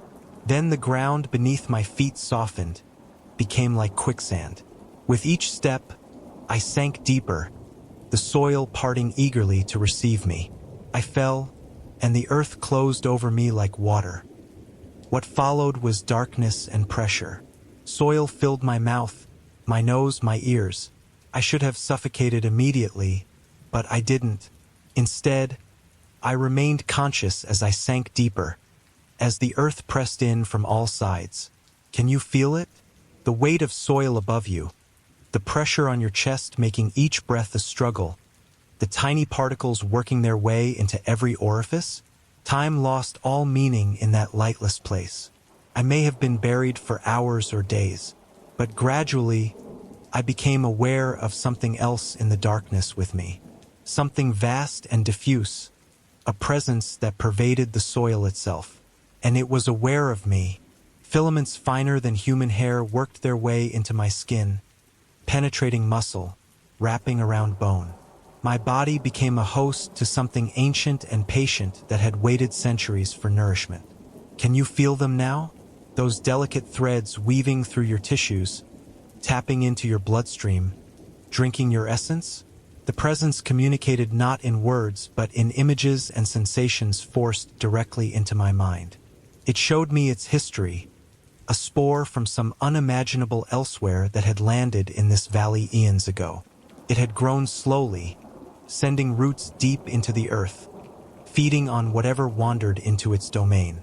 Over centuries, it had developed a symbiotic relationship with the plants of the valley, particularly the grass and the great oak that was both its heart and its mouth. It showed me the others who had come before, hundreds of lost hikers, hunters, curious explorers who had discovered the valley and never left. Their bodies had been absorbed, their consciousness preserved in some partial, fragmentary way to serve the greater organism. Those walking dead I had seen were not animated by their original souls, but by fragments of the valley entity, wearing human remains like ill-fitting clothes. Most terrifying of all, it showed me my future. My body would be consumed, broken down, redistributed throughout the organism. But something of my mind would remain, trapped within the collective consciousness of the valley entity, forever aware but never again autonomous. Unless, here, the entity's communication became clearer, more purposeful. It needed more than the occasional lost wanderer. It was hungry for expansion beyond the confines of the valley. It had been patient, so patient, waiting for the right vessel. And it had chosen me. The wooden figure I had found was a seed of sorts, carved from the heart of the oak by hands long since dissolved into the soil. A concentrated piece of the entity that could survive outside the valley, that could be carried into the world of men. The bargain was simple. Become a carrier, bring others back to the valley, and retain some semblance of individuality rather than being completely absorbed. Refuse and disappear entirely into the collective. I wish I could tell you I was strong, that I chose oblivion rather than complicity. But after what felt like an eternity of darkness and invasion, of feeling myself being slowly unmade cell by cell, my resolve crumbled. I accepted. The earth parted. I gasped as fresh air filled my lungs for the first time in days. I emerged not from where I had sunk beneath the soil, but from directly beneath the great oak tree, rising from the ground as if the earth itself was expelling me. But I didn't emerge alone. The filaments that had invaded my body remained, invisible beneath my skin but ever present. And in my hand was the wooden figure, now a perfect miniature replica of my own form. The valley looked different through my new eyes. The grass that had seemed threatening now appeared beautiful, each blade a perfect conduit for the entity's awareness. The walking dead had retreated beneath the soil, their purpose fulfilled. The oak tree stood majestic in the morning light, its trunk once again solid and unmarked. I walked up the hillside, and this time nothing pulled me back toward the center. The entity allowed me to leave, confident in the connection we now shared. As I crested the ridge and looked back, the valley seemed to shimmer slightly, as if not quite fully present in the world. Within hours, I found my way back to marked trails, and eventually to the ranger station where I reported being lost. They seemed surprised by my condition. Apparently, despite feeling as if I'd been buried for days, I showed no signs of dehydration or starvation. My clothes were clean, my skin unmarked save for faint tracery of what looked like fine roots just beneath the surface, visible only in certain light. They brought me here, to this recovery room where you now sit across from me. The doctors say I'm in perfect health despite my ordeal. They'll be releasing me tomorrow. But you see, that's not why I asked to speak with you. I asked for you specifically because the entity showed me your face while I was beneath the soil. You've been chosen as the next offering. Feel the wooden figure I've pressed into your palm while telling my story? Don't bother trying to discard it. It's already working its way into your skin, becoming part of you.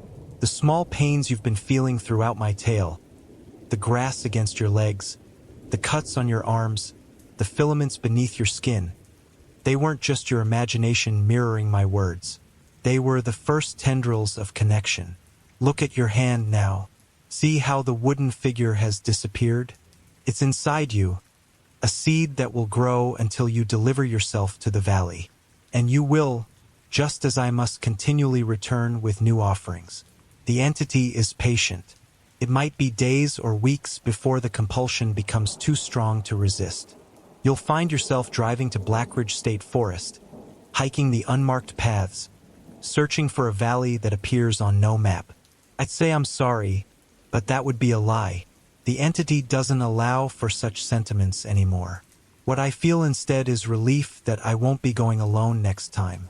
You'll be walking beside me, descending into that perfect bowl of land with its waving grass and ancient oak.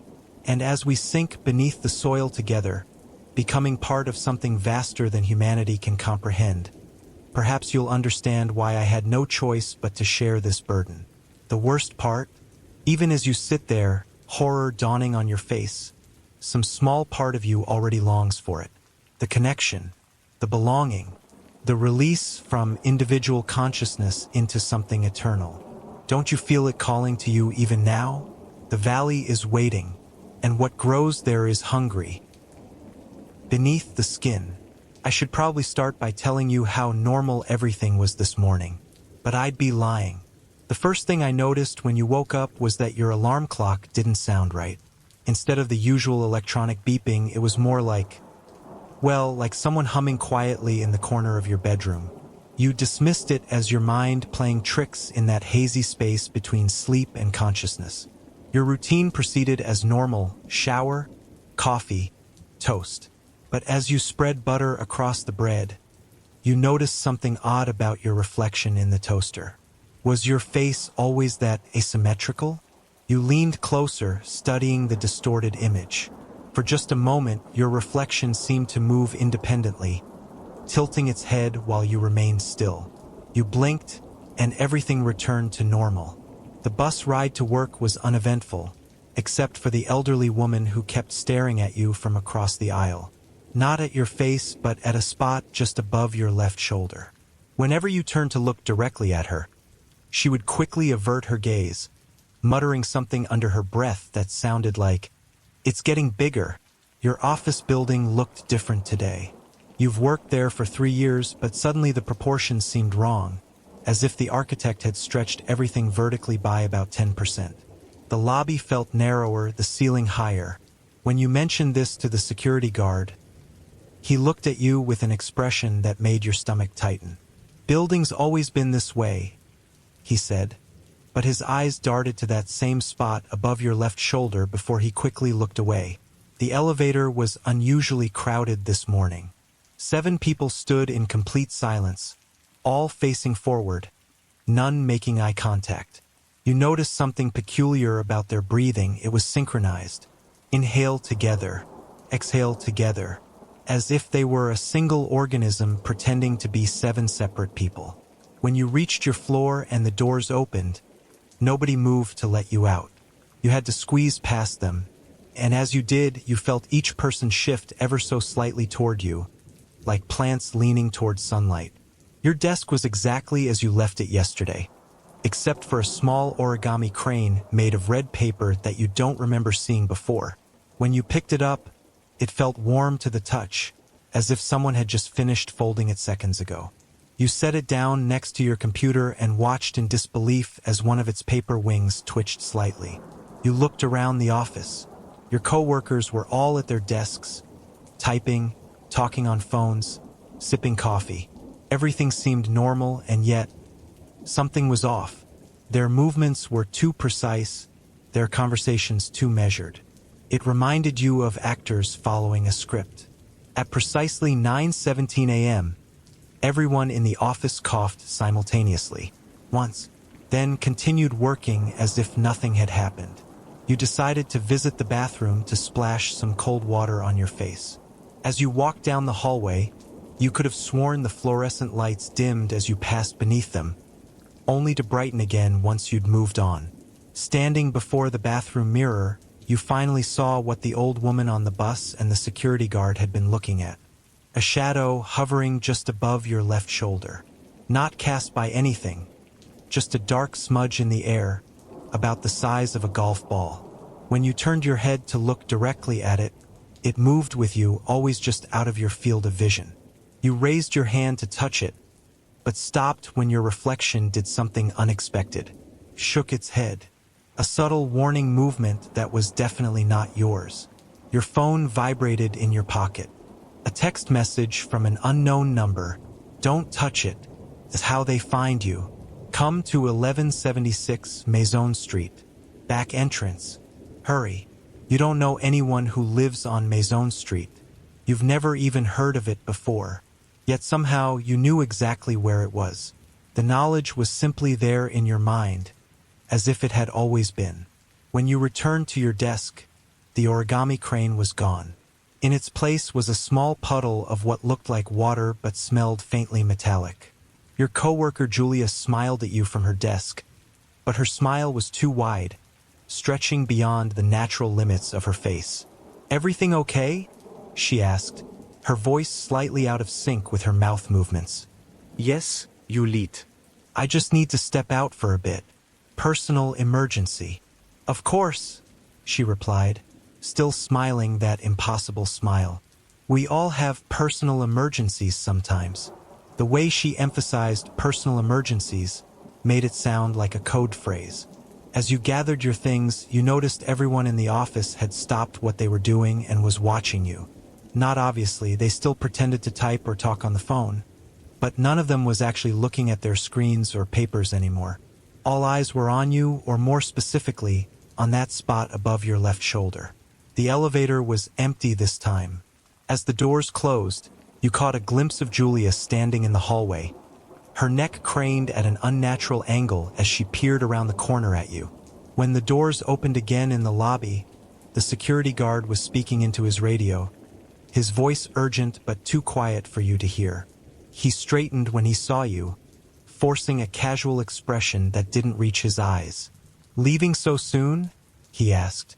"Doctor's appointment," you said. walking briskly toward the exit. "Forgot all about it. Hope it's nothing serious," he called after you. "You're looking a bit shadowed today." Outside, the sky had darkened considerably, though your phone showed it was only 9:43 a.m. Storm clouds had gathered, but they were strange, too symmetrical, almost geometric in formation, and they seemed to be centered directly over the building you'd just exited. You decided to take a taxi to Maison Street rather than the bus. As you raised your hand to hail a cab, you noticed something peculiar about your skin. The veins on the back of your hand were more prominent than usual, and they appeared to be moving, not pulsing with blood flow, but actually shifting position beneath your skin, like worms rearranging themselves. A yellow taxi pulled up beside you. The driver didn't turn around when you got in and gave the address. You could only see the back of his head, completely bald, and his eyes in the rearview mirror. They were pale blue, almost white, and seemed to reflect light like an animal's eyes. "Maison Street," he repeated in a raspy voice. "Interesting destination." "What do you mean?" you asked. He didn't answer, just pulled away from the curb with a jerk that pressed you back against the seat. Through the window, you saw your co-workers gathered in the lobby of your building, all staring out at your departing taxi. Even from this distance, you could see that Julia's smile had grown even wider. The taxi took an unfamiliar route, turning down narrow streets you'd never noticed before, though you've lived in this city your entire life. The buildings on either side seemed to lean inward as you passed, like spectators craning for a better view. "Are you sure this is the right way?" you asked. The driver finally spoke again. "There is no right way to Maison Street, only necessary ones." You checked your phone to pull up a map, but there was no signal. The screen showed only static, which momentarily formed a pattern that resembled a face before dissolving back into random noise. When you looked up again, you realized the taxi had stopped moving. You were now on a residential street lined with Victorian-style houses, all of them painted in muted colors except for one, 1176, painted a deep crimson that looked almost black in the strange half-light of the storm. "We're here," the driver announced. "That'll be $17.63. You reached for your wallet, but the driver raised his hand. "No need. They've already paid for you." "Who has?" you asked. Instead of answering, he turned around for the first time. His face was completely featureless. Smooth skin stretched over the rough shape of a human head, with no eyes, nose, or mouth. Yet somehow, you heard his voice clearly. "The ones who've been watching you grow." You scrambled out of the taxi, heart pounding. As soon as your feet hit the pavement, the vehicle sped away, turning a corner and disappearing from sight. Standing before the Crimson House, you noticed that unlike its neighbors, it had no windows, only smooth, painted walls where windows should be. The only break in the facade was a black door with a peculiar brass knocker shaped like a human ear. The text message had mentioned a back entrance, so you made your way around the side of the house. The narrow passage between buildings was oddly warm and humid, like walking through someone's breath. The concrete beneath your feet felt slightly yielding, as if you were walking on flesh rather than stone. The backyard was small and surrounded by a wrought iron fence with spikes that curved inward rather than outward, more like they were designed to keep something in than to keep intruders out. A single dead tree stood in the center of the yard, its bare branches forming a pattern that reminded you of neural pathways in a brain. The back door was ajar, emitting a faint bluish light. As you approached, you heard voices from inside, not speaking words exactly, but making sounds that almost resembled language, like listening to conversation underwater. You pushed the door open fully, revealing a kitchen that might have been normal in the 1950s, linoleum floor, formica countertops, an avocado green refrigerator, but covering every surface. The walls, ceiling, appliances were thousands of small red origami cranes, identical to the one that had appeared on your desk this morning. A woman sat at the kitchen table, her back to you.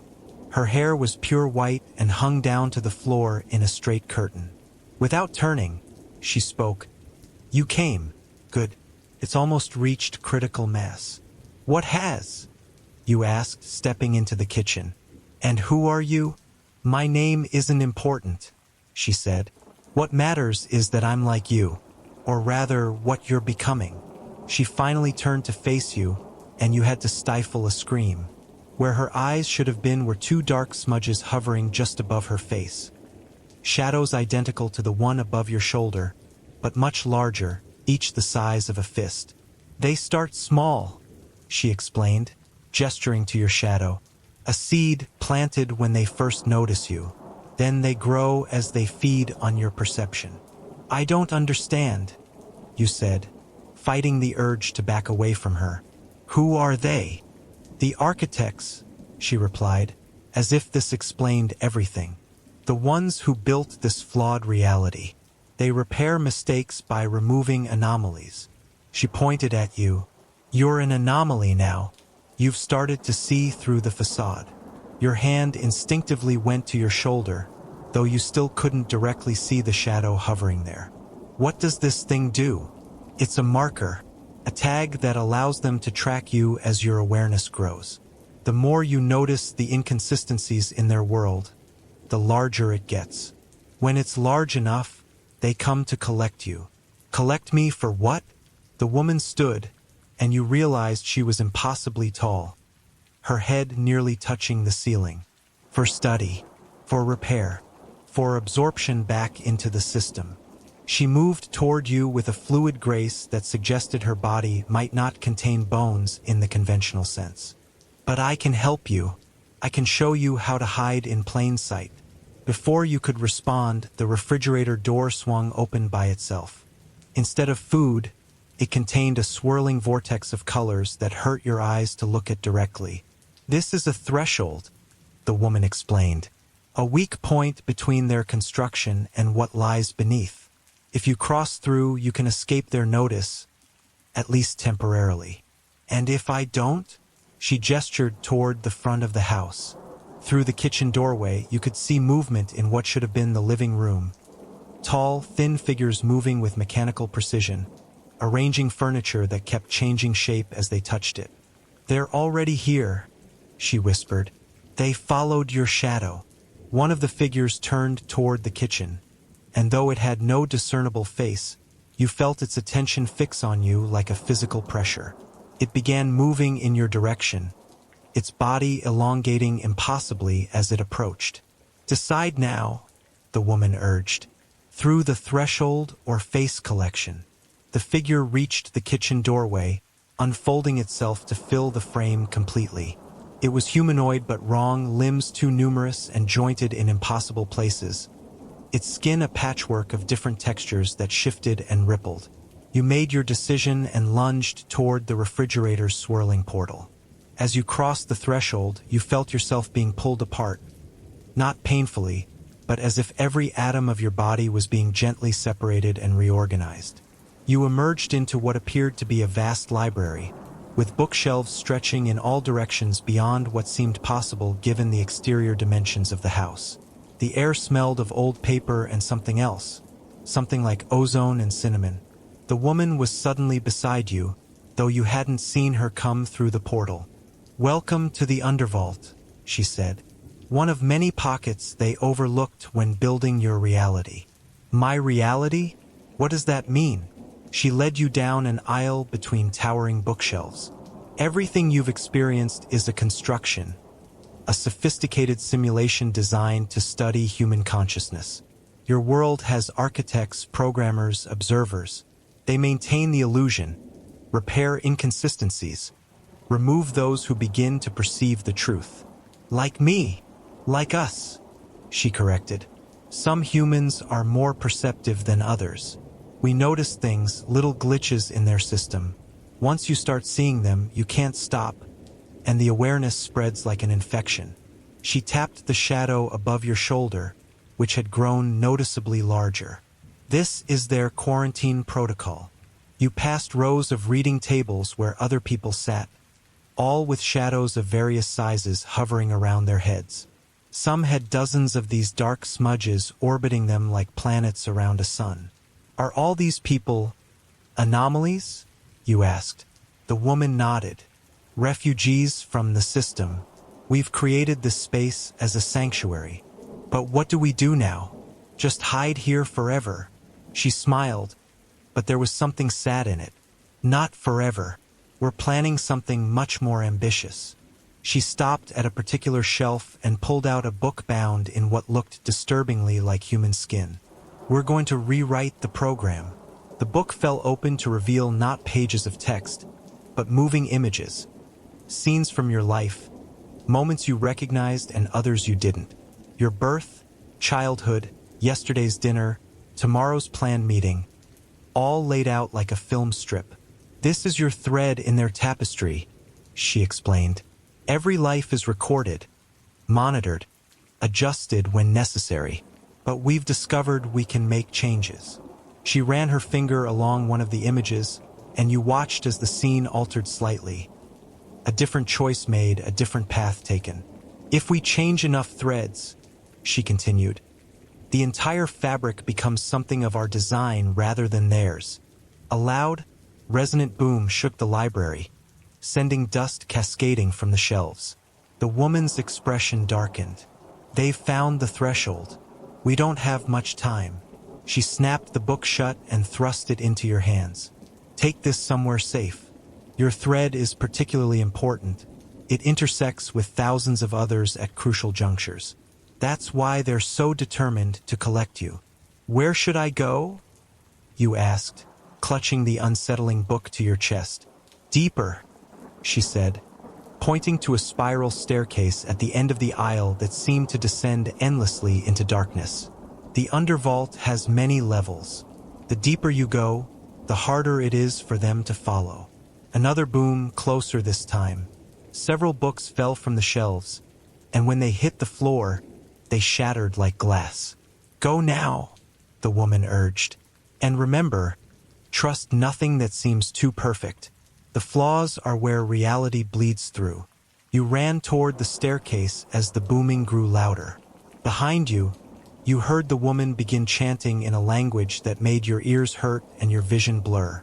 The other refugees had risen from their tables and joined her, their voices creating a dissonant harmony that seemed to stabilize the shaking library. The spiral staircase was made of a material that looked like wood but felt like warm metal under your fingers. As you descended, the light from the library faded, and soon you were moving through near-total darkness, guided only by the faint phosphorescent glow of the steps themselves. After what seemed like hours of descent, you emerged into a vast underground cavern. Unlike the ordered library above, this space appeared natural.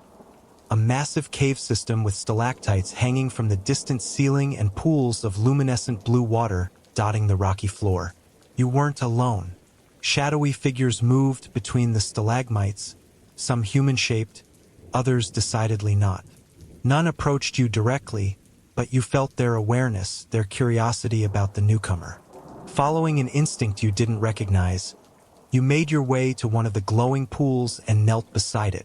The water was clear enough to serve as a mirror, and what you saw made you gasp.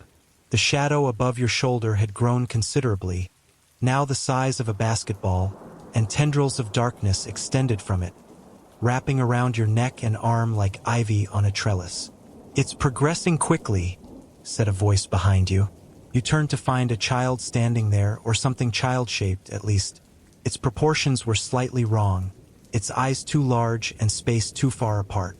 Where it stood, the stone of the cavern floor appeared to be slowly melting. What's happening to me? You asked. Integration, the child thing replied, its voice eerily adult. The shadow isn't just a marker. It's a transformation, a cocoon. Transforming into what? The child thing cocked its head at an impossible angle. Into one of them, of course. That's what they do with anomalies they can't correct. They don't destroy consciousness. They repurpose it. Horror washed over you as you realized what this meant. The woman upstairs, the one with the shadows for eyes, is halfway to becoming an architect herself. the child thing confirmed. Though she fights it. We all do in our own ways. It gestured to itself. I've chosen this form because it's harder for them to detect. They expect resistance to look impressive, intimidating. They don't suspect the small and seemingly innocent. You held up the book of your life. She said we could change things by altering these. The child thing nodded. The Book of Laments, they're called. Every conscious entity has one. Even the architects. This caught your attention. The architects have books too? Could we change them? For the first time, the child thing smiled, revealing teeth that rotated in its gums like tiny turnstiles. Now you're asking the right questions. Follow me. It led you deeper into the cavern system, past strange formations that resembled organic technology, half stone, half machine, pulsing with internal light. Other refugees watched from shadows as you passed, some with bodies so altered by their shadows that they barely appeared human anymore. You came to a chamber smaller than the main cavern but still impressive in size. At its center stood a pillar of black stone, perfectly cylindrical and carved with millions of tiny symbols that crawled across its surface like ants. The index, the child thing announced. It connects all the books of lament. Change something here, and it ripples through every book it touches, including the architects, especially theirs, since they're the nexus points of the system. You approached the pillar cautiously. The symbols moving across its surface seemed to respond to your proximity, swirling faster, occasionally forming patterns that almost resembled faces before dissolving again. How do I use it? You asked. Place your book against it, the child thing instructed. The index will read your thread and find its intersections with the architects. You hesitated. What happens to me if I do this? The child thing's expression grew solemn. Best case? You rewrite enough of the program that the architects lose their hold on our reality, freeing us all. Worst case? Your consciousness is absorbed into the index, becoming part of the underlying code. And the shadow? You could feel it pulsing against your neck, growing warmer. Will either be purged by the rewrite or accelerated by it. There's no way to know which until it's done. Another distant boom echoed through the cavern, causing small stones to fall from the ceiling. The architects were still searching, getting closer. Decide quickly, the child thing urged. They've breached the library level. It won't take them long to find the staircase. Your mind raced through the implications. If you did nothing, the shadow would eventually transform you into one of them, an architect, a maintainer of the false reality. If you tried to use the index, you might free everyone, or lose yourself entirely. The choice seemed clear. You stepped forward and pressed your book of laments against the obsidian surface of the index. The effect was immediate and overwhelming. The book melted into the pillar, and a surge of information flooded your mind. Not just your own life thread, but thousands, millions of others, all interconnected in a vast tapestry of cause and effect. You could see the architects now not as the strange entities you'd glimpsed, but as complex algorithms, regulatory functions designed to maintain system stability. And you could see their weakness. With newfound clarity, you reached into the stream of data and made a single, precise alteration, not to your own thread or even to the architects, but to the underlying parameters of the system itself. A simple change. Consciousness cannot be confined to predetermined patterns. The effect rippled outward like a stone dropped in a still pond. Throughout the cavern, refugees gasped and shuddered as the change washed over them. The shadow above your shoulder vibrated violently, then suddenly shattered into thousands of tiny motes of darkness that swirled around you before dissipating. The child thing was changing too, its form becoming less defined, more fluid. What have you done? It asked, but its voice sounded more amazed than accusatory. I didn't destroy the architects, you explained, watching as the symbols on the index began to glow with intense light. I just changed their purpose. Instead of containing consciousness, they now serve it. The cavern began to shift and transform around you. Walls became transparent, revealing other spaces beyond, some recognizable as variants of your world, others completely alien. The boundaries between the undervault and the reality above it were dissolving. The simulation is collapsing, the child thing observed, its body now more light than substance. No, you corrected. It's expanding, becoming something new. A final, massive boom shook everything, but this wasn't the architects breaking through. It was the sound of reality itself being reborn. The cavern disappeared entirely, replaced by an infinite space filled with swirling colors and shapes that somehow felt more real than anything you'd experienced before. Entities moved through this space. Some were refugees from the undervault, others were the transformed architects, and still others were beings entirely new to existence. All were changing, growing, becoming more themselves rather than what had been prescribed for them. You felt your own body changing too, becoming less solid, more connected to everything around you. The Book of Laments was gone, but you could still sense your thread in the grand tapestry, now woven according to your own choices rather than someone else's design. In this new state of being, you became aware of something else, a presence observing all of this from yet another level of reality. Something vast and curious, watching the transition with interest, not hostile like the architects had been, but not entirely benevolent either. Simply aware.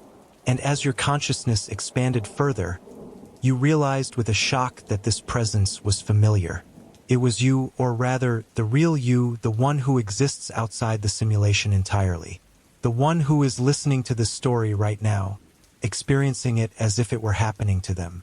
The boundary between narrator and audience thinned to transparency as you realized this final truth. There is no separation between us. The story you're experiencing is just another level of simulation, another reality nested within realities. Can you feel it now?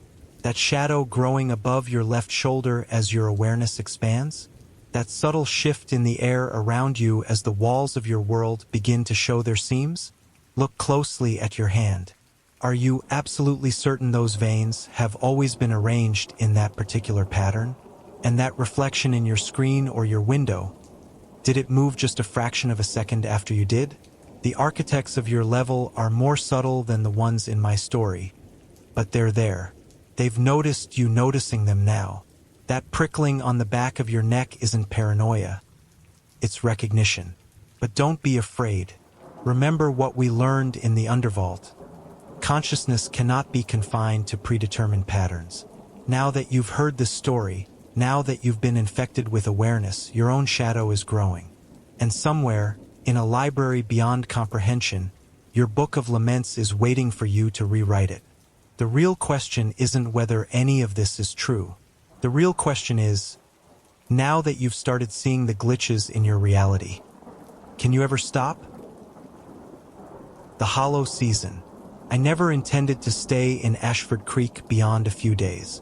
Just long enough to sign the papers transferring my late uncle's property and tie up any loose ends. The small town nestled in the valley wasn't even marked on most maps, and I'd only visited once as a child. A memory so distant it felt more like a half-remembered dream than reality. The drive from Boston took longer than expected.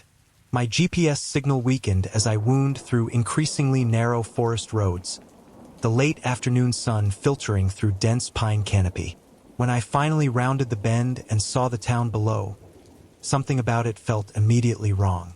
Not obviously, not in any way I could articulate, but a sensation that crept along my spine like the gentle touch of cold fingers. I pulled over at the scenic viewpoint and stepped out, stretching my legs after the long drive. Ashford Creek spread before me, a collection of weathered buildings surrounded by farmland and forest, all of it muted under a blanket of fog that seemed to hang only over the town itself. The surrounding countryside remained clear and bathed in sunlight. Microclimates, I muttered to myself, remembering some documentary I'd half-watched months ago. Perfectly normal. The inn where I'd booked a room stood at the edge of the town square, an imposing Victorian structure with a sagging front porch and peeling blue paint. The woman at the reception desk didn't look up when I entered, her attention fixed on a stack of papers before her. The small brass bell I'd rung still vibrated softly. "I have a reservation," I said, "under Taylor Roberts." She looked up then, and something in her eyes made me take an involuntary step backward. They were pale, almost colorless, and for a moment, just the briefest of moments, they seemed to reflect light in ways human eyes shouldn't. "Mr. Roberts," she said, her voice surprisingly warm, "we've been expecting you. Your uncle's passing has been felt by the entire community." I nodded, uncomfortable with the familiarity. I didn't really know him. Haven't been here since I was maybe 7 years old. "But he knew you," she replied, sliding a heavy iron key across the counter. "Room 7, top of the stairs, end of the hall. You'll find everything prepared." The staircase creaked beneath my weight, each step seeming to announce my presence to the empty hallway above. Room 7 was larger than I expected, with heavy drapes that blocked most of the waning daylight. A 4-poster bed dominated the space, and beside it stood a small writing desk with a leather-bound book placed precisely in its center.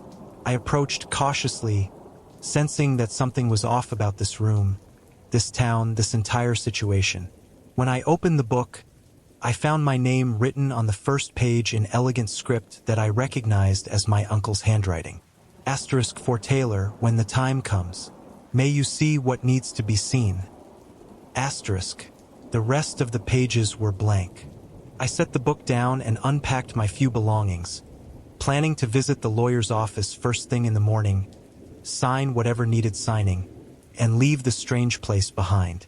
The town made me uneasy in ways I couldn't explain, as if something watchful lingered just beyond my peripheral vision. Sleep came reluctantly that night, and when it did, I dreamed of walking through Ashford Creek streets while all the townspeople stood motionless in their doorways, watching me with those same pale, reflective eyes I'd seen on the innkeeper. I awoke to a sound that shouldn't have existed, a low, resonant tone that seemed to vibrate through the floorboards. The digital clock on the nightstand read 3:17 a.m., its red numbers the only light in the pitch-black room.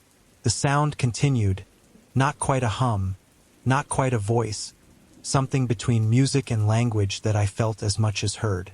Drawn by curiosity or perhaps something else, I rose from bed and moved to the window, parting the heavy drapes. The town square below was empty except for a single figure standing motionless in its center.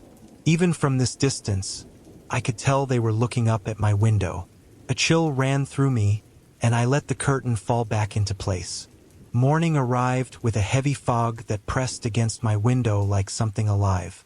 After a quick shower, I made my way downstairs, finding the dining room empty except for a single place setting with a still steaming cup of coffee and a plate of eggs and toast. The innkeeper was nowhere to be seen.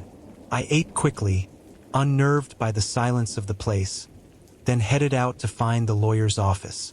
The fog had receded somewhat, but still clung to the edges of buildings and pooled in shadowed doorways.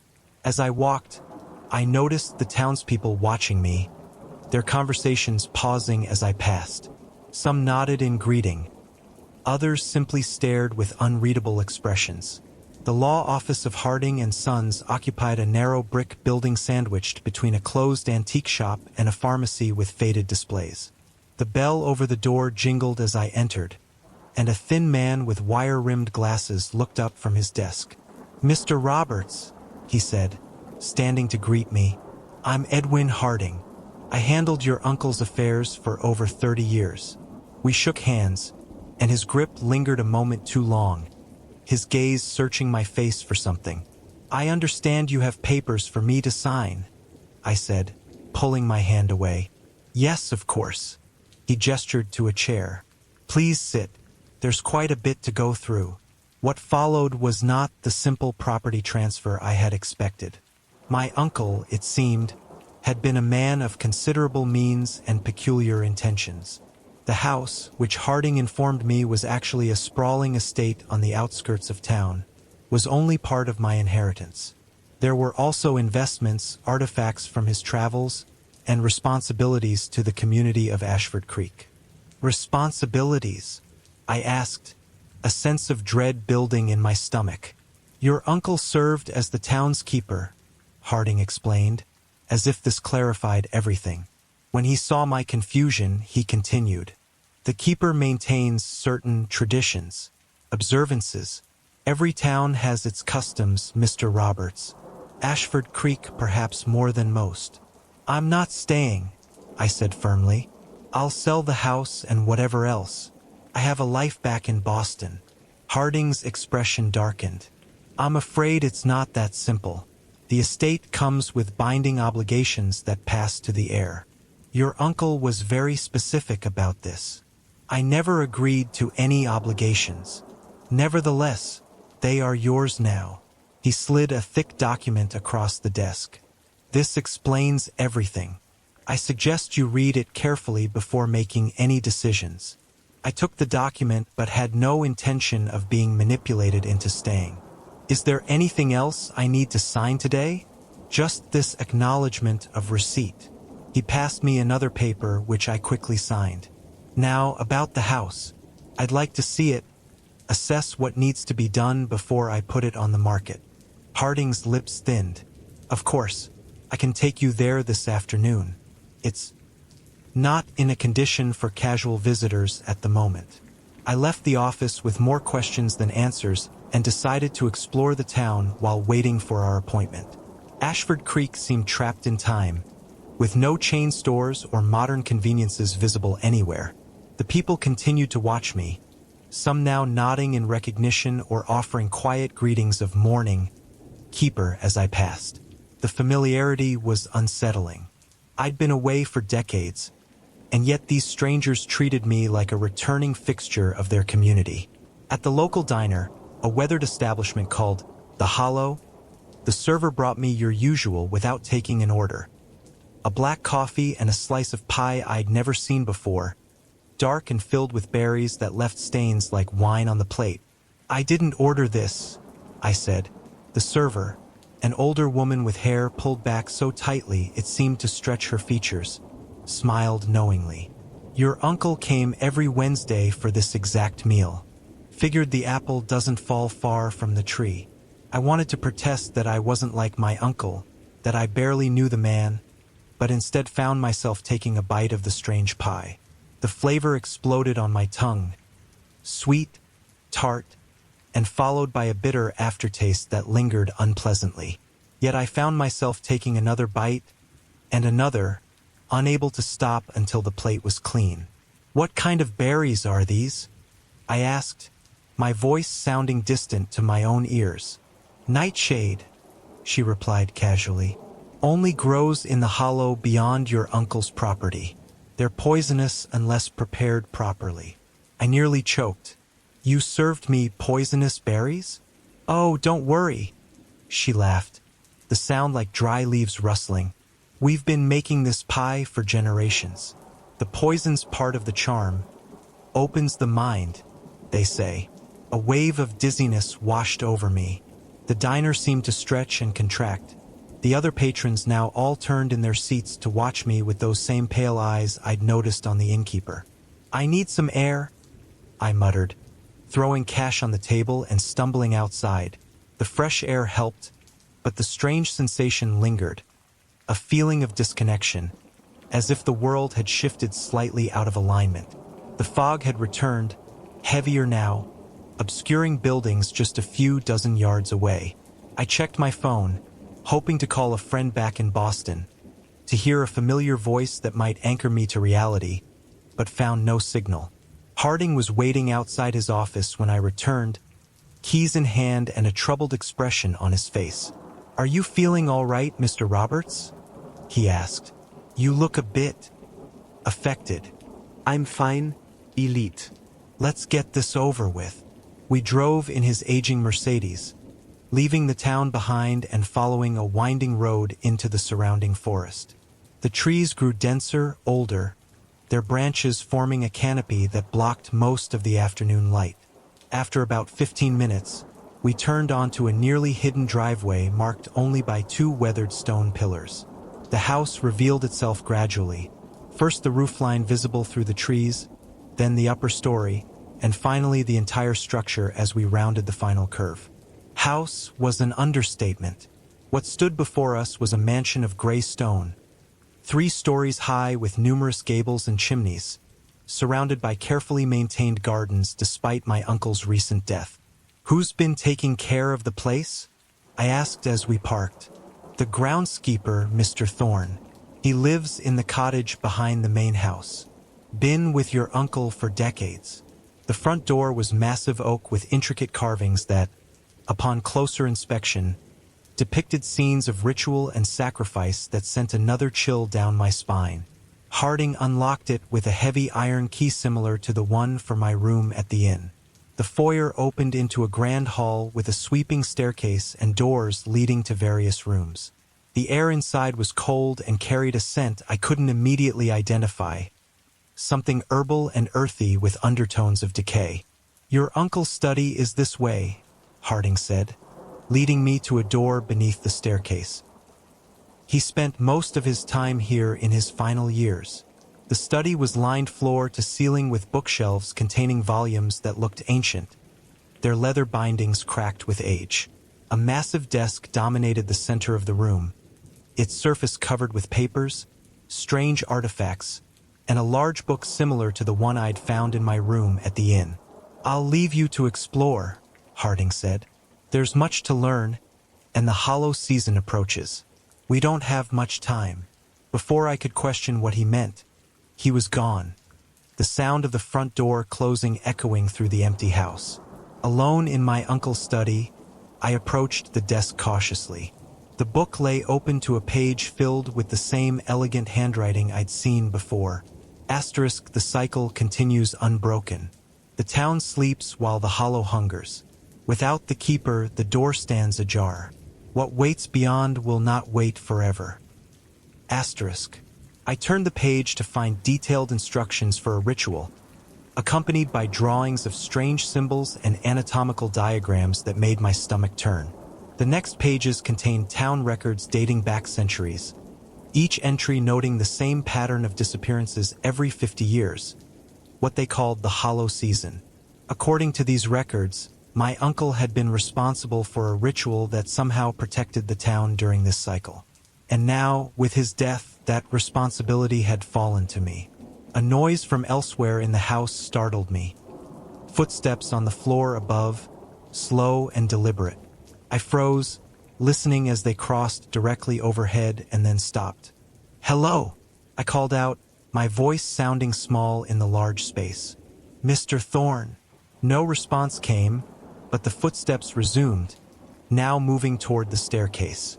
I grabbed a heavy letter opener from the desk and moved to the study door, peering out into the main hall. The staircase remained empty, yet the sound of footsteps continued, now on the stairs themselves, though nothing was visible. Heart pounding, I retreated into the study and closed the door, turning the key in the lock. The footsteps reached the bottom of the stairs and continued across the hall, stopping directly outside the study door. The handle turned, rattling against the locked mechanism. "Who's there?" I demanded, my voice cracking. A whisper came through the door, so quiet I had to strain to hear it. "The keeper knows. The keeper sees. The keeper feeds what waits beneath." Then silence, complete and absolute, as if the sound itself had been swallowed whole. I remained frozen for what felt like hours, but was likely only minutes, the letter opener clutched in my sweating hand. When I finally gathered the courage to unlock the door and peer out, the hall was empty, with no sign that anyone had been there. As daylight began to fade, I decided I couldn't stay in this house overnight. I needed to return to the inn, clear my head, and make plans to leave this town as quickly as possible. Whatever obligations my uncle had, whatever traditions he maintained, they weren't my responsibility. I left the study and headed for the front door, only to find it wouldn't open despite being unlocked. It was as if something on the other side was holding it shut. I moved to the nearest window, but the latch was rusted in place, immovable. A voice behind me made me turn sharply, They won't let you leave now. Not until you take up the mantle. An elderly man stood in the doorway to what appeared to be a library. His posture stooped, but his eyes alert and watching me intently. Unlike the other townspeople, his eyes were deep brown, normal, and human. "Mr. Thorne," I guessed. He nodded. "Your uncle knew you'd try to leave. They always do at first. But the calling is in your blood, just as it was in his and his father's before him." "What calling? What is all this about a keeper and a hollow season?" Thorne sighed heavily. "Come sit. This will take some explaining, and we have precious little time." I followed him into the library, where a fire burned in a massive stone fireplace, casting long shadows across the room. He gestured to a chair and took one opposite me. "Every 50 years, he began, the barrier between our world and another thins. What lies beyond that barrier hungers for what we have: life, consciousness, existence. Your family has always been the keeper, responsible for maintaining the ritual that strengthens the barrier and keeps the town safe." "That's insane," I said flatly. "You're talking about supernatural nonsense." "Am I?" He reached into his pocket and withdrew a small stone that glowed with a faint inner light. "The world is fuller than you know, Mr. Roberts. Your uncle understood this. In time, so will you." "I'm not staying," I insisted. "I'll break a window if I have to." "You misunderstand. It's not the house keeping you here. It's the town itself. Ashford Creek needs a keeper, and the bloodline has chosen you. Even now, changes are happening within you." As if on cue, a wave of dizziness washed over me, stronger than before. The room seemed to pulse, the shadows deepening and moving in ways shadows shouldn't. "The nightshade pie," I murmured. "She said it opens the mind." Thorne nodded grimly. "The first step in awakening your awareness. You'll begin to see things as they truly are now." And I did. As my vision cleared, I saw that the shadows in the room had substance, depth. They pooled on the floor like spilled ink and climbed the walls in patterns that suggested faces, limbs, grasping hands. Beyond the windows, the gathering darkness wasn't merely the absence of light, but something active and watching. "What's happening to me?" My voice shook. "You're becoming what you were always meant to be," Thorne said. "The hollow season begins tomorrow at midnight. You must be prepared to perform the ritual by then, or the consequences will be severe." "What consequences?" "The last time a keeper failed in their duty was in 1873. 47 people vanished overnight.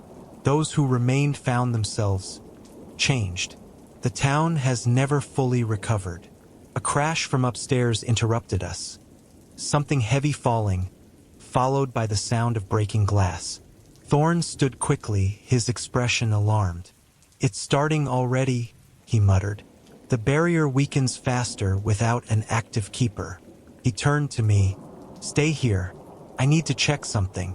Before I could protest, he hurried from the room. I sat frozen, listening as his footsteps receded up the stairs. The fire in the grate suddenly dimmed, as if something had passed between it and me, though I saw nothing. Minutes passed with no sound from upstairs. The silence stretched uncomfortably until a scream shattered it. Thorne's voice, filled with terror and suddenly cut short. Self-preservation told me to run, to find another exit and flee into the night. But something else, curiosity or perhaps something more deeply ingrained, pulled me toward the stairs. I climbed slowly, the letter opener still clutched in my hand, each step creaking beneath my weight. The second floor hallway stretched in both directions, lined with closed doors. A trail of dark liquid led from the top of the stairs to a door standing slightly ajar at the far end. As I approached, I realized with growing horror that the liquid was blood, still wet and glistening in the dim light. I pushed the door open to find a bedroom, once grand but now in disarray. The furniture was overturned, curtains torn from their rods, and the large mirror on the far wall shattered, its fragments scattered across the floor. Of Thorne, There was no sign, only the blood trail that led to the broken window overlooking the back garden. When I looked through the shattered window, what I saw defied comprehension. The garden below was gone, replaced by a vast, barren landscape under an alien sky filled with swirling colors that hurt to look upon. In the distance, shapes moved, massive, undulating forms that seemed to shift between dimensions. I stumbled backward, cutting my hand on a shard of mirror. Blood welled from the wound, and as it dripped to the floor, the droplets hovered momentarily before being drawn toward the window, as if pulled by an unseen force. A voice behind me, "Not thorns, not human," whispered, "Blood of the Keeper, the seal weakens." I whirled to find nothing there, yet the words seemed to echo from every direction at once. Fighting panic, I fled the room and ran down the stairs, through the main hall, and back to the study, slamming and locking the door behind me. My hand trembled as I pulled out my phone, desperately hoping for a signal, but the screen remained blank, not even displaying the time. It was as if technology itself had surrendered to whatever force gripped Ashford Creek. With no other options, I turned to my uncle's book, flipping through pages of rituals and warnings, trying to make sense of what was happening. The more I read, the clearer it became that this wasn't madness or mass delusion. Something ancient and hungry did indeed wait beyond a thinning barrier, and my bloodline was somehow key to keeping it at bay. Hours passed as I read, the words burning themselves into my memory. The ritual required specific preparations, artifacts, and, most disturbingly, a sacrifice, though the nature of that sacrifice remained ambiguous in the text. As midnight approached on what would be the start of the hollow season, the keeper must stand at the center of a specific arrangement of stones in a clearing behind the house and recite words in a language I'd never seen before, but somehow felt I could pronounce. A sound at the window drew my attention, a soft tapping, like fingernails on glass. When I looked up, I saw not fingers but long, jointed appendages that belonged to no earthly creature, pressing against the glass which seemed to bulge inward under their touch. I scrambled back, knocking over a stack of books. The tapping stopped, and the appendages withdrew, but not before leaving smears of a luminescent substance on the glass that slowly formed into symbols matching those in my uncle's book. Dawn came eventually, though the light that filtered through the windows held a sickly quality, as if the sun itself was being drained of vitality. I hadn't slept, couldn't sleep, my mind racing with all I'd learned and the horrors I'd witnessed. A knock at the study door made me jolt upright. "Mr. Roberts?" It was Harding's voice. "Are you in there? We've been concerned." I hesitated before unlocking the door. Harding stood there, looking haggard, with several townspeople behind him, including the innkeeper and the server from the hollow. "What happened to Thorn?" I demanded. Harding's expression darkened. "He's gone, like the others who've already started to disappear. It's happening faster this cycle. The barrier is weaker without a prepared keeper." The group entered the study, their manner respectful but urgent. The server, Martha, I now knew from my uncle's records, spoke first. "You've read the book," she said. Not a question but a statement. "You know what must be done." "I can't do this," I protested. "I'm not my uncle. I don't know the first thing about rituals or keeping back whatever's out there." "But you will," the innkeeper said softly. "The knowledge is in your blood. The nightshade opens the pathways, and the rest will come to you when needed." They explained that more townspeople had vanished overnight, 12 so far, including children. Those who remained reported seeing things that shouldn't exist, shadows that moved against the light, voices calling loved ones toward the forests surrounding the town. "We need you," Harding said simply. "Without the ritual, by tomorrow morning, Ashford Creek will cease to exist, at least in any form recognizable as human." A part of me still wanted to flee, to dismiss all this as mass hysteria or an elaborate hoax, but what I'd seen through that broken window couldn't be explained away, and something deeper was stirring within me, a recognition, an awakening to possibilities I'd never considered, a sense of connection to this place and these people that transcended my brief time here. What do I need to do? I asked finally. Relief visibly washed over them. For the remainder of the day, they helped me prepare, gathering herbs and minerals, creating mixtures according to recipes in the book, teaching me words in a language that felt ancient beyond reckoning, yet somehow familiar on my tongue. As dusk approached, we walked together to the stone circle behind the house. 7 pillars arranged in a pattern that, from above, would form a symbol like a 7-pointed star. At the center stood an altar stone, its surface carved with channels that led to a central basin. The sacrifice, I said, looking at Harding. The book wasn't clear. It never is, he replied. Each keeper discovers the nature of the sacrifice in the moment of truth. Your uncle understood when his time came. So will you. They left me then, returning to town to wait and hope. Alone in the growing darkness, I arranged the materials as instructed, candles made of rendered fat and herbs at each pillar, the basin filled with a mixture of water from a specific spring and essences extracted from plants that grew only in the surrounding forest. As midnight approached, the air grew heavy, charged with potential. The stars above seemed wrong somehow. Their patterns shifted, new lights appearing where none should be. The forest around the clearing fell absolutely silent, not even the whisper of wind disturbing the unnatural stillness. I began the ritual, speaking words that burned my throat and made the air ripple visibly around me. The candles ignited spontaneously, their flames burning too tall and too bright, in colors that shifted between green and purple and hues I had no names for.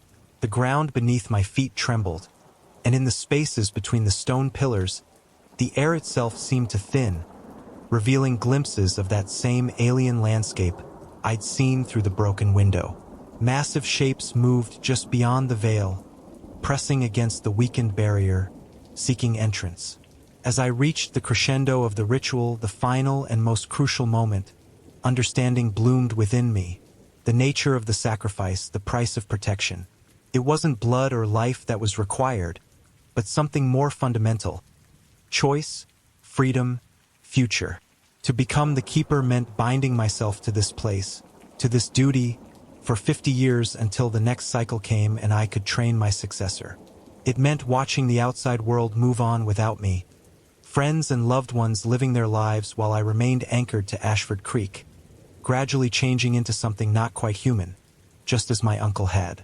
In that moment of clarity, I saw my uncle's life, decades of vigilance, of secret knowledge and growing isolation.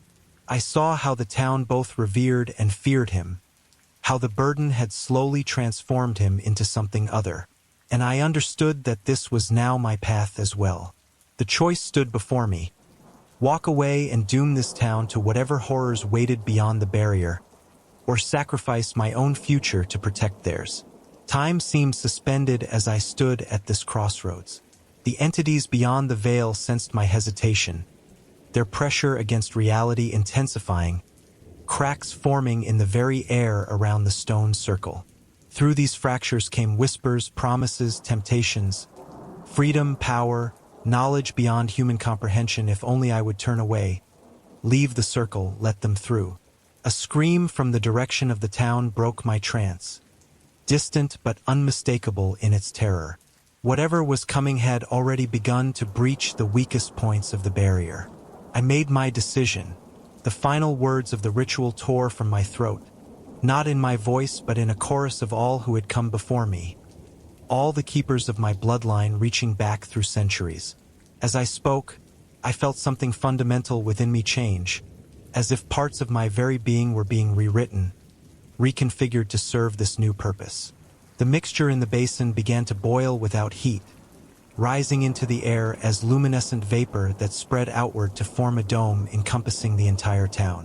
Where this barrier met the encroaching otherworld, conflicts flared like silent lightning, illuminating grotesque forms that retreated from its touch.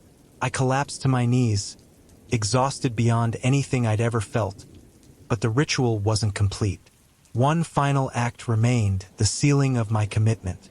Taking the knife prepared for this moment, I cut deeply across my palm and pressed the bleeding wound against the central stone.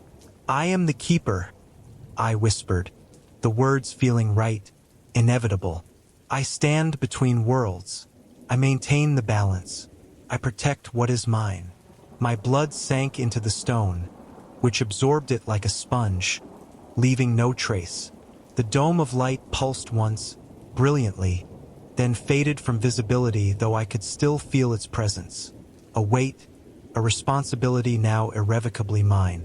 When dawn came, I was still there, seated on the ground within the circle, changed in ways I was only beginning to understand. My senses had sharpened beyond human norm. I could feel the heartbeats of animals in the surrounding forest, taste the emotions lingering in the air, see the faint outlines of the barrier I'd reinforced. Harding found me there, approaching cautiously until I acknowledged him with a nod. "It's done," I said, my voice carrying new resonance. "The disappearances have stopped," he confirmed. "Those who were taken. They remain gone, but no others will join them, not for 50 years. "And me?" I asked, though I already knew the answer. "Your uncle's house is yours now, truly. The groundskeeper's cottage will need a new occupant. I've taken the liberty of having your belongings moved from the inn. The town council will provide everything you need." I stood, feeling the weight of decades yet to come pressing upon me. "I had a life before. You have a purpose now," he replied simply. "In time, you'll understand it was always meant to be this way." As we walked back toward the house, my house now, I felt the lingering presence of those otherworldly entities, still watching from beyond the barrier but no longer an immediate threat. I also sensed something else. My uncle's presence, not as a ghost but as knowledge, memories, and instincts now woven into my own consciousness. "Welcome home, Keeper," Harding said as we reached the front door. I turned to look back at the town below, at the people now emerging from their homes into the morning light, unaware of how close they had come to extinction. They would never fully understand what had happened or what I had sacrificed for them. They would fear me a little, respect me from a distance, whisper about the strange things I would come to know and do. And 50 years from now, when the cycle comes again, I would find another, someone of my blood who could take up the mantle when my time was done. The thought brought with it a mixture of sorrow and relief. "Yes," I said finally, "home." As I crossed the threshold into my new life, I felt the last connections to my old self falling away like autumn leaves. Taylor Roberts was gone. Now there was only the keeper of Ashford Creek, guardian of the barrier between worlds, protector of secrets older than humanity itself. And somewhere beyond that barrier, the entities waited patiently, knowing that time meant nothing to them, that 50 years would pass in the blink of an eye. They would be ready when the hollow season came again, as would I. The cartographer's curse. I notice you flexing your fingers before settling in to listen. Make yourself comfortable, though I doubt comfort will last long where we're going. The lamp beside you casts just enough light to read by, but leaves the corners of the room in shadow. Perfect. Let me tell you what happened to me, what's happening to you now. It began with the estate sale. My aunt had died 3 weeks prior, a distant relative I'd met only twice, both times at family funerals. The lawyer's letter arrived unexpectedly, naming me as the sole heir to her modest estate, a small cottage on the outskirts of Millfield and its contents. I'd been between jobs for 9 months, living off dwindling savings in a cramped studio apartment.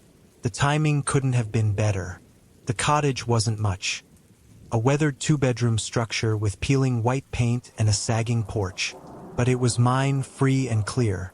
I drove there on a Tuesday morning with the notion of spending a few days sorting through her belongings, keeping what might be useful, and preparing the rest for donation or disposal. The interior smelled of dust and old books.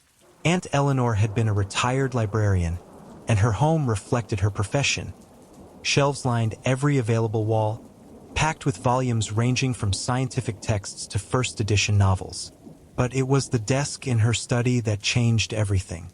A beautiful piece, cherry wood with intricate carvings along its edges. I ran my fingers across its smooth surface, imagining her sitting there, reading by lamplight. The center drawer stuck slightly as I pulled it open. Inside lay a leather portfolio, its surface worn soft with age. You feel the weight of it in your hands now, don't you? The butter-smooth leather against your fingertips. The slight resistance as you untie the string binding. Inside the portfolio I found maps. Not ordinary road maps or atlases, but hand-drawn cartography on thick parchment paper. They depicted no place I recognized, strange territories with unfamiliar coastlines and mountain ranges. The line work was extraordinary, the detail painstaking. Each map bore a date in the lower right corner, spanning from 1973 to just 3 months before Eleanor's death. But what caught my attention was the map on top, unfinished with sections still outlined in pencil awaiting ink. In the upper left corner, my name was written in elegant script. Not Eleanor's handwriting, but something more ornate, more unsettling. Why would a map bear my name? I studied it closer. Unlike the others, this one had familiar elements. The lake where I'd spent childhood summers, the street where I'd rented my first apartment, the hospital where I'd had my appendix removed at 16. It was a map of my life. Beneath it lay a wooden box containing drawing instruments. Compass, rulers, pens of varying thickness, and bottles of ink. One black, one deep red, and one clear like water but with an iridescent shimmer when the light caught it. You can see that shimmer now, can't you?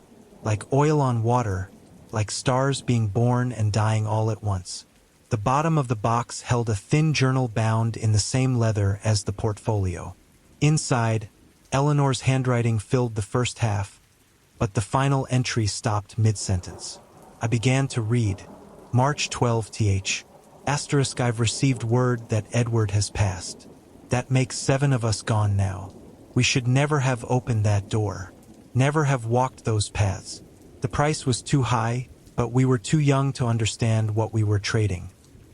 Asterisk. Asterisk, I feel my time growing short.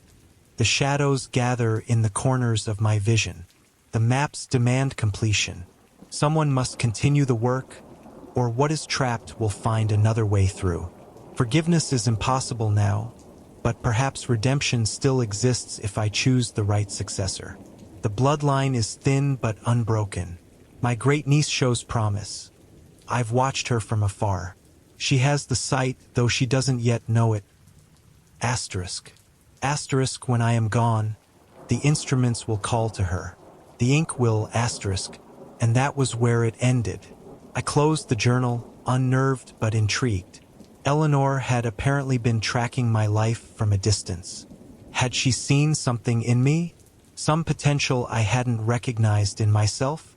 That night, I dreamed of maps. Endless parchment unrolling before me, ink flowing like blood through veins across the paper. I woke at 3:17 a.m. My fingers stained black, though I touched no ink before sleeping. The stains won't wash off your hands either, will they? No matter how hard you scrub. Over the next few days, I sorted through Eleanor's belongings, but found myself constantly drawn back to the study, to the maps. I began to recognize patterns in them, not just geographical features, but connections between places, threads of energy running through landscapes that couldn't exist in our world.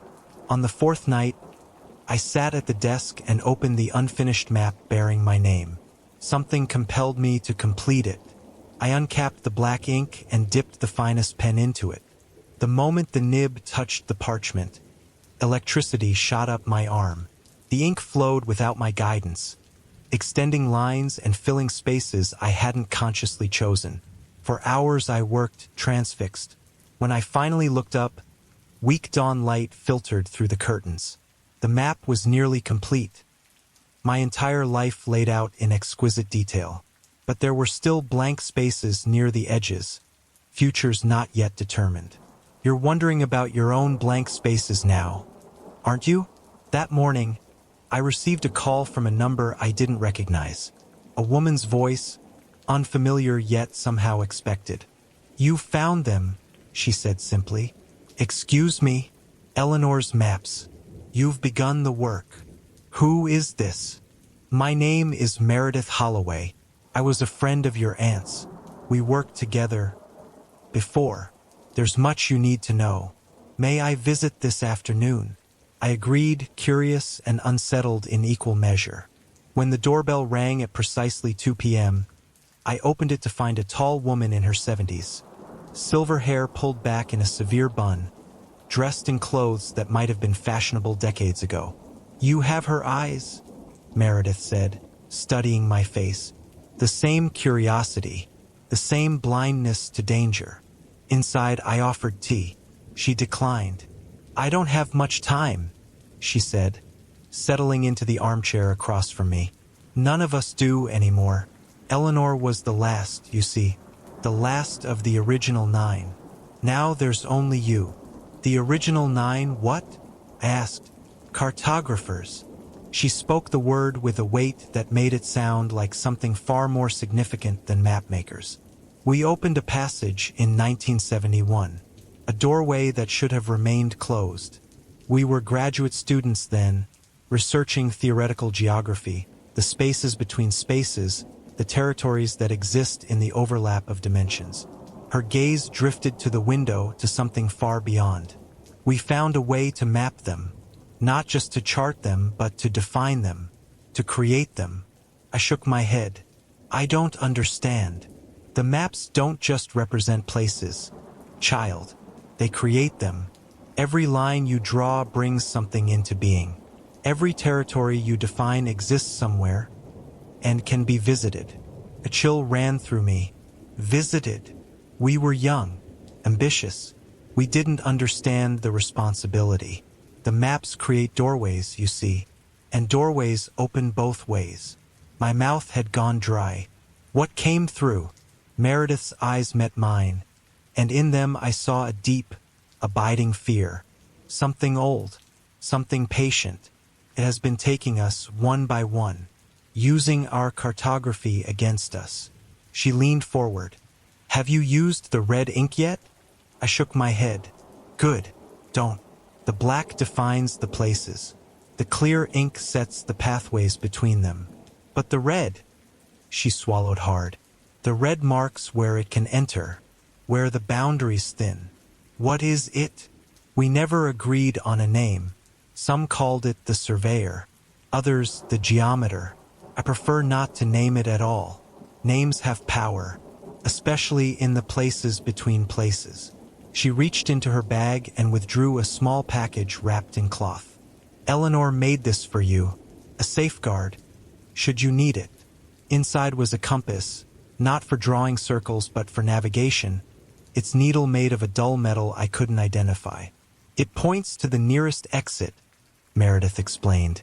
If you find yourself elsewhere. You're saying these maps can transport me to other dimensions? That sounds impossible? So is most of reality when examined closely enough. Haven't you felt it already? The pull when you draw? The way the ink moves almost of its own accord. Couldn't deny it. Something had happened at that desk, something beyond normal explanation. Eleanor chose you as her successor for a reason, Meredith continued. The responsibility passes through bloodlines. The talent does too. But it needs awakening. She stood suddenly. I've said too much already. It knows when we speak of it directly. I can feel its attention turning. She moved toward the door with surprising speed. Complete your map if you must. We all feel the compulsion once it begins. But be careful what territories you define. And whatever you do, don't use the red ink. Before I could ask another question, she was gone. You feel the same compulsion now, don't you? The need to see what's on the other side. That night, I returned to the map. I couldn't help myself. The unfinished sections called to me, blank spaces demanding definition. I worked with the black ink until midnight, completing neighborhoods, streets, buildings that had featured in my life. The map was nearly complete when I noticed a small area near the center. The representation of Eleanor's cottage remained undefined. Without thinking, I reached for the container of clear, iridescent ink and applied it to that spot. The moment it touched the parchment, the ink spread of its own accord, forming not just the cottage but pathways extending outward from it like capillaries from a heart. They stretched to the edges of the map, connecting to places I'd drawn and places I hadn't. The room grew cold. The lamp flickered, and in the newly defined pathways on the map, I thought I saw movement, something flowing toward the center, toward the cottage, toward me. I slammed the portfolio closed and backed away from the desk, heart pounding. For the rest of the night, I huddled in bed, listening to the house creak and settle around me. Or was it settling? The sounds seemed purposeful, like careful footsteps testing the structure of reality. You hear them too, don't you? The subtle shifting in the walls, the slow, deliberate steps drawing closer. Morning came, and with it a sense of foolishness. I'd let an old woman's strange stories and my own imagination frighten me. After coffee, I decided to continue exploring the house. In the basement, behind stacks of aged periodicals, I discovered a door I hadn't noticed before, narrow with an unusual lock mechanism. Using the set of keys I'd inherited, I tried each one until a small brass key turned with a heavy click. The door opened to reveal not storage as I'd expected, but a staircase descending further downward. Curiosity overcame caution. With my phone's flashlight illuminating the way, I descended the stairs, which spiraled down much farther than seemed possible given the cottage's foundation. The air grew colder, danker. The walls changed from finished plaster to rough-hewn stone. After what felt like hundreds of steps, I emerged into a circular chamber. My light revealed walls covered in markings, lines and symbols that resembled the geographical features on Eleanor's maps. At the center stood a stone pedestal holding a flat surface of polished obsidian. I approached slowly. The surface wasn't completely smooth. Fine lines were etched into it, forming a perfect miniature replica of the map I'd been working on upstairs. My map, my life. As I stared, a drop of something dark fell onto the obsidian surface. I touched my nose and my fingers came away wet with blood. Another drop fell, then another, landing precisely on the representation of Eleanor's cottage. The blood didn't pool as it should have. Instead, it flowed along the etched lines, filling them like the ink had filled the pathways on the parchment upstairs. As it spread, the chamber around me began to shift. The walls seemed to breathe. The markings upon them moved, rearranging themselves. I backed away, but hit solid stone. The staircase had vanished. Panic rose in my throat as the blood completed its journey through the etched map. The obsidian surface began to glow with a dull red light.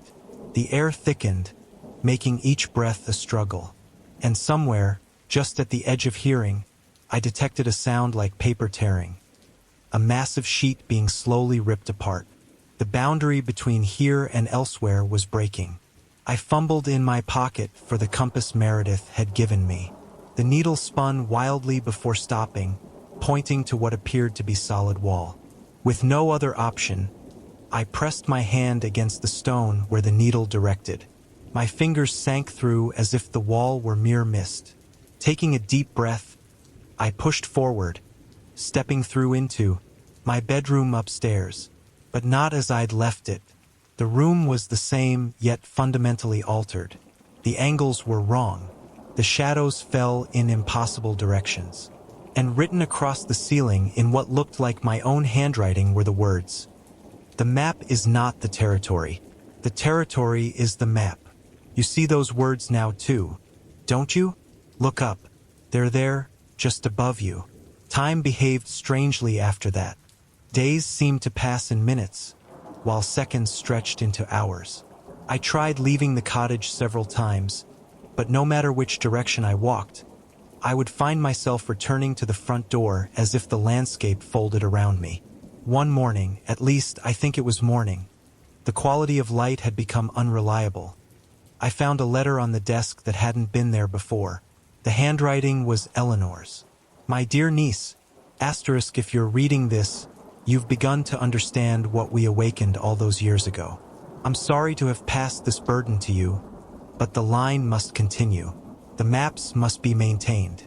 Without a cartographer, the boundaries weaken. Without boundaries, what lies beyond will devour everything. Asterisk. Asterisk, you've entered the overlap now, the space between spaces that we first mapped in 1971. It looks like our world, but it isn't.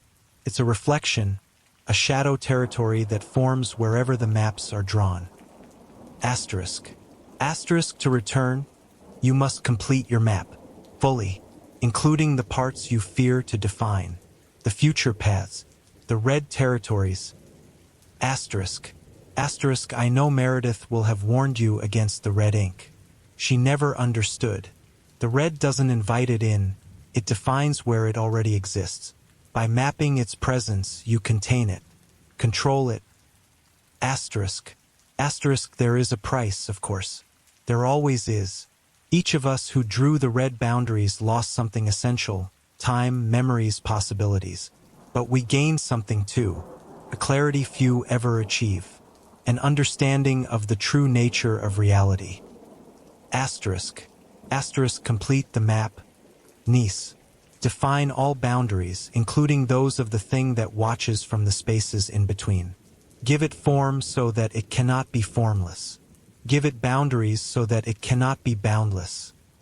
Asterisk. Asterisk, the instruments wait for you. The ink calls. Asterisk. With love and regret, Eleanor. I don't know how long I stared at that letter. Time had become meaningless. But eventually, I returned to the desk, opened the portfolio, and stared at my nearly completed map. The blank spaces frightened me now. Undefined territories where anything might exist, anything might emerge. I uncapped the black ink and continued where I'd left off, defining the remaining familiar places of my life. When that was done, I hesitated, the bottle of red ink sitting untouched before me. Meredith had warned against it. Eleanor had insisted upon it. Two women who'd opened a door decades ago and spent their lives dealing with what came through. Whose advice should I follow? You'd choose Eleanor's path too, wouldn't you? The temptation to know, to see, to understand is too great. I dipped the pen into the red ink. It clung to the nib like something alive, eager to transfer itself to parchment. When I touched it to the map, a shock ran through me. Not electricity this time, but ice, a cold so profound it burned. The red flowed outward from where I placed it, creating its own pathways, its own territories. As it spread, I began to see, truly see, for the first time. Reality has layers. Did you know that? Dimensions pressed together like pages in a book.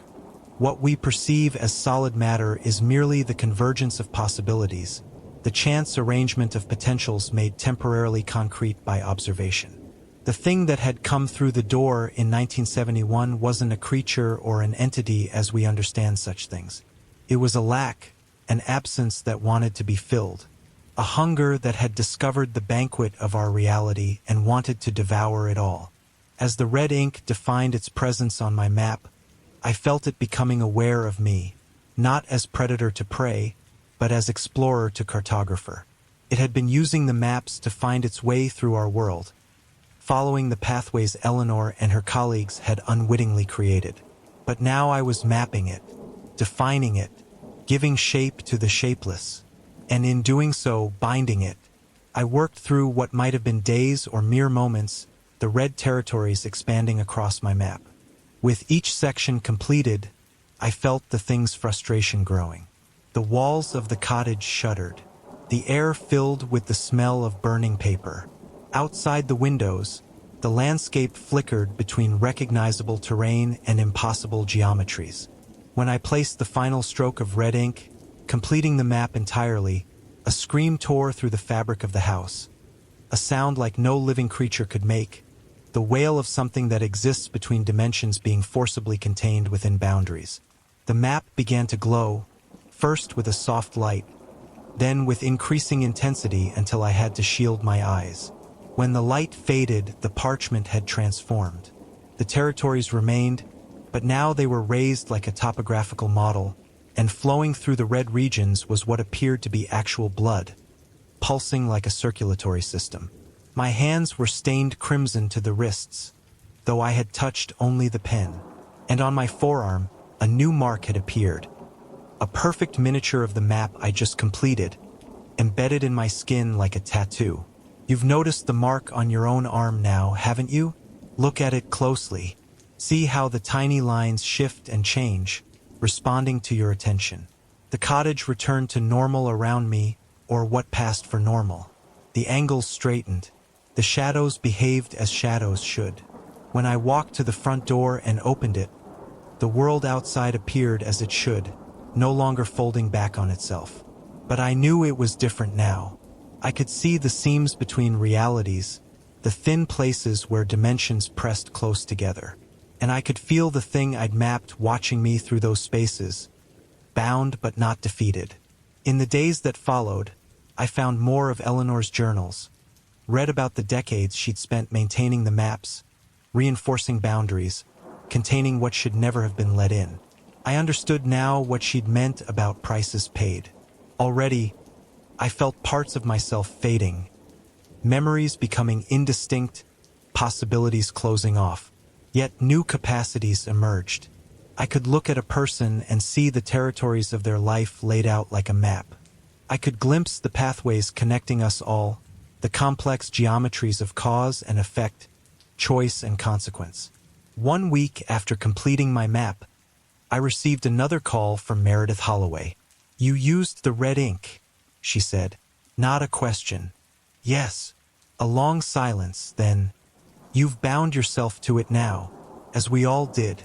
It will never stop seeking release." "I know. Eleanor chose well," she said finally.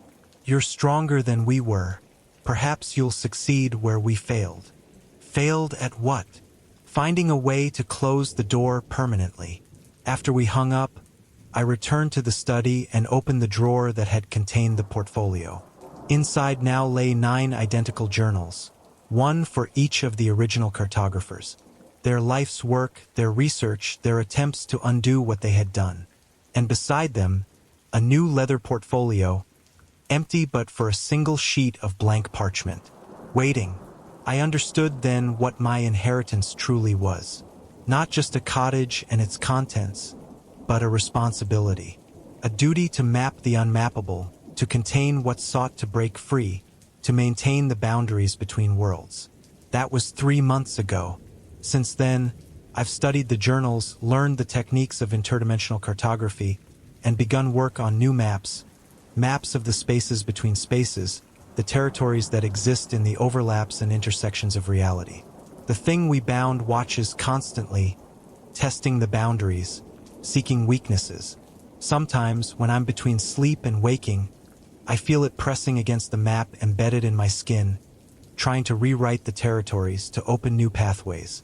And sometimes, in moments of perfect stillness, I hear it whispering from the red regions of the map. It tells me secrets, truths about the nature of existence that no human was meant to comprehend. It offers knowledge in exchange for freedom. But I am my aunt's heir in more than blood. I have her stubbornness, her sense of responsibility. I will not open the door wider. Instead, I search for successors of my own. People with the talent, the sight. People who might continue the work when my time comes to an end. That's why I've told you this story. Why I've shown you these maps. Why I've let you see the truths hidden between the lines. You've felt it, haven't you? The pull of the blank parchment. The call of the territories waiting to be defined. The strange familiarity of the instruments laid before you. Look at your hands now. See how the ink has already begun to stain your fingers? Feel the slight burning on your forearm where your own map is starting to form? You have the sight. You have the talent. The choice now is whether you have the courage to use it, to join me in maintaining the boundaries, in keeping watch over the doors between worlds. The red territories grow restless. The thing beyond the maps is patient, but not infinitely so. We need new cartographers. Will you take up the pen? The ink awaits your answer. I see you hesitating. your fingers hovering over the instruments I've laid before you. The compass, the rulers, the 3 bottles of ink. Choose carefully. Once the first line is drawn, there's no returning to the simplicity of a world with solid boundaries and reliable geometries. But know this, few are called to this work. Fewer still have the capacity to see beyond the veil of conventional reality. You wouldn't be here if you weren't meant for this. The territories need defining. The boundaries need maintenance. The maps must be completed. Take up the pen. Begin.